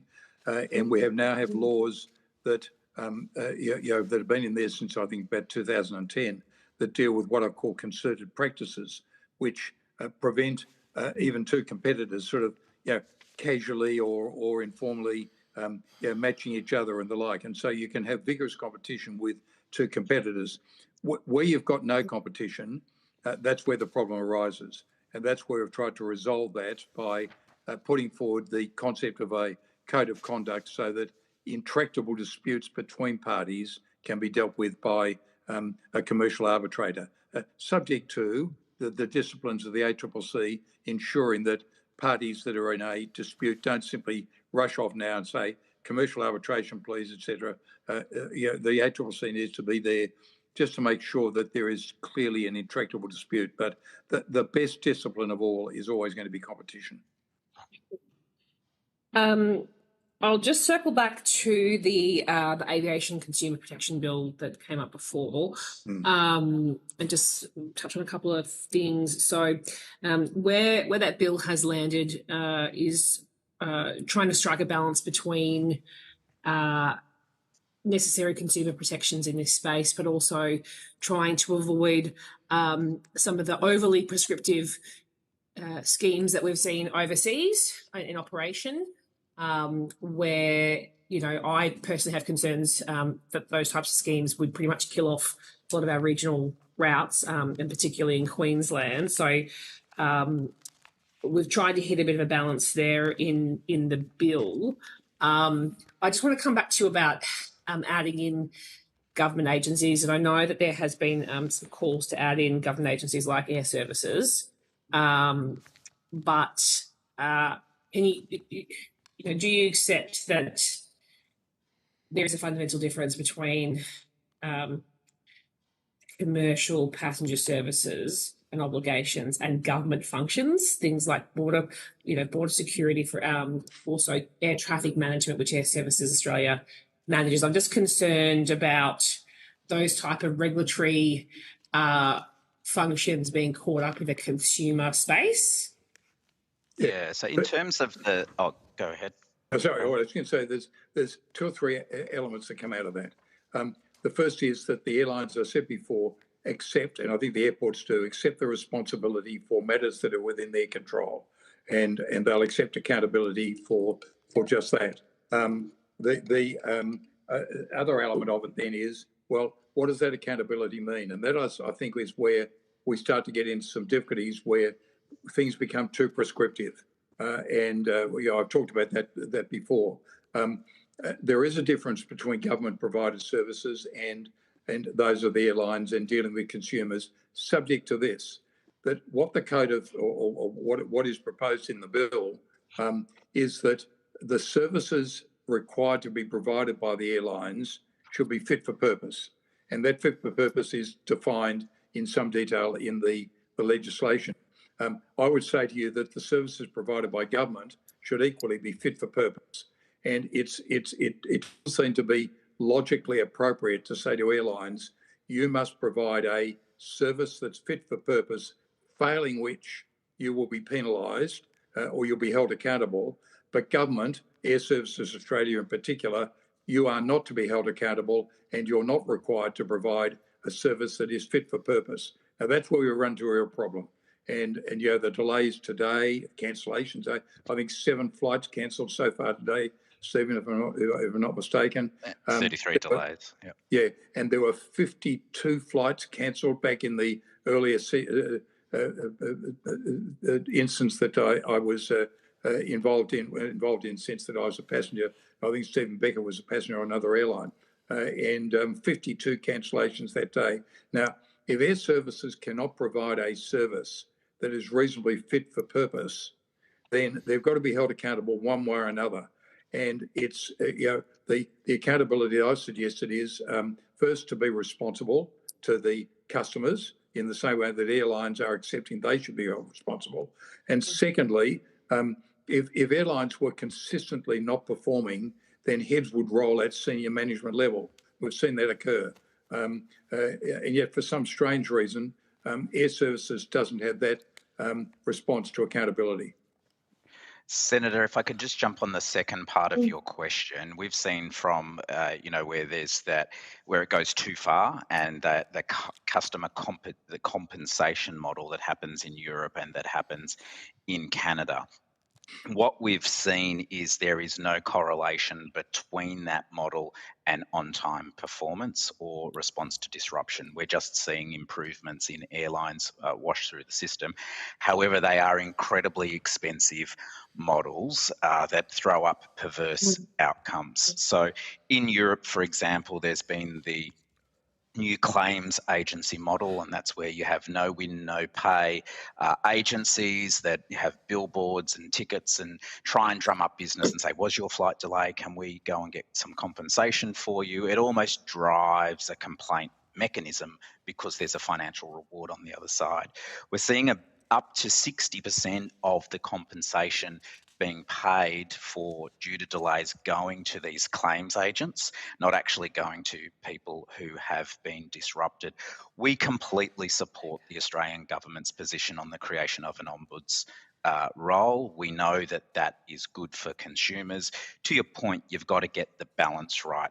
In Canada, that very expensive model, we've seen 3 low-cost carriers exit that market, and much of that was driven by the regime that came in, where despite buying a $200 airfare, it costs around 1,300 Canadian dollars just to investigate a complaint, even when it's outside of an airline's control. Because they're generating so much interest in this complaint business, there's currently an 84,000 complaint backlog that's taking between 2 and 3 years to get through. So I would argue that consumers are not getting value, but it has shown on-time performance has not improved because of that. In fact, in Europe, in the beginning, it went backwards. So you're just simply seeing more cost added, and there is countless reports that show there is a nexus between this flawed compensation model and higher fares for consumers. And to have the department in the round table constantly quote to us the Canadian example as a model that perhaps Australia should be pursuing, and then when we revealed that we were aware that there was 80,000 complaint backlog and a cost of 1,300 Canadian dollars per complaint to deal with it, there was a silent response. Just finally, would it be fair to say that that consultation process with the government is ongoing, and there's further conversations going on? So it's not the end of the road as far as your engagement with the government. So what will come from this, obviously, the legislation has been through the House, but as we say, the devil is in the detail. And obviously, we haven't seen the detail of what will be contained within the Charter and many of the sort of regulatory stuff that hangs from that. So while we absolutely want to have good faith and work with the government on getting a balanced outcome, we have expressed some concerns with the process. We would have liked to have seen the detail in the beginning, so it could have been holistically looked at. One of the biggest problems that we have is different agencies doing different things in the aviation space, and there's no, in our view, joined up view for aviation, so Home Affairs can do some stuff and the like. But we do work with the government. We are trying very hard to make sure that it is balanced, but we do want to assure you we do support the creation of the Ombuds scheme for consumer interests. Thank you very much for that. Back to you, Chair. Thank you. That concludes our questions for you. Questions on notice are due by 5 o'clock on the 13th of August. Thank you very much. And I now would like to welcome representatives from the Australian High Speed Rail Association and Fast Track Australia. I understand that information on parliamentary privilege and the protection of witnesses giving evidence to Senate committees has been provided to you. For the Hansard record, could you just state your full names and the capacity in which you appear today, please? And perhaps we'll... My name is Joe Langley. Keep going. Okay. Sid? I'm Ross Lowry. From where? Where are you from? From Fast Track Australia. Thank you. Gary? You're on mute, Gary. You're on mute, Gary. Shall I come in? Phil Potterton, also Fast Track Australia. Thank you. You're hiding, Phil. Oh, sorry. My apologies. Yes, I'm Sid Heron from Fast Track Australia. Thank you. Mr. Beckett. Gary? I think Stephen's just on the way of out of logging off. Oh, I see. Yeah, yep. You're still on mute, Gary. No, he's off. All right. We'll press on. Why don't I start? Why don't I start? Please make an opening statement and then we can get to some questions. Thank you. Thank you. Good afternoon, and thank you for the opportunity to appear before the committee. My name is Joe Langley. I'm chair of the Australian High Speed Rail Association, and I'm joined hopefully soon by association co-founder John Alexander. Many of you would, or I think all of you probably would know John from his 12 years of service as the member for Bennelong, during which time he led a number of key parliamentary committees on transport, infrastructure, economics, and regional development. Also appearing with me today, with John and I, are Gary Glazebrook, who couldn't get his mute button off, Ross Lowry, Phil Potterton, and Sid Heron from Fast Track Australia, who contributed to our joint submission to this committee. Our submission responds to Terms of Reference B, which raises the concept of a multi-decade national settlement strategy as a positive contributor to productivity. Our evidence strongly supports that idea, and we urge the committee to recognize that an East Coast high-speed rail network is national essential infrastructure to support productivity growth. High-speed rail is not just a transport project. Regionalization, the deliberate balancing of population and economic growth from capital cities to regional cities, offers the most sustainable long-term opportunity for lifting Australia's productivity when delivered through high-speed rail. As the government's 2013 Phase 2 study found, high-speed rail is not a panacea on its own.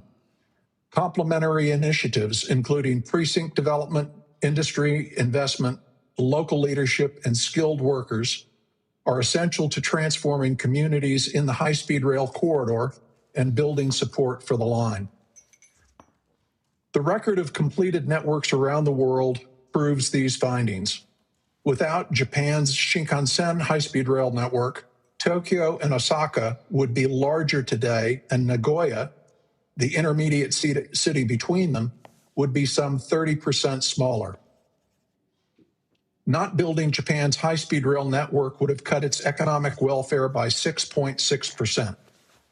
Completed lines in France, Spain, and Italy show the same concentration around rail nodes and growth in intermediate cities like Lille, Lida, Avignon, and Navarra.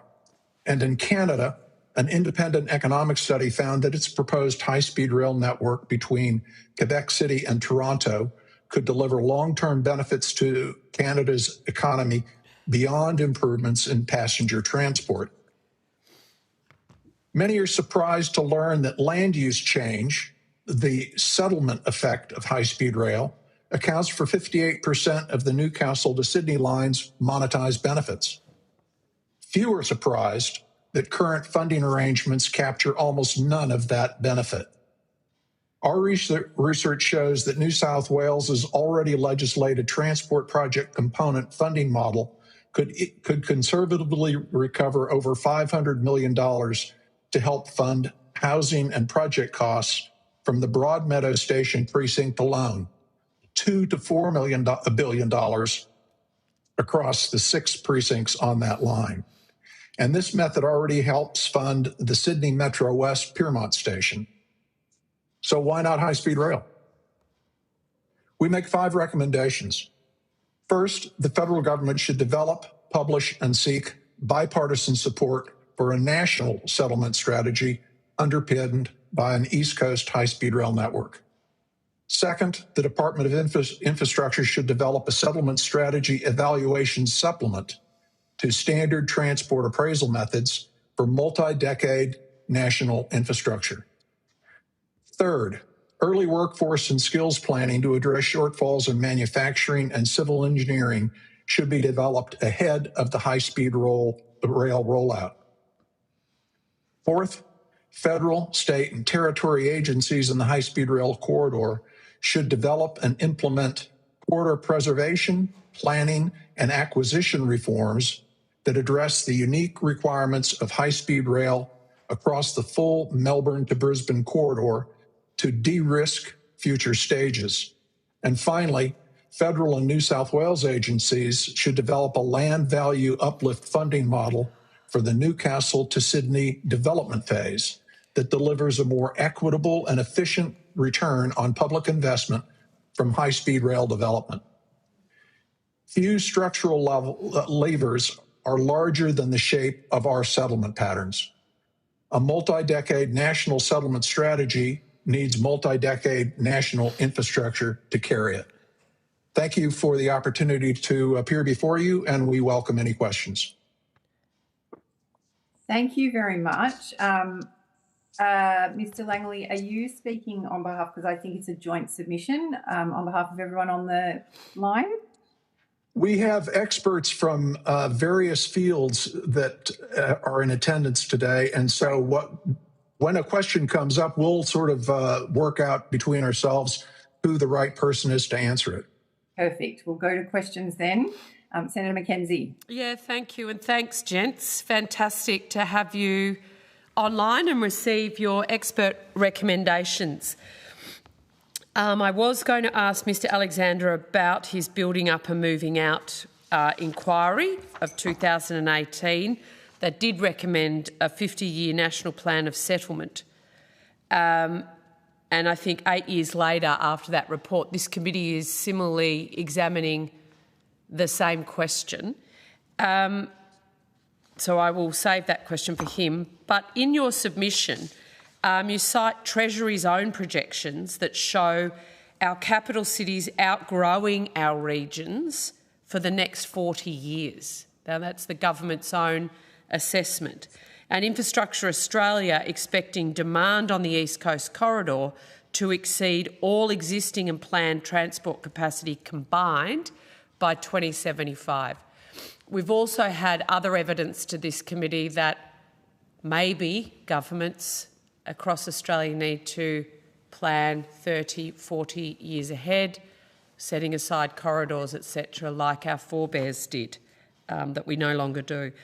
So your submission says infrastructure at this scale itself creates a settlement plan, one that happens around the infrastructure rather than being deliberate. Could you elaborate on that? I might ask Gary to answer that question. Thanks, Gary. Thank you very much. I think, as you know, there are now 20 countries or more than 20 countries around the world that are building or have already built high-speed rail. Hey, JA. Sorry, Gary, I just saw John pop up. Keep going. I won't interrupt again. Right. So one of the first things we did when we started looking at high-speed rail 4 years ago, as you're aware, there have been many studies in Australia, but no action so far. We found that it would be possible to move about 2 million people of future population growth in the 3 biggest cities to the various regional cities and towns in the Melbourne-Brisbane corridor over the next 40 years. And the evidence overseas is that high-speed rail does indeed produce accelerated regional development for cities along the corridor, or the corridors being served. And that's the reason why many countries overseas are in fact embracing high-speed rail as an alternative, or as a sort of a supplement to existing land-based systems, and in some cases as a replacement for shorter haul airline traffic as well. One of the problems we have in Australia is that our capital cities are a fair way apart, and it takes a long time to drive from any of the intermediate cities to the nearest major capital city. As we all know, it becomes very difficult for the smaller cities to compete in terms of services and education, health and all the rest of it. And increasingly, school leavers and young people are drained out of all of those regional cities and have really very few choices other than to go to one of the major capitals. And that underpins not only the congestion and commuter cost problems of our capital cities, but of course housing affordability issues as well. So I guess the issue here is if we don't actually invest in a new form of land-based transport, which is going to be much faster than just simply getting on in your car and driving down the freeway, we'll always get what we've always got, which is increasing concentration in the capital cities. Yes, and we've had a lot of evidence to that effect. Your submission cites, as you mentioned in your opening comments, Nagoya as a particular example of well-connected intermediate cities, but that settlement patterns don't scatter evenly when you have a high-speed rail network. Which Australian cities have you identified as the Nagoyas in a national network, and what do you say to the regions who get a corridor but don't get the station? Because in the end, we'll be the ones that have to explain that. Ross, do you want to take that one? Yeah, thanks. I might also, I'd like to answer the question about why we're saying high-speed rail is essential infrastructure, but your question is which are the Nagoyas of Australia? We have to implement high-speed rail in a different way to most other countries. Most other countries have high-speed rail is effectively the fast lane for a freeway. So we need high-speed rail in order to bring regional centres closer to capital cities. So that's the fundamental thing.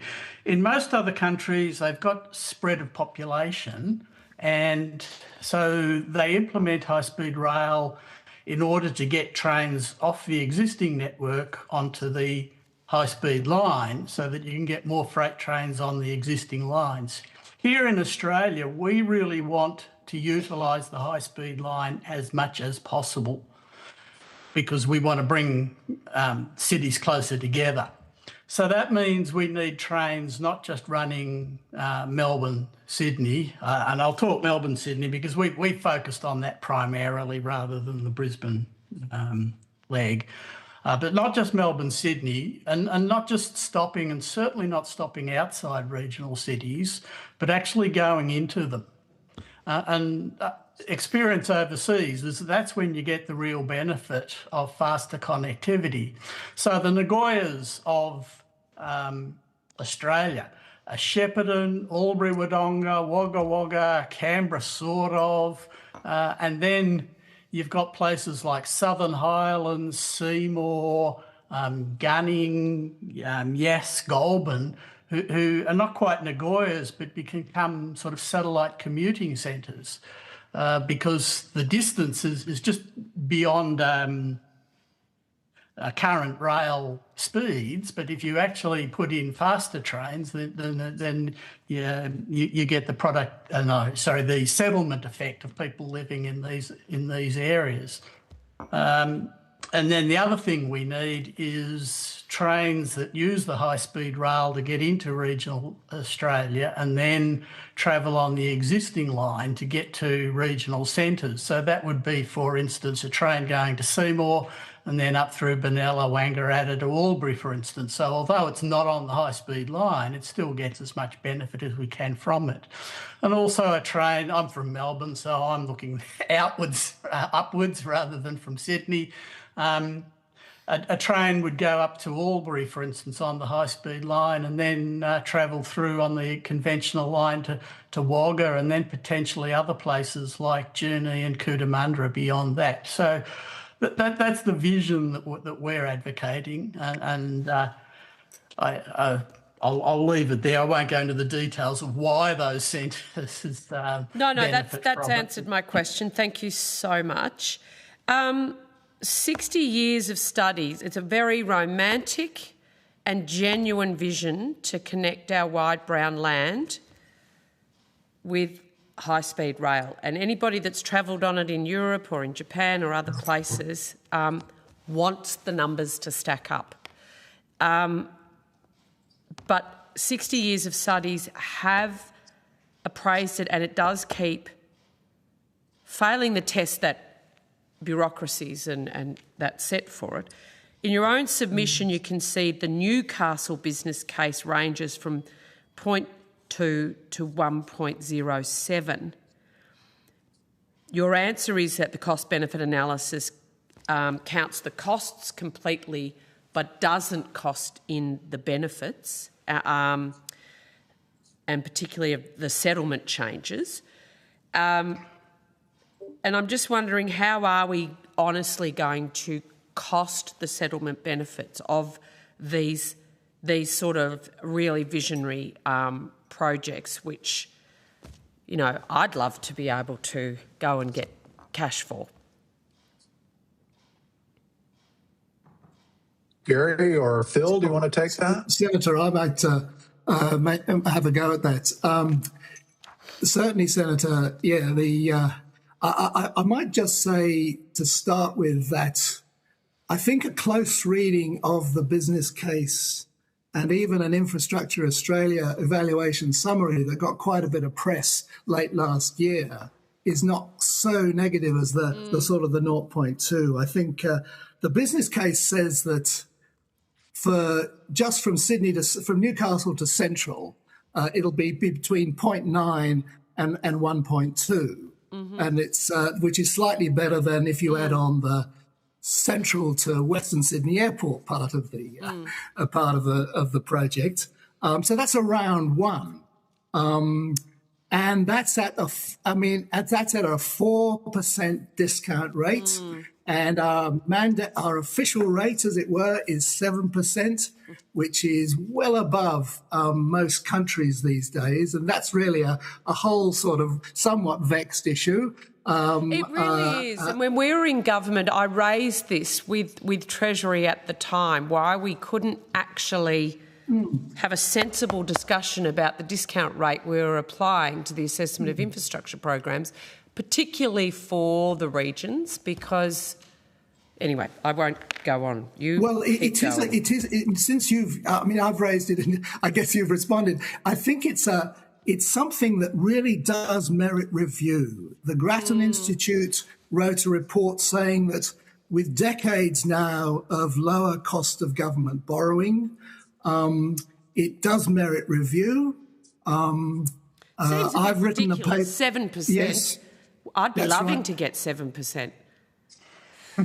Well, indeed, exactly. And obviously the Future Fund seeks high rates, but the Future Fund requires a legislated mandate to use public funds for that purpose. So it is really a very serious issue, and it does merit review. But at any rate, IA said, well, at 4%, it's the study has used 4%. As their main rate, and IA has acknowledged that 4% is quite appropriate for these long-lived projects like this, but nevertheless 7% is sort of the real thing. And this does, as I say, it does merit review. So that's one thing, that the the overall finding of a discount of a benefit cost ratio of around 1 is not actually so low. Yes, it is, but of course it is a very high cost project, and one hopes that those costs may come down as they're refined over the next couple of years. In all my experience, I've never seen the cost of an infrastructure project go down over time. I do understand what you're saying, but I do think there's very high awareness of the of the sort of the reputational costs of going over, I guess. So, but yes, who knows? I wish there was. But yeah. But in terms of the evaluation process, that also is something that requires quite a bit of attention. I do think the High Speed Rail Authority has really tried to take a broad approach to the evaluation, looking at both transport benefits and those off-network business and housing and productivity benefits. But the evaluation framework does require some attention to really take seriously, before you do the evaluation, what the land use change will be, what the housing impacts will be, what the business impacts will be. And then, because all those are really somewhat uncertain, you need to do scenarios to really develop a slightly more nuanced and less, more probabilistic sort of approach to the whole thing. And I do think that, the Commonwealth Department, the jurisdictions, because they prepare these guidelines collectively with some Commonwealth leadership, they do need to really, to re-examine the evaluation guidelines and to sort of take high-speed rail or fast rail or whatever it is seriously in terms of how those benefits are captured, and to provide an evaluation framework which is really in line with the strategic goal that these days, not 60 years ago, but these days, the Prime Minister does talk about the need to take pressure off the major cities, which I don't think was a goal 60 years ago. And frankly, also, there is an issue still about the ability of our major airports that are close to the centre of the cities to cope with growth over time. And because our cities are so large, Western Sydney Airport, valuable asset as it will still be 60 kilometres from the centre of Sydney. So I don't think it's going to be all that helpful, frankly, for people travelling from, travelling in from Perth and Hobart and Darwin and everywhere. They're really not likely to want to go there if they're moving into the centre of Sydney. So I do think we've got strategic goals that we didn't have 60 years ago for needing to do this now. But whether we'll get there, we're certainly doing our best to advocate for it. I don't know whether I would have picked the complexity of this particular route as the first proof point of high-speed rail in our great country, because you want our first go at it to be really super successful, so that everyone goes, oh, that's a good idea, I might do it on my flat, long corridors. But anyway, John, it's great to see you. My opening question was about your 2018 report, Building Up and Moving Out. We're here 6 years, 8 years? How much long? 6 years later. 8 years later. Anyway. 8 years. Too long. Having that discussion again. We're doing a similar inquiry. We're looking at settlement patterns. We're looking at regionalisation. We're looking at transport corridors and productivity and the freight supply chain.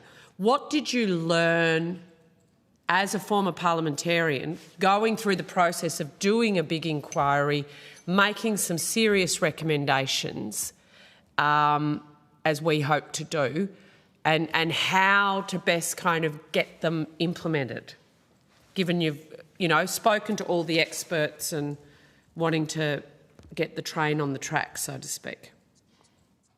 Well, Senator, thank you.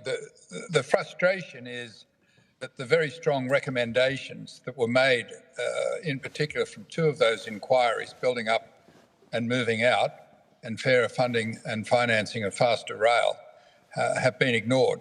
The Building Up and Moving Out recommended most strongly that there would be a master planning of settlement and that would go hand in hand with the master planning of infrastructure that would facilitate a strategic decentralisation that would reduce the pressure on our major cities and promote regionalisation, which was a new word towards the end of my time in Parliament. Yes, I was the First Minister. I think I picked that word. And yes, you did. Congratulations. Did you get it into the Oxford Dictionary? So, and then the third thing, there was master planning of settlement, master planning of infrastructure and master funding. And every single inquiry we did resulted in an absolute case of value capture funding of high-speed rail. It's the only way it's ever been done, and it's been totally ignored. Our recommendations, our strongest recommendations in choosing to go from Central to Gosford to Newcastle, with the 3 locations that have been selected, have virtually no chance of creating huge uplift in large amounts of land. You should look at Professor Andrew McNaughton's summary to his evidence, where he said that a suburban rail creates dramatic uplift in the value of land, regional rail a larger amount of uplift over a longer period of time and a bigger distance, and high-speed rail, the critical thing is the location of the train stations to drive uplift from which you can make a charge. One of the findings in the last inquiry, fairer funding and financing of faster rail, was that had the Sydney airport, the Western airport, been subject to the ACT's laws regarding the rezoning of land, which attracts a 75% impost on the uplift, that the airport and the supporting infrastructure would have been fully funded. As it was, the taxpayer footed the bill and the profits went to the landowners. And this is just a travesty. Value capture imposts on land that is driven up because of taxpayer-funded investment. It's only fair that those unearned beneficiaries should contribute to the cost of that infrastructure. If it's an investment of taxpayers' money, surely the taxpayer should get a return on that investment, not the lucky landowner. And that's what's happened. And it's a travesty. And all of that is clearly were the findings of those inquiries and resulted in very, very strong recommendations. Thanks, John. We might try and look at Andrew McNaughton. You said Andrew McNaughton's work? Andrew McNaughton.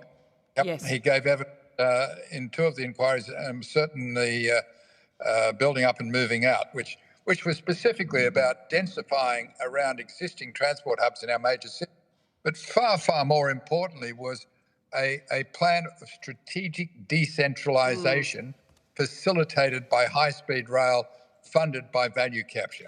One of the great criticisms of, and I remember the debates at the time, John, but one of the great criticisms of investment in high-speed rail is the funding model, whether private-public partnerships, whether, you know, we tend towards fully taxpayer-funded here in this country. We're quite, not everyone does it that way around the world. Does anybody have suggestions about how to fund this? John, you're saying value capture's the only way to sort of do it.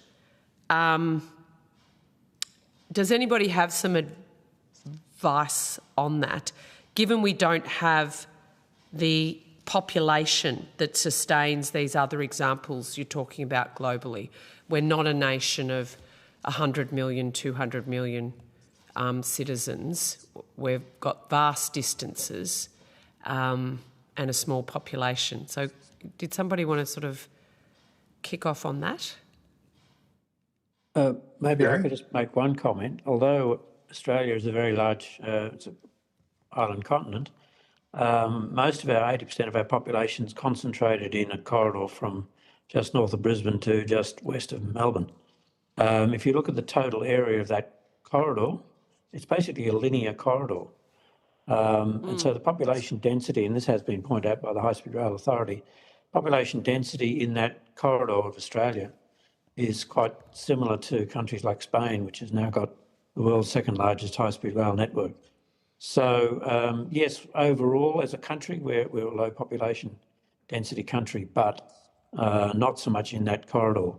But the problem is within that corridor, we have focused all of our attention on those three biggest capital cities. And in the case of Sydney, you mentioned why do they go Sydney-Newcastle? And that's certainly a question I think that a lot of people have asked. And it's certainly going to mean that the first leg of this project will be very expensive. In that case, I think given the amount of tunnelling, and it'll be possibly one of the world's longest tunnels involved in that project, there will have to be, federal government funding as a key contributor to it. But across the total corridor and across over the next 40 years, it should be possible to get a significant percentage of the total cost back from land value capture mechanisms, provided they're put in place at the beginning. And this is our concern, is that although there's been a business case developed and some studies and so forth, there's no legislation, or there's no attempt to even utilise existing legislation. And perhaps, Joe, you might like to talk more about that issue. That's a good point. Sure. I think the thing is that Infrastructure Australia itself did some work 5 or 10 years ago on this, and the savings from early corridor planning and reservation are enormous because land value, as we know, goes up faster than CPI. And so we're constantly chasing that value. And the other comment that we made in our recommendations is that we needed to look at how we go about the corridor acquisition and planning, because my experience in working on rail projects is that we need better controls or guidance that we can give to the private sector and landowners about where these projects are going to take place. And we need to allow some control over the speculative effects of those projects on land value. Because if we don't do that, then the value of the land runs away simply because of the idea of a high-speed rail station.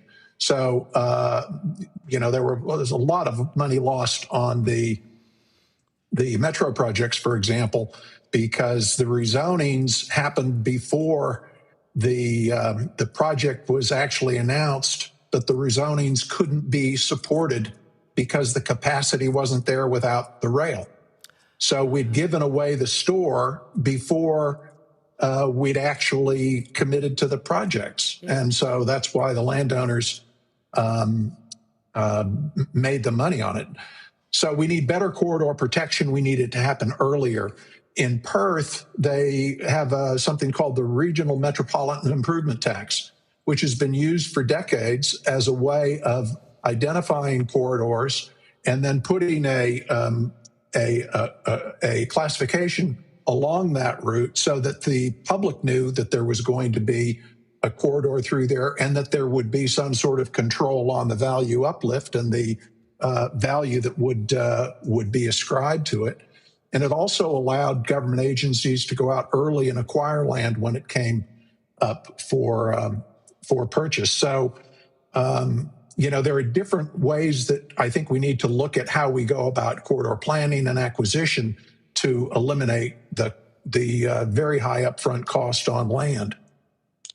I'd say one other thing about the value that we get out of these projects is not fully captured in the business case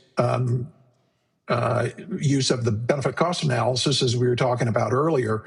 But imagine if look at Japan now. It's had a 60-year run with high-speed rail, and it's been generating returns over and above the 30-year horizon that we put on transport projects in Australia and in many other places. So this goes back to the comment that Phil was making earlier, that we're compressing the view of the benefits into such a short period of time, and we need to look at a longer time frame for that, because if you understand network benefits, the full benefit, the full BCR, if you want to use that term, of the project is going to take 50 years to develop. So we can't just look at it segment by segment, even though the BCR on the Newcastle to Sydney is quite low. It's a very narrow view to say, well, the project only benefits a small amount. Are we going to kill the entire network because the first stage doesn't quite hit the same level of return? Is it true that you said the corridor protection for the full East Coast high-speed rail was costed at $2.8 billion in 2016 prices, and that remains unresolved a decade later? The full cost of the high-speed rail from 2013, did you say, Bridget? I just understood the full East Coast high-speed rail corridor protection, not the construction, was costed at $2.8 billion in 2016 dollars. That sounds about right. Yeah, okay. So the full project was $114 billion, and the land cost runs, on these things 10 to 15% typically. Well, that's cheap at half the price. I'd get half a station of the suburban rail loop for that money, so thank you. I'll cede to other senators. Thank you. We don't have long before we have to let you go, but so maybe I'll just perhaps ask one question, and I think Senator McKenzie, your comment around 60 years of studies and the romance of rail, I really enjoyed. I think, notwithstanding, I think some of the commentary around Newcastle and Sydney, I think in the last 60 years where we've had lots of studies, no decisions, do you feel optimistic about having made some progress around this Newcastle to Sydney proposition in terms of committing money for a development phase and, taking high-speed rail beyond a study into actually a development phase? I might just start out. I'll make a quick comment and then let others add to it. I think the problem that we have is that even if you disagree with the first leg of the study, we don't have a full picture of the network, or at least it hasn't been communicated to the public. And I think that's a real disadvantage to where we are right now, because all of the conversation, except with my friends Sid and Ross, who live in Melbourne, has been about Newcastle to Sydney. This is a national project, and the thing that John has really pointed out to us over the course of the last 3 years is of working together is that we need to have a bipartisan understanding of what the benefits are. And we can't very well have that if people in Queensland and people in northern New South Wales and people in Melbourne don't have the same appreciation of the full project. And I think that is a gap that we really desperately need to fill. We need to know what the full thing looks like, not just to measure the benefits more accurately, but to get the rest of the public on board. This is what Spain did to get its national network developed. And now it's got the second largest, I think, network in the world after a late start, is that they decided as a nation that they wanted to invest in high-speed rail. And Spain, like other countries, has never gone backwards on high-speed rail. All of the nations that have it are continuing to extend it. But the thing that seems to be common across these networks is either they're a communist country where they can dictate what the terms are, or they bring the public along with on the journey. They get them involved up front. It's not just a Newcastle to Sydney project. We need to get that across to the authority, or for that matter. And the politicians, probably, to be fair. Yeah, maybe we can leave it there. I think, thank you for that. your comment about bipartisanship, but also national vision and a long-term thinking. Clearly, this is infrastructure that will deal with us, but, when we finally get there, will exist well beyond we are all walking this earth. And I think that's your point. So it's probably a good one to end on. Thank you so much for your time and sharing your expertise today. Thank you. Thank you for inviting us. Thank you very much. If I can, but in the 3 inquiries I chaired, there wasn't one dissenting report, which meant there was total bipartisan support of the findings and the recommendations. And it's a real pity that they've been ignored, and that the Sydney to Newcastle has acted diametrically opposed to the recommendations in not choosing the best locations to generate large uplift and then choosing the most expensive route that you could possibly choose, negotiating that geography along the line that they've gone. Thank you. We need you back in Parliament, John. Thank you. Thank you. We will move on to our next witnesses now. Thank you. Thank you. I should have said, sorry, just as you're leaving, if you've taken any questions on notice, responses are due on the 13th of August 2026 at 5 o'clock. I will now welcome representatives from the Coles Group. I understand that information on parliamentary privilege and the protection of witnesses giving evidence to Senate committees has been provided to you. For the Hansard record, would you please state your full names and the capacity in which you appear today? My name is Matt Swindles. I'm the Chief Operations and Supply Chain Officer. Thank you. And Adam Fitzgibbons, Head of Public Affairs. Thank you. We will move. Sorry, do you have a short opening statement you'd like to make before we move to questions? I do, Senator. Thank you. Please. So first of all, thank you for the opportunity to appear before this inquiry. As Australia's third largest private sector employer, Coles welcomes any opportunity to work with the Australian Parliament to improve national productivity in aid of this purpose, particularly where it can help ease the cost of living pressures faced by Australian households at the checkout. Across Australia, Coles operates more than 860 supermarkets and 950 liquor stores, and we process on average around 18 million customer transactions per week.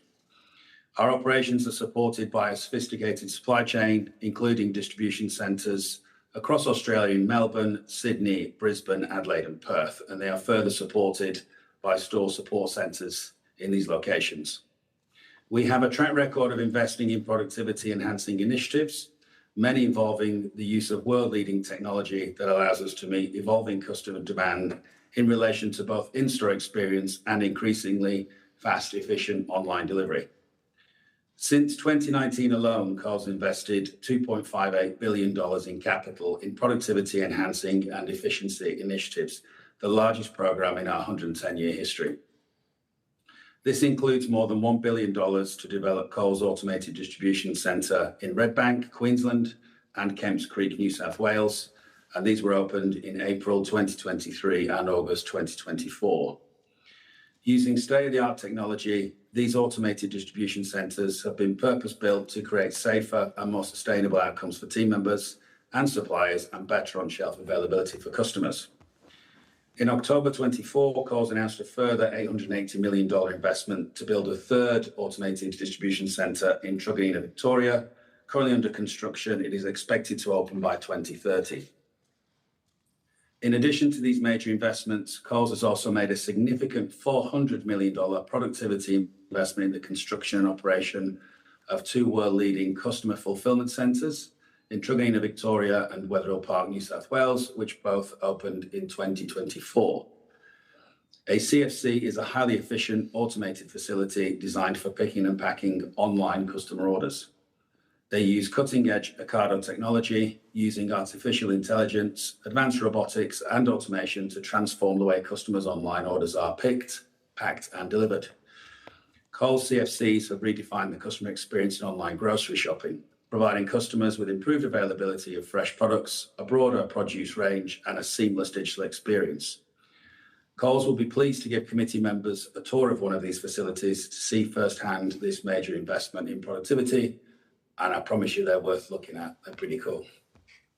Although Coles continues to invest in cutting-edge technology and infrastructure to enhance productivity, there remain many government-led factors outside of our control that restrict our ability to invest in and increase productivity.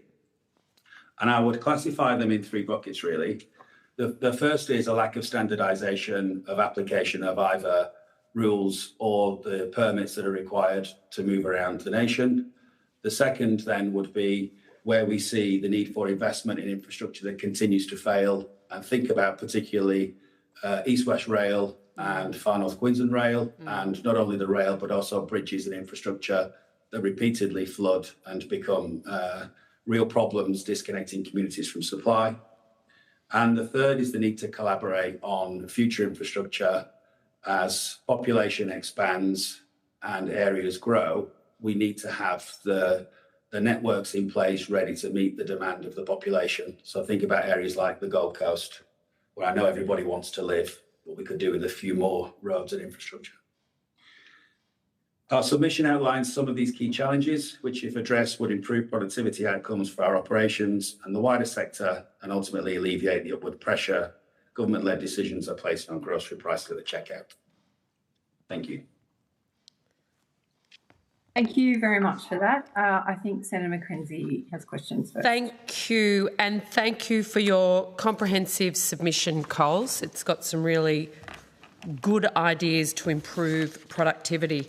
That East-West rail link, the flooding events, keeping people supplied with food and groceries, which Coles does, incredibly important. So I will dig into particularly the harmonisation of our heavy vehicle permit system. I think that just drives everyone nuts. So if you could actually give some specific examples I can quote in the report, that would be really, really helpful. But I guess, in light of Four Corners program this week, just wanted to ask about the integrity of country of origin claims of the processed tomatoes sold. You've obviously said you're contesting that show on the ABC.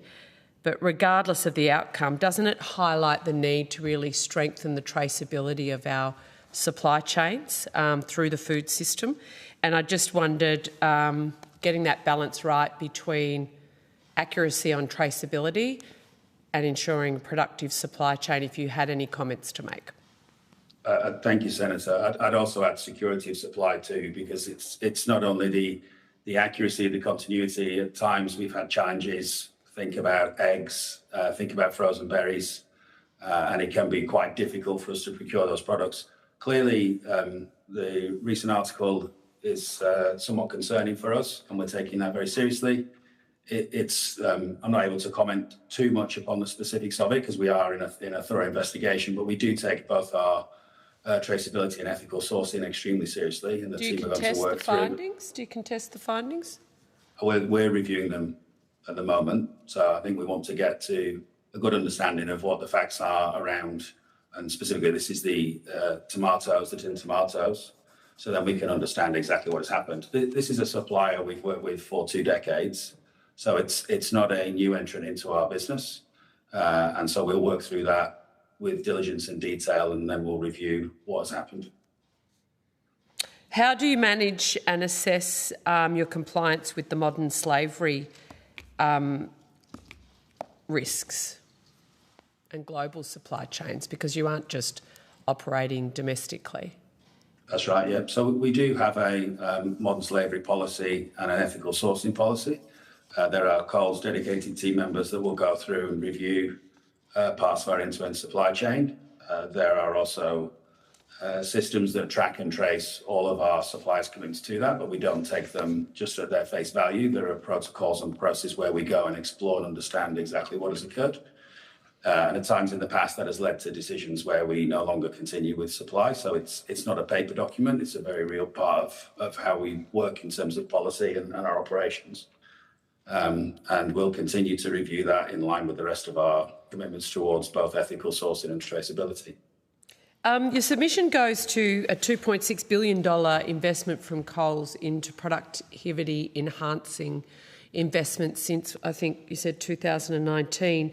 Yet it then goes on to say government regulation is increasingly constraining further productivity investment. Where is that balance? So what sort of what are the regulations that are actually stopping you from further investing in making your business more productive?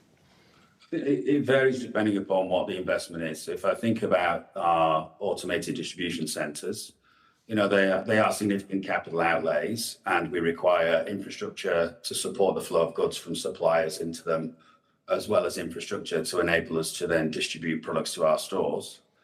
The volumes that these facilities can process mean that the amount of vehicles that we would then have through that location is relatively large. And this comes to my point really around how do we collaborate on planning infrastructure in advance of some of the population growth that we then want to service.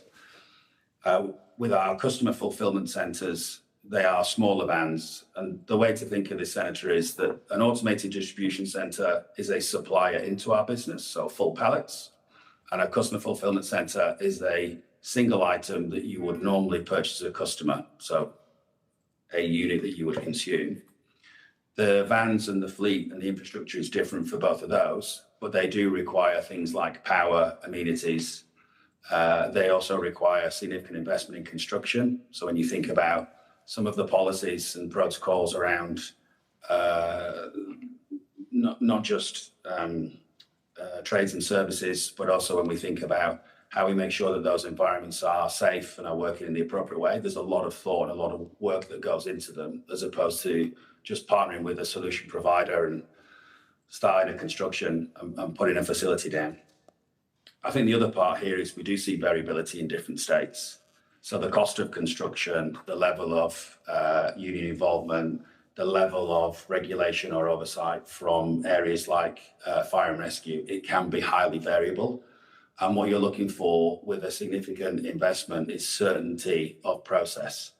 And so what I mean by that is we don't at any point want to not be completely across and in line with whatever are the regulations and rules for construction, for approval, for certification, and for operation of any of these facilities. But at times it can be variable. We've had construction cost change and scope change as a result of the need to meet requirements in some of those areas. And that's after we have started on a project. And when we look at the global benchmark in other markets that some of our vendors work with us in, they would suggest that Australia's probably got more of that bureaucracy and regulation than all of the other markets they work in. Just wondering what role AI is going to play both in your supply chain piece,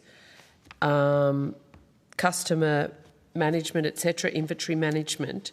I want to understand what the barriers are in the uptake and what are some of the risks for Coles when it comes to adopting AI through your business. Sure. So, Senator, we've had machine learning and AI in our business for almost a decade with the systems that we've been utilising. So it's not necessarily new, although clearly the capability is growing exponentially with the new large language models. Think of things like how we forecast consumer demand and manage inventory. A long time ago, we would have had team members in our stores place manual orders for products based upon how empty the shelves were. Today, we have got 60 million store SKU combinations that are calculated every day to reset what the sales demand has been, what the inventory position is. It understands the lead time, not just from the distribution centre, but also from the supplier. So there's lots of data now. And where AI really helps is it's the ability to take that data and turn it into decisions that we can make that improve the flow of products. So better availability, less waste and markdown in fresh, and more efficient flow. When you think of more efficient flow, that is fewer fuller trucks and therefore less congestion on the road, less emissions, less cost.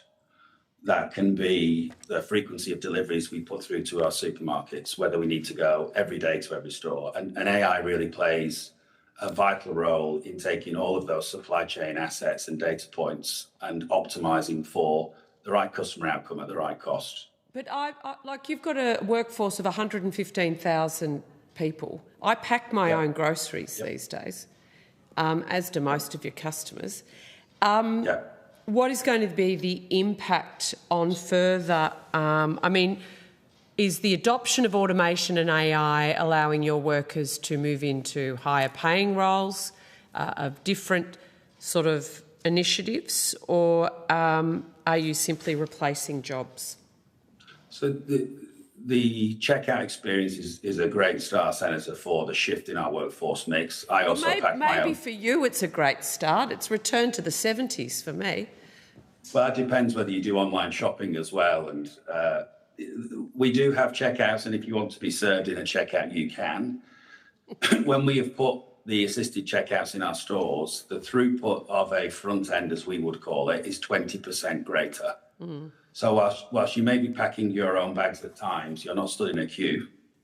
And what you don't see are the vast number of team members that are then picking online orders or delivering online orders directly to customers.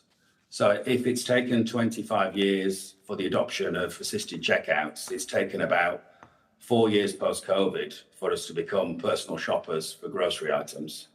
And that is a significantly growing part of our overall business and operation. That adds cost and complexity, because being a personal shopper in grocery, particularly in fresh, has a much higher standard to achieve. And so whilst you might not see as many team members on checkouts, I assure you there are lots of team members in our business just in different roles. AI absolutely helps those team members to be more effective and more efficient. And it is a support mechanism to ensure that we are managing issues by exception and that we are managing our efficiency and our productivity as well as can be, because online grocery fulfillment is a very hard business to be in and still make money. But the price of the groceries don't come down, do they? If I could actually, you've stated in your submission you're subject to more than 220 laws and regulations, with more than 65 new or amended laws introduced since the beginning of 2025. If I could ask you which 3 regulations could be removed tomorrow without reducing, obviously, consumer protections, but would materially benefit productivity, which 3 would they be? Do you have a view on which 3? I think that you've already touched on some of them. I think that those that really caused a friction point in our business, and Senator, you've already touched on them, particularly around the heavy vehicles and the way that we move those across the country. I think harmonisation across that fleet would be a really significant driver toward a more efficient system for ourselves. Yep. That would be the first one. There are quite a number. It's easier to say the top 3, Senator, but I think the challenge that we face and the reason that we refer to... Is it easy? Give me your top 3. It's a cumulative effect over time. That's one of what the challenges is. I think that another example of regulatory fragmentation that causes a fair bit of friction and complications with our own business is something as seemingly simple as the container deposit schemes that vary across jurisdictions. You have this fragmentation whereby we have to do a reconciliation of moving individual bottles across borders because we may procure a bottle in Victoria but sell it in one of our stores in New South Wales, and then you have to do a reconciliation to ensure that the container deposit scheme is consistent and that people aren't double paying for I don't think the deposit scheme is the biggest one you could get the biggest productivity uplift from. On notice, maybe pick your top 3. And I know that Coles is a member of the BCA, which wants a 25% reduction in regulatory costs by 2030. What assessment has Coles done that a 25% in regulatory cost would translate in terms of productivity improvements for your business? I think in terms of that that target, we absolutely support that target, but that's naturally across the entire economy. We haven't necessarily done the analysis of a broad 25% application and what that would mean for our business, but very, very happy to take on notice and come back to you, Senator, on what we think that would look like for us. Thank you. And I just wanted to go to that disruption for the East-West Rail Corridor. And also the Bruce Highway, Great Northern Highway. How do we actually build resilience? Because, you know, and whether it's that bridge up, anyway, trying to barge stuff in from Darwin. I mean, what do state and federal governments need to do to actually build actual resilience into these supply chains, not just talk about it? So I think the first part on rail is where we run spurs alongside single track. That obviously creates an element of resilience. If it is just single track over long distances, then we're always exposed to a point-sensitive failure. And the amount of investment and maintenance ongoing needs to also be coordinated between industry. So we have outages, and we're far more planned and organised, particularly with Queensland Rail now. We have outages that obviously then prioritise passenger traffic through the rail network. But at times have been in our peak trade periods where we then have to move significant amounts of freight onto road because we can't stop a supply chain that deals in food. The Bruce Highway is one of the most dangerous parts of infrastructure for road in the country. We understand that there are challenges in moving off rail into road for cost, but there's also a safety aspect here too. And so I think the three things would be coordinated plans for maintenance, an increased level of maintenance, particularly across the east-west, and then contingency with spurs that can run in parallel with the track itself so that we're not point sensitive on all those points. We have around 100 days of outage a year from either east-west or north-south rail challenges. So it's not an insignificant amount. And the team are actually very experienced now in handling those outages. But I think that probably speaks as much to the frequency of the issues as opposed to the capability of the team. We've had a lot of practice. And if I could build on that, Senator, I think that in a really practical sense, you know, speaking about resilience and recovering quickly from disruption, you know, you mentioned the road that goes out in northern Western Australia. I think from a very practical standpoint, one of the things that prevents us from recovering as quickly as we could is some of the regulatory delays that are involved with moving certain freight across state borders. So if the road up to northern WA is out, we will usually divert trucks from WA from our Kewdale site into South Australia, up through the Northern Territory, and then come back into WA. And as a result of various regulatory requirements for trucks crossing borders from, in many instances by a security perspective, we're required to get additional permits, which take a lot of time, and they do genuinely delay our ability to just get that product, which is from WA back into WA without stopping, and that's something that we're working with a couple of jurisdictions on streamlining. The comment, Senator, the comment earlier you made around the vehicles, heavy vehicles or larger vehicles needing to get multiple permits from multiple councils. I mean, that is the difference between a 40 to 60 pallet B double or an 80 to 100 pallet B triple. It's significant. And so some of these issues in isolation are a challenge, but when you ladder them up, if the rail goes out and we have to go to road and we can't use the larger vehicles, everything gets compressed. And then we have too many vehicles on the road with too many drivers, the safety profile changes. So I think of these more of scenarios where the collective assets come under pressure as opposed to specific challenges around where some of either the permits or the regulation or investment isn't quite there. And we live these on a cyclical basis every year. We could almost set our watch by the January-February period when weather starts to disrupt and we have to bring in contingency plans. Just insane.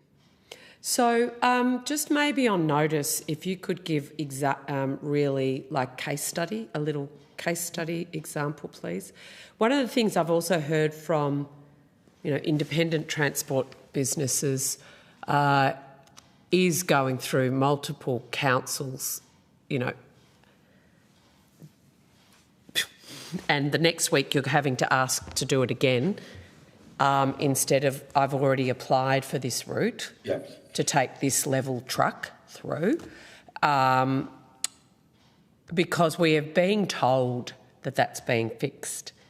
But I've been the shadow infrastructure minister now for, 4 or 5 years, and it's the same issue. And so I do think that is an easy fix, it would seem to me. Senator, one of the reasons people may think it's fixed is because the carriers stop applying.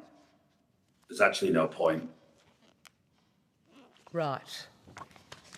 So if you could give me a couple of case studies on how frustrating, annoying, and I don't know if Coles has actually done any work on quantifying the cost to Coles. So, ideally that then increases the price of food.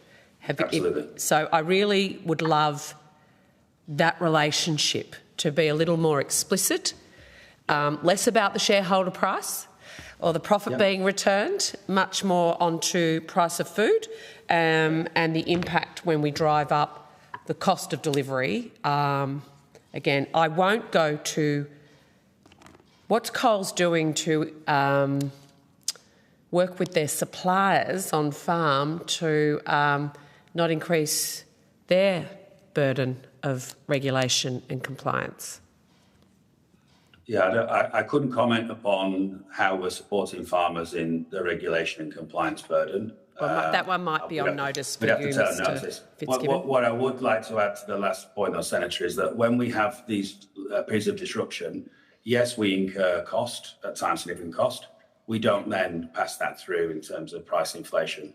We manage that within the overall cost of our operations, and we know how much that costs, and we have a run rate through it, so we don't then flow that through to the consumer, but it is a material cost. Well, you can't run the business.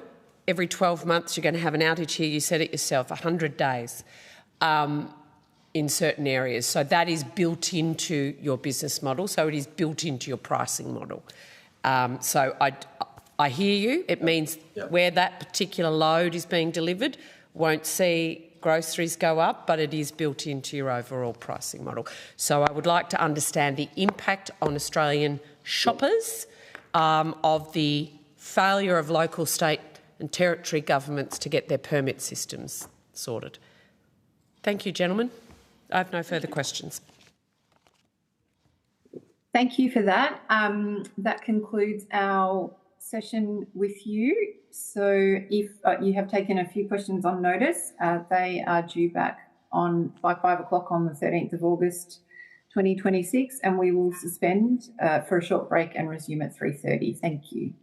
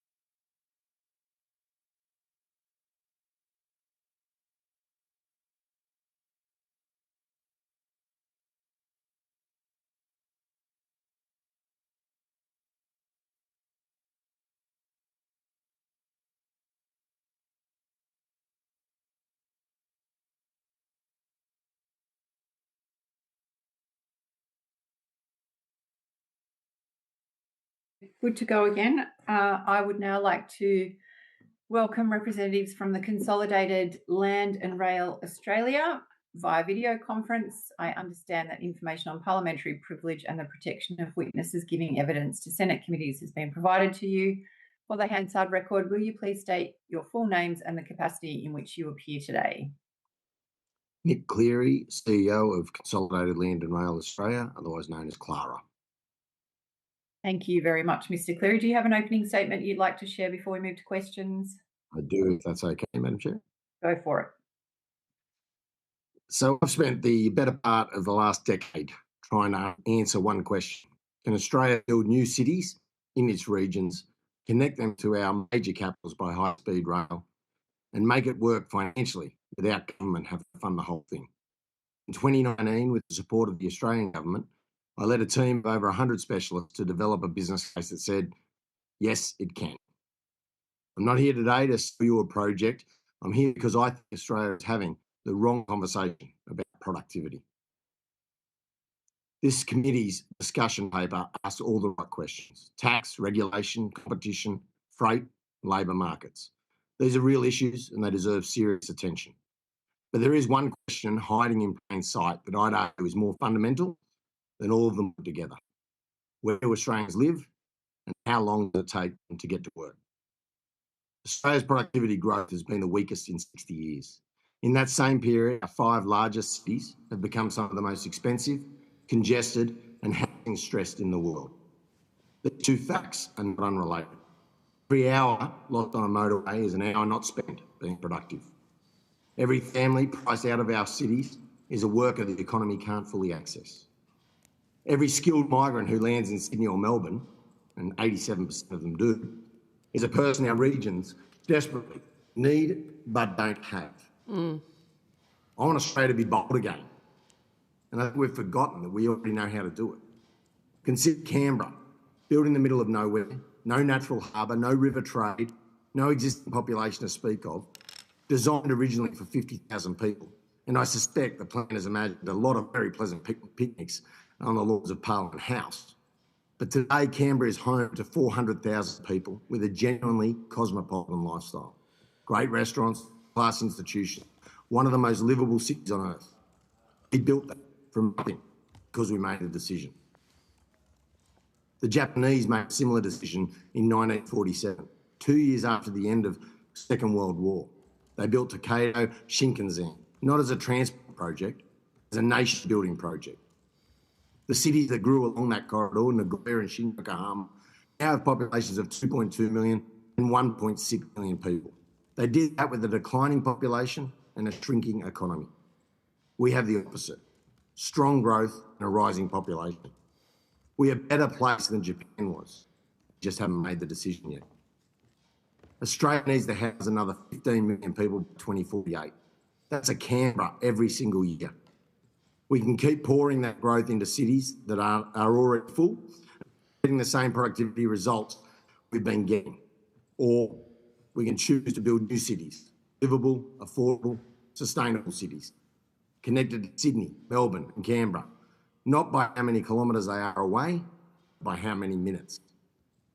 32 minutes from a new city near Shepparton to Melbourne CBD, that changes the conversation about where people choose to live. I look forward to your questions. Thank you. Thank you very much, Mr. Cleary. Senator McKenzie? Yeah, thank you, Mr. Cleary. That's why this particular select committee has, in its terms of reference, a settlement plan and a population policy, because we do seem to be planning and funding things with no sort of examination or thought to where people should live. How would you be designing and building new cities as opposed to just adding continually new suburbs to the megacities of Melbourne and Sydney, southeast Queensland? We've had evidence about changes to planning laws, etc., but given you have done the most serious piece of work on this, I'd be interested in what tangible recommendations we could actually make out of this inquiry to realise the regionalisation and settlement policies that you champion? Yeah, thanks for the question. I think the reality is that we've pushed agglomeration of our major cities and our mega cities probably as far as we can. There is a limit to agglomeration benefits, and now we're getting to the disbenefit of pushing more and more population into those existing centres. We are the most urbanised country on the planet, and what that has done is put extreme pressure on our existing large cities, made them larger, unfortunately less productive. What we do have, though, is vast expanse of wonderful regional communities, regional land that does have the opportunity between these major centres to house an extraordinary percentage of that growing population over the coming years. And the opportunity to do so revolves around the government, both sides, bipartisan support for a... Sorry, which government? The federal government. The federal government. Okay. We need a national rebalancing of the settlement, and that means that we need the Australian government, the federal government, to have a vision that is coordinated, that is articulated, and that is presented to the communities. What I found in our research is that when you go to the regional communities, they are not adverse to growth. They are not adverse to new cities in a close proximity to their existing communities. What they do want to do is have the benefits without just the burden.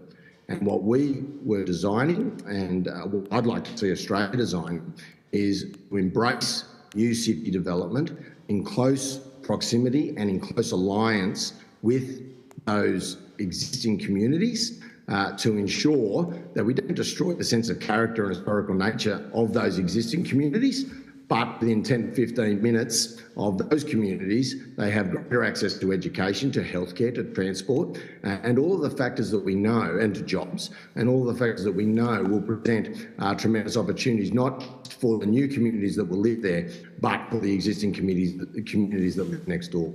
But what's the role of state governments who actually fund and build all the health and education services? They're in charge of most of the roads, the rail networks, etc. I mean, it's all good and well if a federal government says we're going to, have a population policy. We think it could look like this, but if you don't genuinely bring state governments on board, you won't get very far, will you? No, 100%. And I'm not saying it sits solely with federal government, but I believe it's where it starts. We do need a national approach to resettlement, and we need to make that happen. How that is done on a case-by-case and a state-by-state basis is obviously then transitioned down through the state and local governments, for that matter. What we obviously need to do is have some certainty around a master plan, if you will, and then a pragmatic approach to where those cities would be located, how they would be zoned, and how they would be evolved over a 30-year time horizon to ensure that those benefits are achieved right across the board. Of course, the planning side, which currently sits with the New South Wales or Victorian government or the ACT government in the areas that we are talking about most in particular, does sit within those state governments. But I believe that with a bipartisan approach and a national approach to a rebalancing of the settlement, we would see those state governments align their zoning and their growth mechanisms to be able to go in there. And the other benefit of doing it from brand new cities is that the funding mechanisms can actually take some pressure off the states, which is where they're struggling at the moment to be able to fund new urban developments, and largely because they just sit within urban sprawl and therefore require low density infrastructure, which is very expensive. So in the work you did around a multi-decadal national settlement strategy, do you have any recommendations around a migration scheme to actually push and support migrants into those regional capitals? What recommendations would you make? Well, the recommendations are that those cities aren't dormitory suburbs, or what we call empire suburbs. Everyone abandons those cities in the darkness and only to return in the darkness. They don't live there in the day, and that's not acceptable for a modern community and a modern society. I was speaking to a bank at one point who were looking to relocate to an urban sprawl development in Western Sydney, and they decided not to go there because when they did their analysis, there was no one there in the middle of the day. That's a mistake that we can't make again. Mike Day, our But master so what planner, would you he came up do? with What changes would you make? Like what practical recommendations can this committee make to government to change migration settings so that, I mean, we know the issues. That's why this committee was set up. What would we do? What can we actually recommend changes? Well, I think you were suggesting that we'd have to force people into going to regional communities, and I don't believe you will do that. But I do think they will go for jobs, they will go for affordable housing, and they'll go for transport and connected communities. So what I would say is that they're the regulations and the form-based code that you would need if you are going to look to a recommendation or a legislative approach to a migrant community going to a new area or a new city. We'd need to obviously look at that. We've got a list of 8 recommendations in our business case that I think the migration issue in Australia is that we have tremendous growth, but they'll go where the jobs are, and at the moment they're not in regional Australia. Right. That question, like you did a 2019 strategic business case, is that right? That's right. Did you, what you did? Is that public? Sorry, yes. Sorry, is I think it's available, yeah. Yeah, has the committee got it? Have we got it? I don't know. The government certainly does. It was done through the Department of Regional Infrastructure. Regional Infrastructure, okay. I'm happy to provide it, that's fine. Yeah, that'd be great if you could. You would like? Sure. Yeah, that would be fantastic. So you state the visibility of the model, the viability, sorry, here we go. The viability of the model depends entirely on rezoning decisions, and that every year of planning inaction inflates the cost base.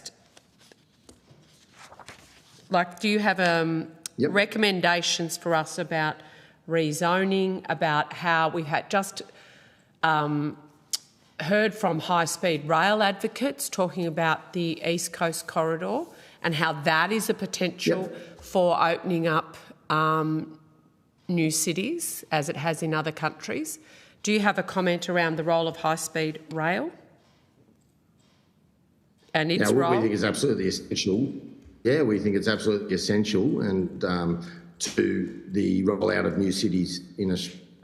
High-speed rail is the critical factor that links the connectivity and the connectability of brand new cities to existing urban centres. People don't want to be isolated, but it doesn't mean they won't move to more rural communities if they have connectivity. We've seen this around the world. We've seen that in France, we've seen that in Spain, and we've seen that in Japan, where they've built or people are happy to go. That doesn't mean they want to go there every day, but it does mean that they want to make sure that they're not isolated as a community from themselves, their family or their friends.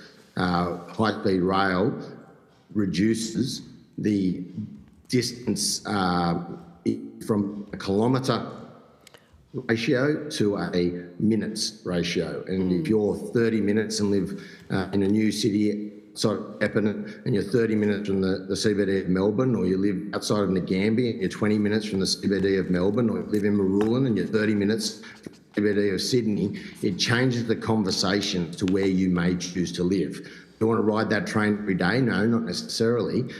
And our plan was always to have 85% of our communities live in those new cities.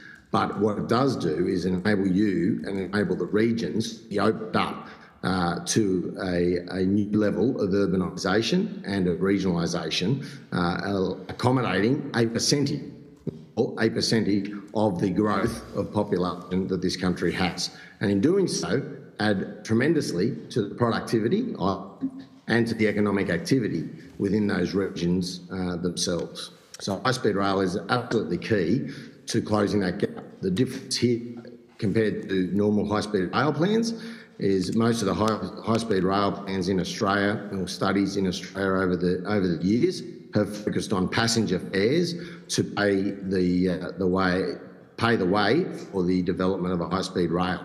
And unfortunately, that is very, very difficult to make those numbers work. When we look at as a cities plan rather than a high-speed rail or a transport plan, we fundamentally change the way we can look at that. So we can look at value creation, we can look at value capture, and we can look at more economic development. So the work you did was part of the Turnbull government's decision to have business cases of high-speed rail from Melbourne to Shepparton, as I recall, Melbourne to Albury, I think Melbourne to Geelong. Have I missed anyone? That was a couple of extra ones that they put in, and then there was some in the north, so one in Queensland, and one was the Newcastle as well. Yep. So when you, if you could send that business case in to us, I'd really appreciate it. I don't have any further questions, Chair. Thank you, Senator. Thank you. Probably just one question from me. There was a bit of a discussion about this earlier in terms of the early corridor and site protection issue. And I think in your submission, you've argued that this is one of the highest value, lowest cost actions that we can take today. What sort of engagement have you had with the states and territories on this, and what's the response been like? Well, we've taken it to the state. We've advised them on what we're doing when we're doing the study. The study is somewhat old now. It's 2019. Unfortunately, straight into COVID, which shelved migration and seemed to shelve everybody's appetite in solving the housing crisis was there at that time. So it has sort of gone quiet since then. So the people that we may have advised in the past, the government that have been replaced, and there's been new staff in the bureaucracy as well. But having said that, we've gone right through. We did, which you'll see in the business case when you get it, a whole governance section which does talk through the mechanisms that we would have to go through to make this happen and to make it work. But we were more on a high level as we were working with the Australian government and the federal government in regards to the business case itself. Okay. So, sorry, from that, does that mean that the conversations with states and territories occurred post the report, but then COVID hit and there's sort of not been a lot of follow-up since? Is that right? There hasn't been a lot of follow-up since. Once migration stopped, that emphasis shifted. It was a shame, timing, but that's probably where it was. Ours was a privately led opportunity to secure that land and then look at that value uplift. So, what we're looking for from government was an embracing of the strategy and of the plan itself as a population strategy for Australia. We did talk extensively to many local governments along that corridor.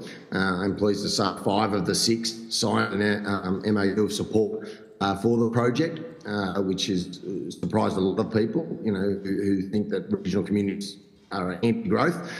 We found they were very embracing of the idea. I wanted to see all the detail, of course, but as a concept, like the idea of new cities in a close proximity to where they are, if they get those benefits of a better transport system, better jobs, healthcare, education, and so on. Yeah, no worries. Thank you very much, Mr. Cleary. I think that concludes our questions for you. So If you have taken some on notice, they are due back by the 13th of August at 5 o'clock. And we will now welcome our next witness, which is representatives from the Australian Rail Track Corporation and Inland Rail, both by video conference. I understand that information on parliamentary privilege and the protection of witnesses giving evidence to Senate committees has been provided to you. For the Hansard record, could you just please state your full names and the capacity in which you appear today? Hi, Senators. Wayne Johnson, Managing Director and CEO at ARTC, and I've got my colleague Sean Sweeney with me. Sean, if you want to introduce yourself. Oh, you're on mute, mate.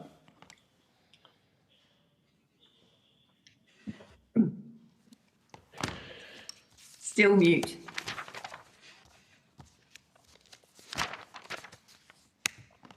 Sean Sweeney, CEO, Inland Rail. Great. Thank you very much. Do either of you have a short opening statement before we move to questions? I do have a short opening statement, Senators. Stay within the timelines. Thank you for the opportunity for both of us to appear today. As you know, Australia is one of the largest land transport tasks internationally. The National Land Transport Network connects the ports, regional industries, capital cities, export markets. Productivity is fundamental to Australia's economic performance. ARTC manages 9,600 kilometres of that nationally significant rail infrastructure that forms the backbone of the network nationally. Our role is to improve its productivity, the reliability, the resilience, so Australian producers can compete in both domestic and in international markets. To put the scale of the challenging context, moving freight from Perth to Sydney is comparable to London to Moscow. Moving goods efficiently across these distances is fundamental to Australia's productivity, both now and into the future. Australia has invested for decades to create one of the most productive road freight systems. Rail now needs the same sustained focus on productivity and following a similar roadmap. Parts of the interstate rail network have experienced decades of underinvestment and operate within genuine capacity, reliability and resilience constraints today. Addressing those constraints is essential if rail is to move more freight at lower cost moving forward. Our focus is on improving the network we have. Targeted investment is already delivering measurable results. On the Melbourne to Sydney corridor, in the last 12 months, those renewal works have removed 68 minutes from journey times, eliminating temporary speeds and improving that infrastructure performance. For the next 7 years, targeting investment in passing loops, signalling, track renewals and resilience will allow us to grow both the weight and length of trains, reducing delays and operating restrictions to add to this efficiency. At the same time, we're establishing a national coordination function to help rail infrastructure managers continue to work with the jurisdiction to identify operational constraints across network boundaries to improve the seamless flow of transits. This all forms shape under the National Rail Action Plan. Together with operators, ports and governments, this will improve the whole of network performance nationally. Our approach is focused on the freight corridors. On the north-south, productively means moving reliability, transit times and payloads, and on the east-west, strengthening the resilience, improving the recovery from disruption and preparing the network to accommodate longer and heavier trains as demand grows over time. Our experience is that Australia's biggest freight productivity opportunity now comes from operating the system as one integrated national network rather than as separate rail networks, ports, terminals and logistics or parts thereof. Accordingly, our recommendation is to continue improving that freight productivity through a whole-of-system approach that combines the targeted investments, the corridor investments, the practical national coordination and nationally consistent operational standards and processes. This includes supporting the interoperability, reducing unnecessary fragmentation and friction across the sector, and considering appropriately designed modal shift incentive schemes and programs that help rail freight compete where otherwise it might be challenged in the environment. These practical measures will strengthen productivity, improving the supply chain resilience and certainly making use of Australia's nationally significant infrastructure. Thank you and welcome your questions. Thank you very much. Dr. Sweeney, do you have a statement as well? No. Alrighty, straight to questions then, Senator Mackenzie. Yes, and I have, thank you, gentlemen. I have questions on behalf of Jamie Chaffey, the Assistant Shadow Minister for Infrastructure, and the local member for the seat of Parks, who've been most severely impacted by the government's decision to axe the Inland Rail. So your submission states that freight productivity is a national priority and that inefficient supply chains create higher logistics charges and weaker export competitiveness. Given the government's decision to halt the Inland Rail north of Parks, what productivity benefits have been lost for regional producers, exporters and freight customers? Senator, on behalf of both, I think RTC is well placed just to talk about particularly the measures in regards to some of those precincts and regional areas and their productivity. Some years ago, there was a targeted focus about working particularly with the agri sector and the producers amongst a couple of the regions that you talk about, particularly the northwest New South Wales and some of the central west producers. Now, in some of those focus areas, Senator, and including areas that, if you like, the MP Chaffey sits within today, has been both a consistent focus of increasing the ton axle load of the existing networks or the pathways to port or the pathways to domestic markets.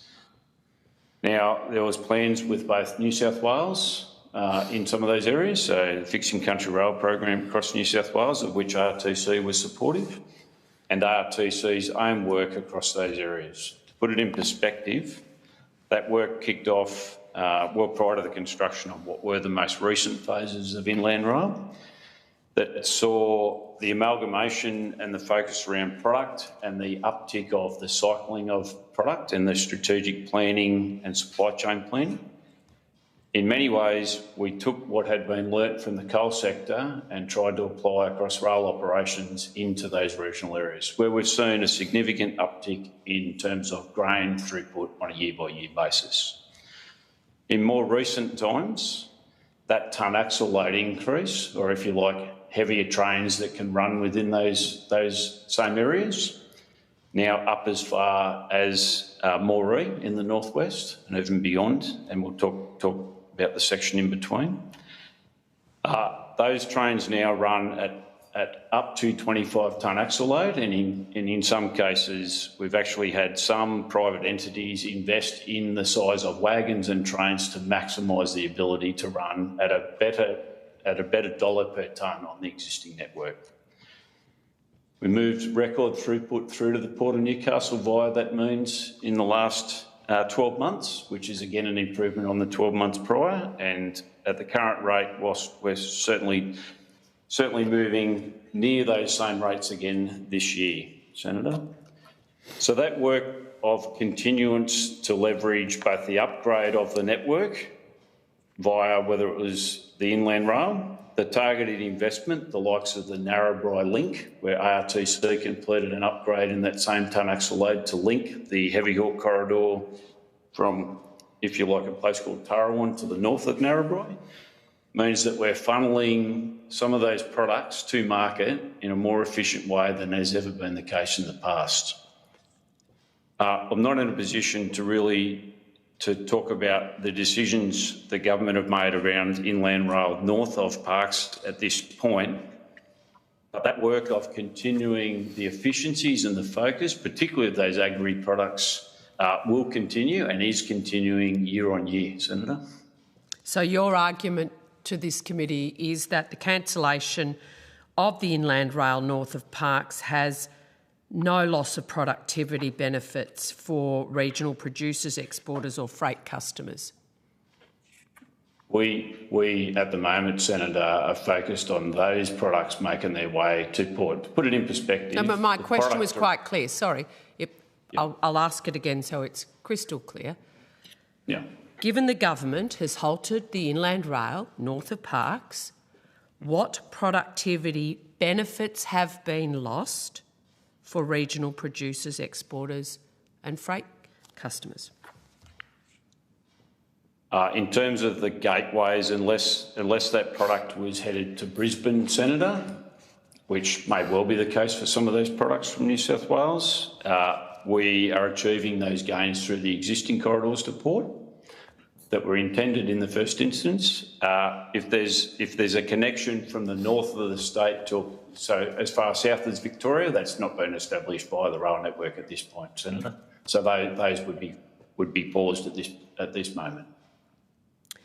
Without completion to Brisbane, the cutting of travel time for freight from around 33 hours to less than 24 hours was meant to make rail competitive with road.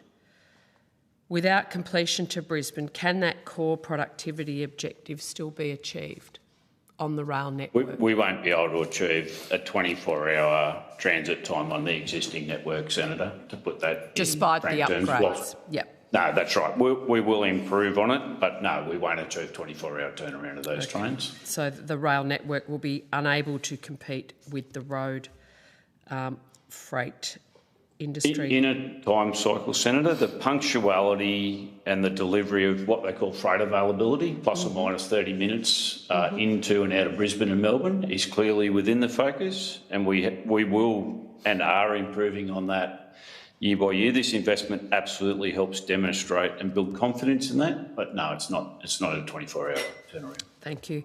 Has the government given Inland Rail any indication of long-term plans to continue construction of the project north of Narromine, or even complete the end-to-end section, which would connect the southern sections to the completed end-to-end section, south section? I might just lead in, Sean, and then I'll let you answer your most recent discussions. Up until most recent times, and Sean arriving within Inland Rail in recent weeks, the work has been firstly to focus around what are the actual activities in terms of really preserving the nature of what has been done to date, and clearly focused on getting to Parkes in the double stack capacity. Sean, I might hand to yourself. Yeah, we're focused on. No, we're focused on completing the works we've got at the moment, and as Wayne said, taking whatever prudent action we can to preserve as much, you might say, functionality of the corridor north of Narromine, but we're just focused on the contracts we've got going at the moment. Okay, thank you. We did get evidence this morning from Ports Australia around, well, a lot of evidence over the course of the inquiry, but specifically this morning around the rail connectivity into the Port of Melbourne, which was meant to be double stacked. It's now been compromised because of the construction of a bridge into the Port of Melbourne. Is that your understanding? Senator, the double stacking of part of the RTC network was envisaged to be from Beveridge. The work that I'm not aware of the double stacked from the port itself. We've continued really close work in collaboration with the port and intermodal facilities about both the shuttles and the direct loading of trains within the precinct. And that will be a continued focus absolutely from the Port of Melbourne. Thank you. I have no further questions. Thank you. I'll have some questions on notice, but yeah, I have no further questions. Okay. I will ask a couple. I don't know if Senator Mulholland has wants to ask any either, but perhaps I'll kick off, and then if she wants to join in, she can. In terms of the government's investment in the ARTC network. I understand it's $2.8 billion. I was just wondering if you could talk about what input you have had into this, including engagement with industry. Thanks, Senator. The first tranche of that work was it's under the auspice of a network investment program and was squarely aimed at the resilience or strengthening of the asset, hardening of the asset itself. A lot of that early activity conducted particularly with, when you say industry, the direct customers of RTC and clearly some of the end market players, so the end users of rail itself. That led to the initiation of that program that included works like investigating and the mitigations for the inundation across the east-west corridor, across the Nullarbor area, so Kalgoorlie to Crystal Brook.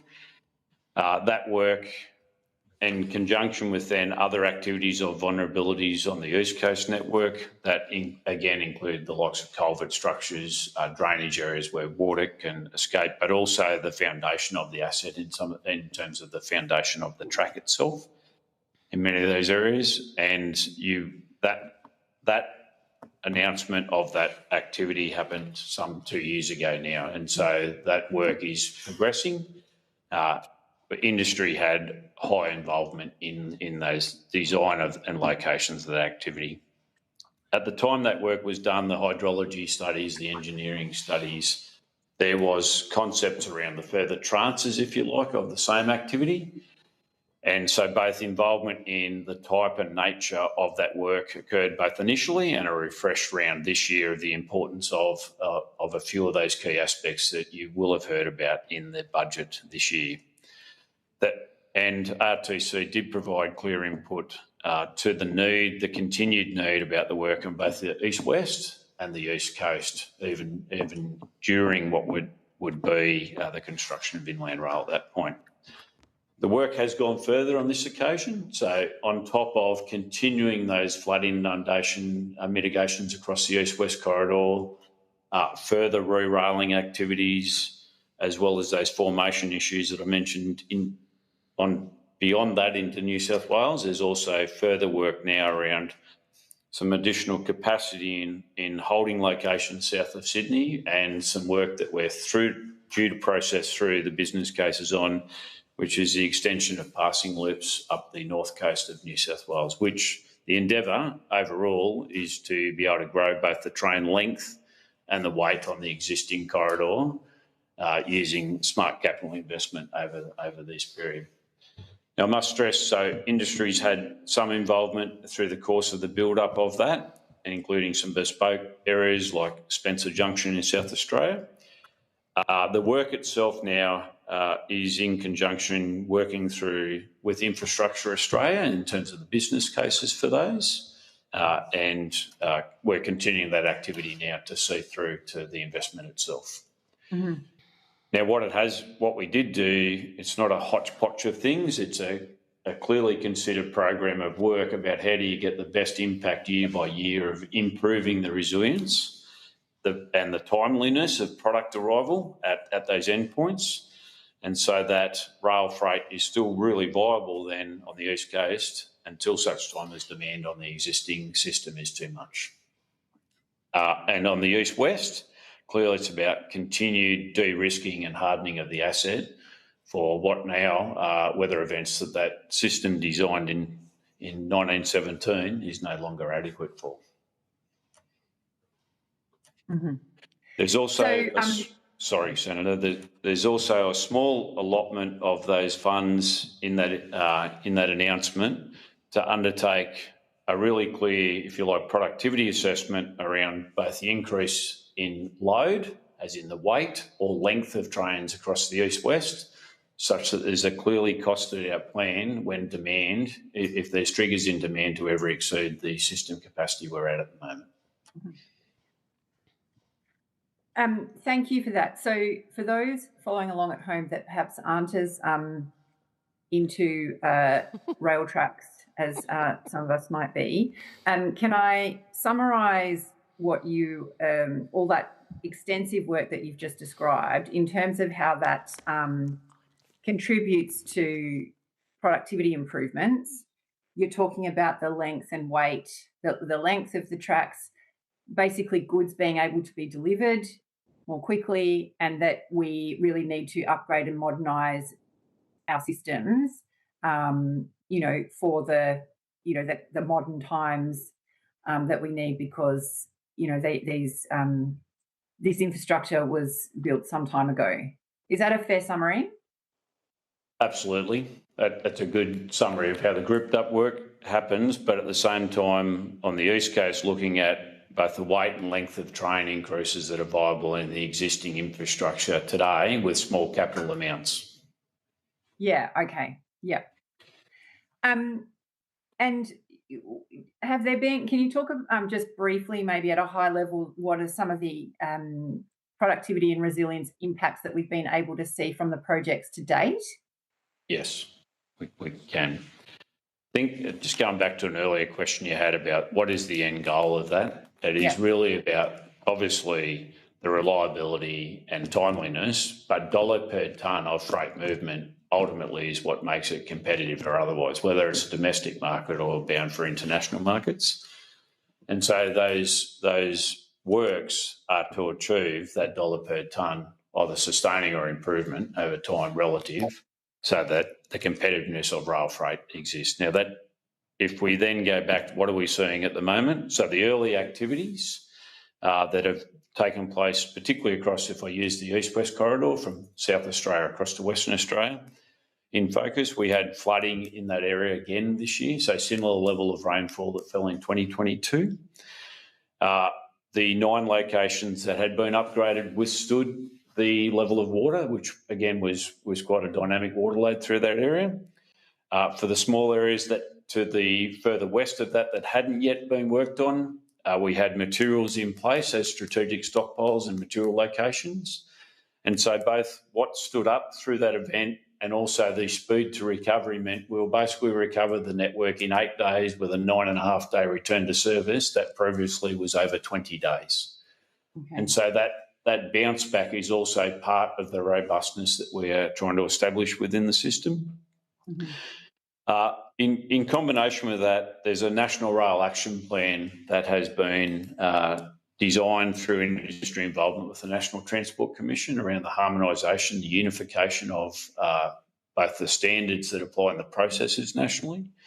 And we are seeing we're seeing early signs of the improvement of that unification to operate more singularly, like the National Highway does, for example, where you've got similar level of rules and standards so that trucking operators can operate interoperably across the nation. So the early works, particularly the work that's happening between ourselves and New South Wales, is bearing some real fruit on those connectivity of trains to be able to run seamlessly across the networks themselves. Mm-hmm. So we are seeing the early signs of that, and we will need to see more of as that plan continues. Yeah, thank you. And maybe just a final question from me. What feedback have you had from rail operators and others about the investment priorities that are being rolled out now? Yeah, well, lots. I would say they've been quite supportive of the investment in the corridor as we see it right now, as in the existing corridors. They've probably called for that for some time, of both ourselves and of governments. That's clear.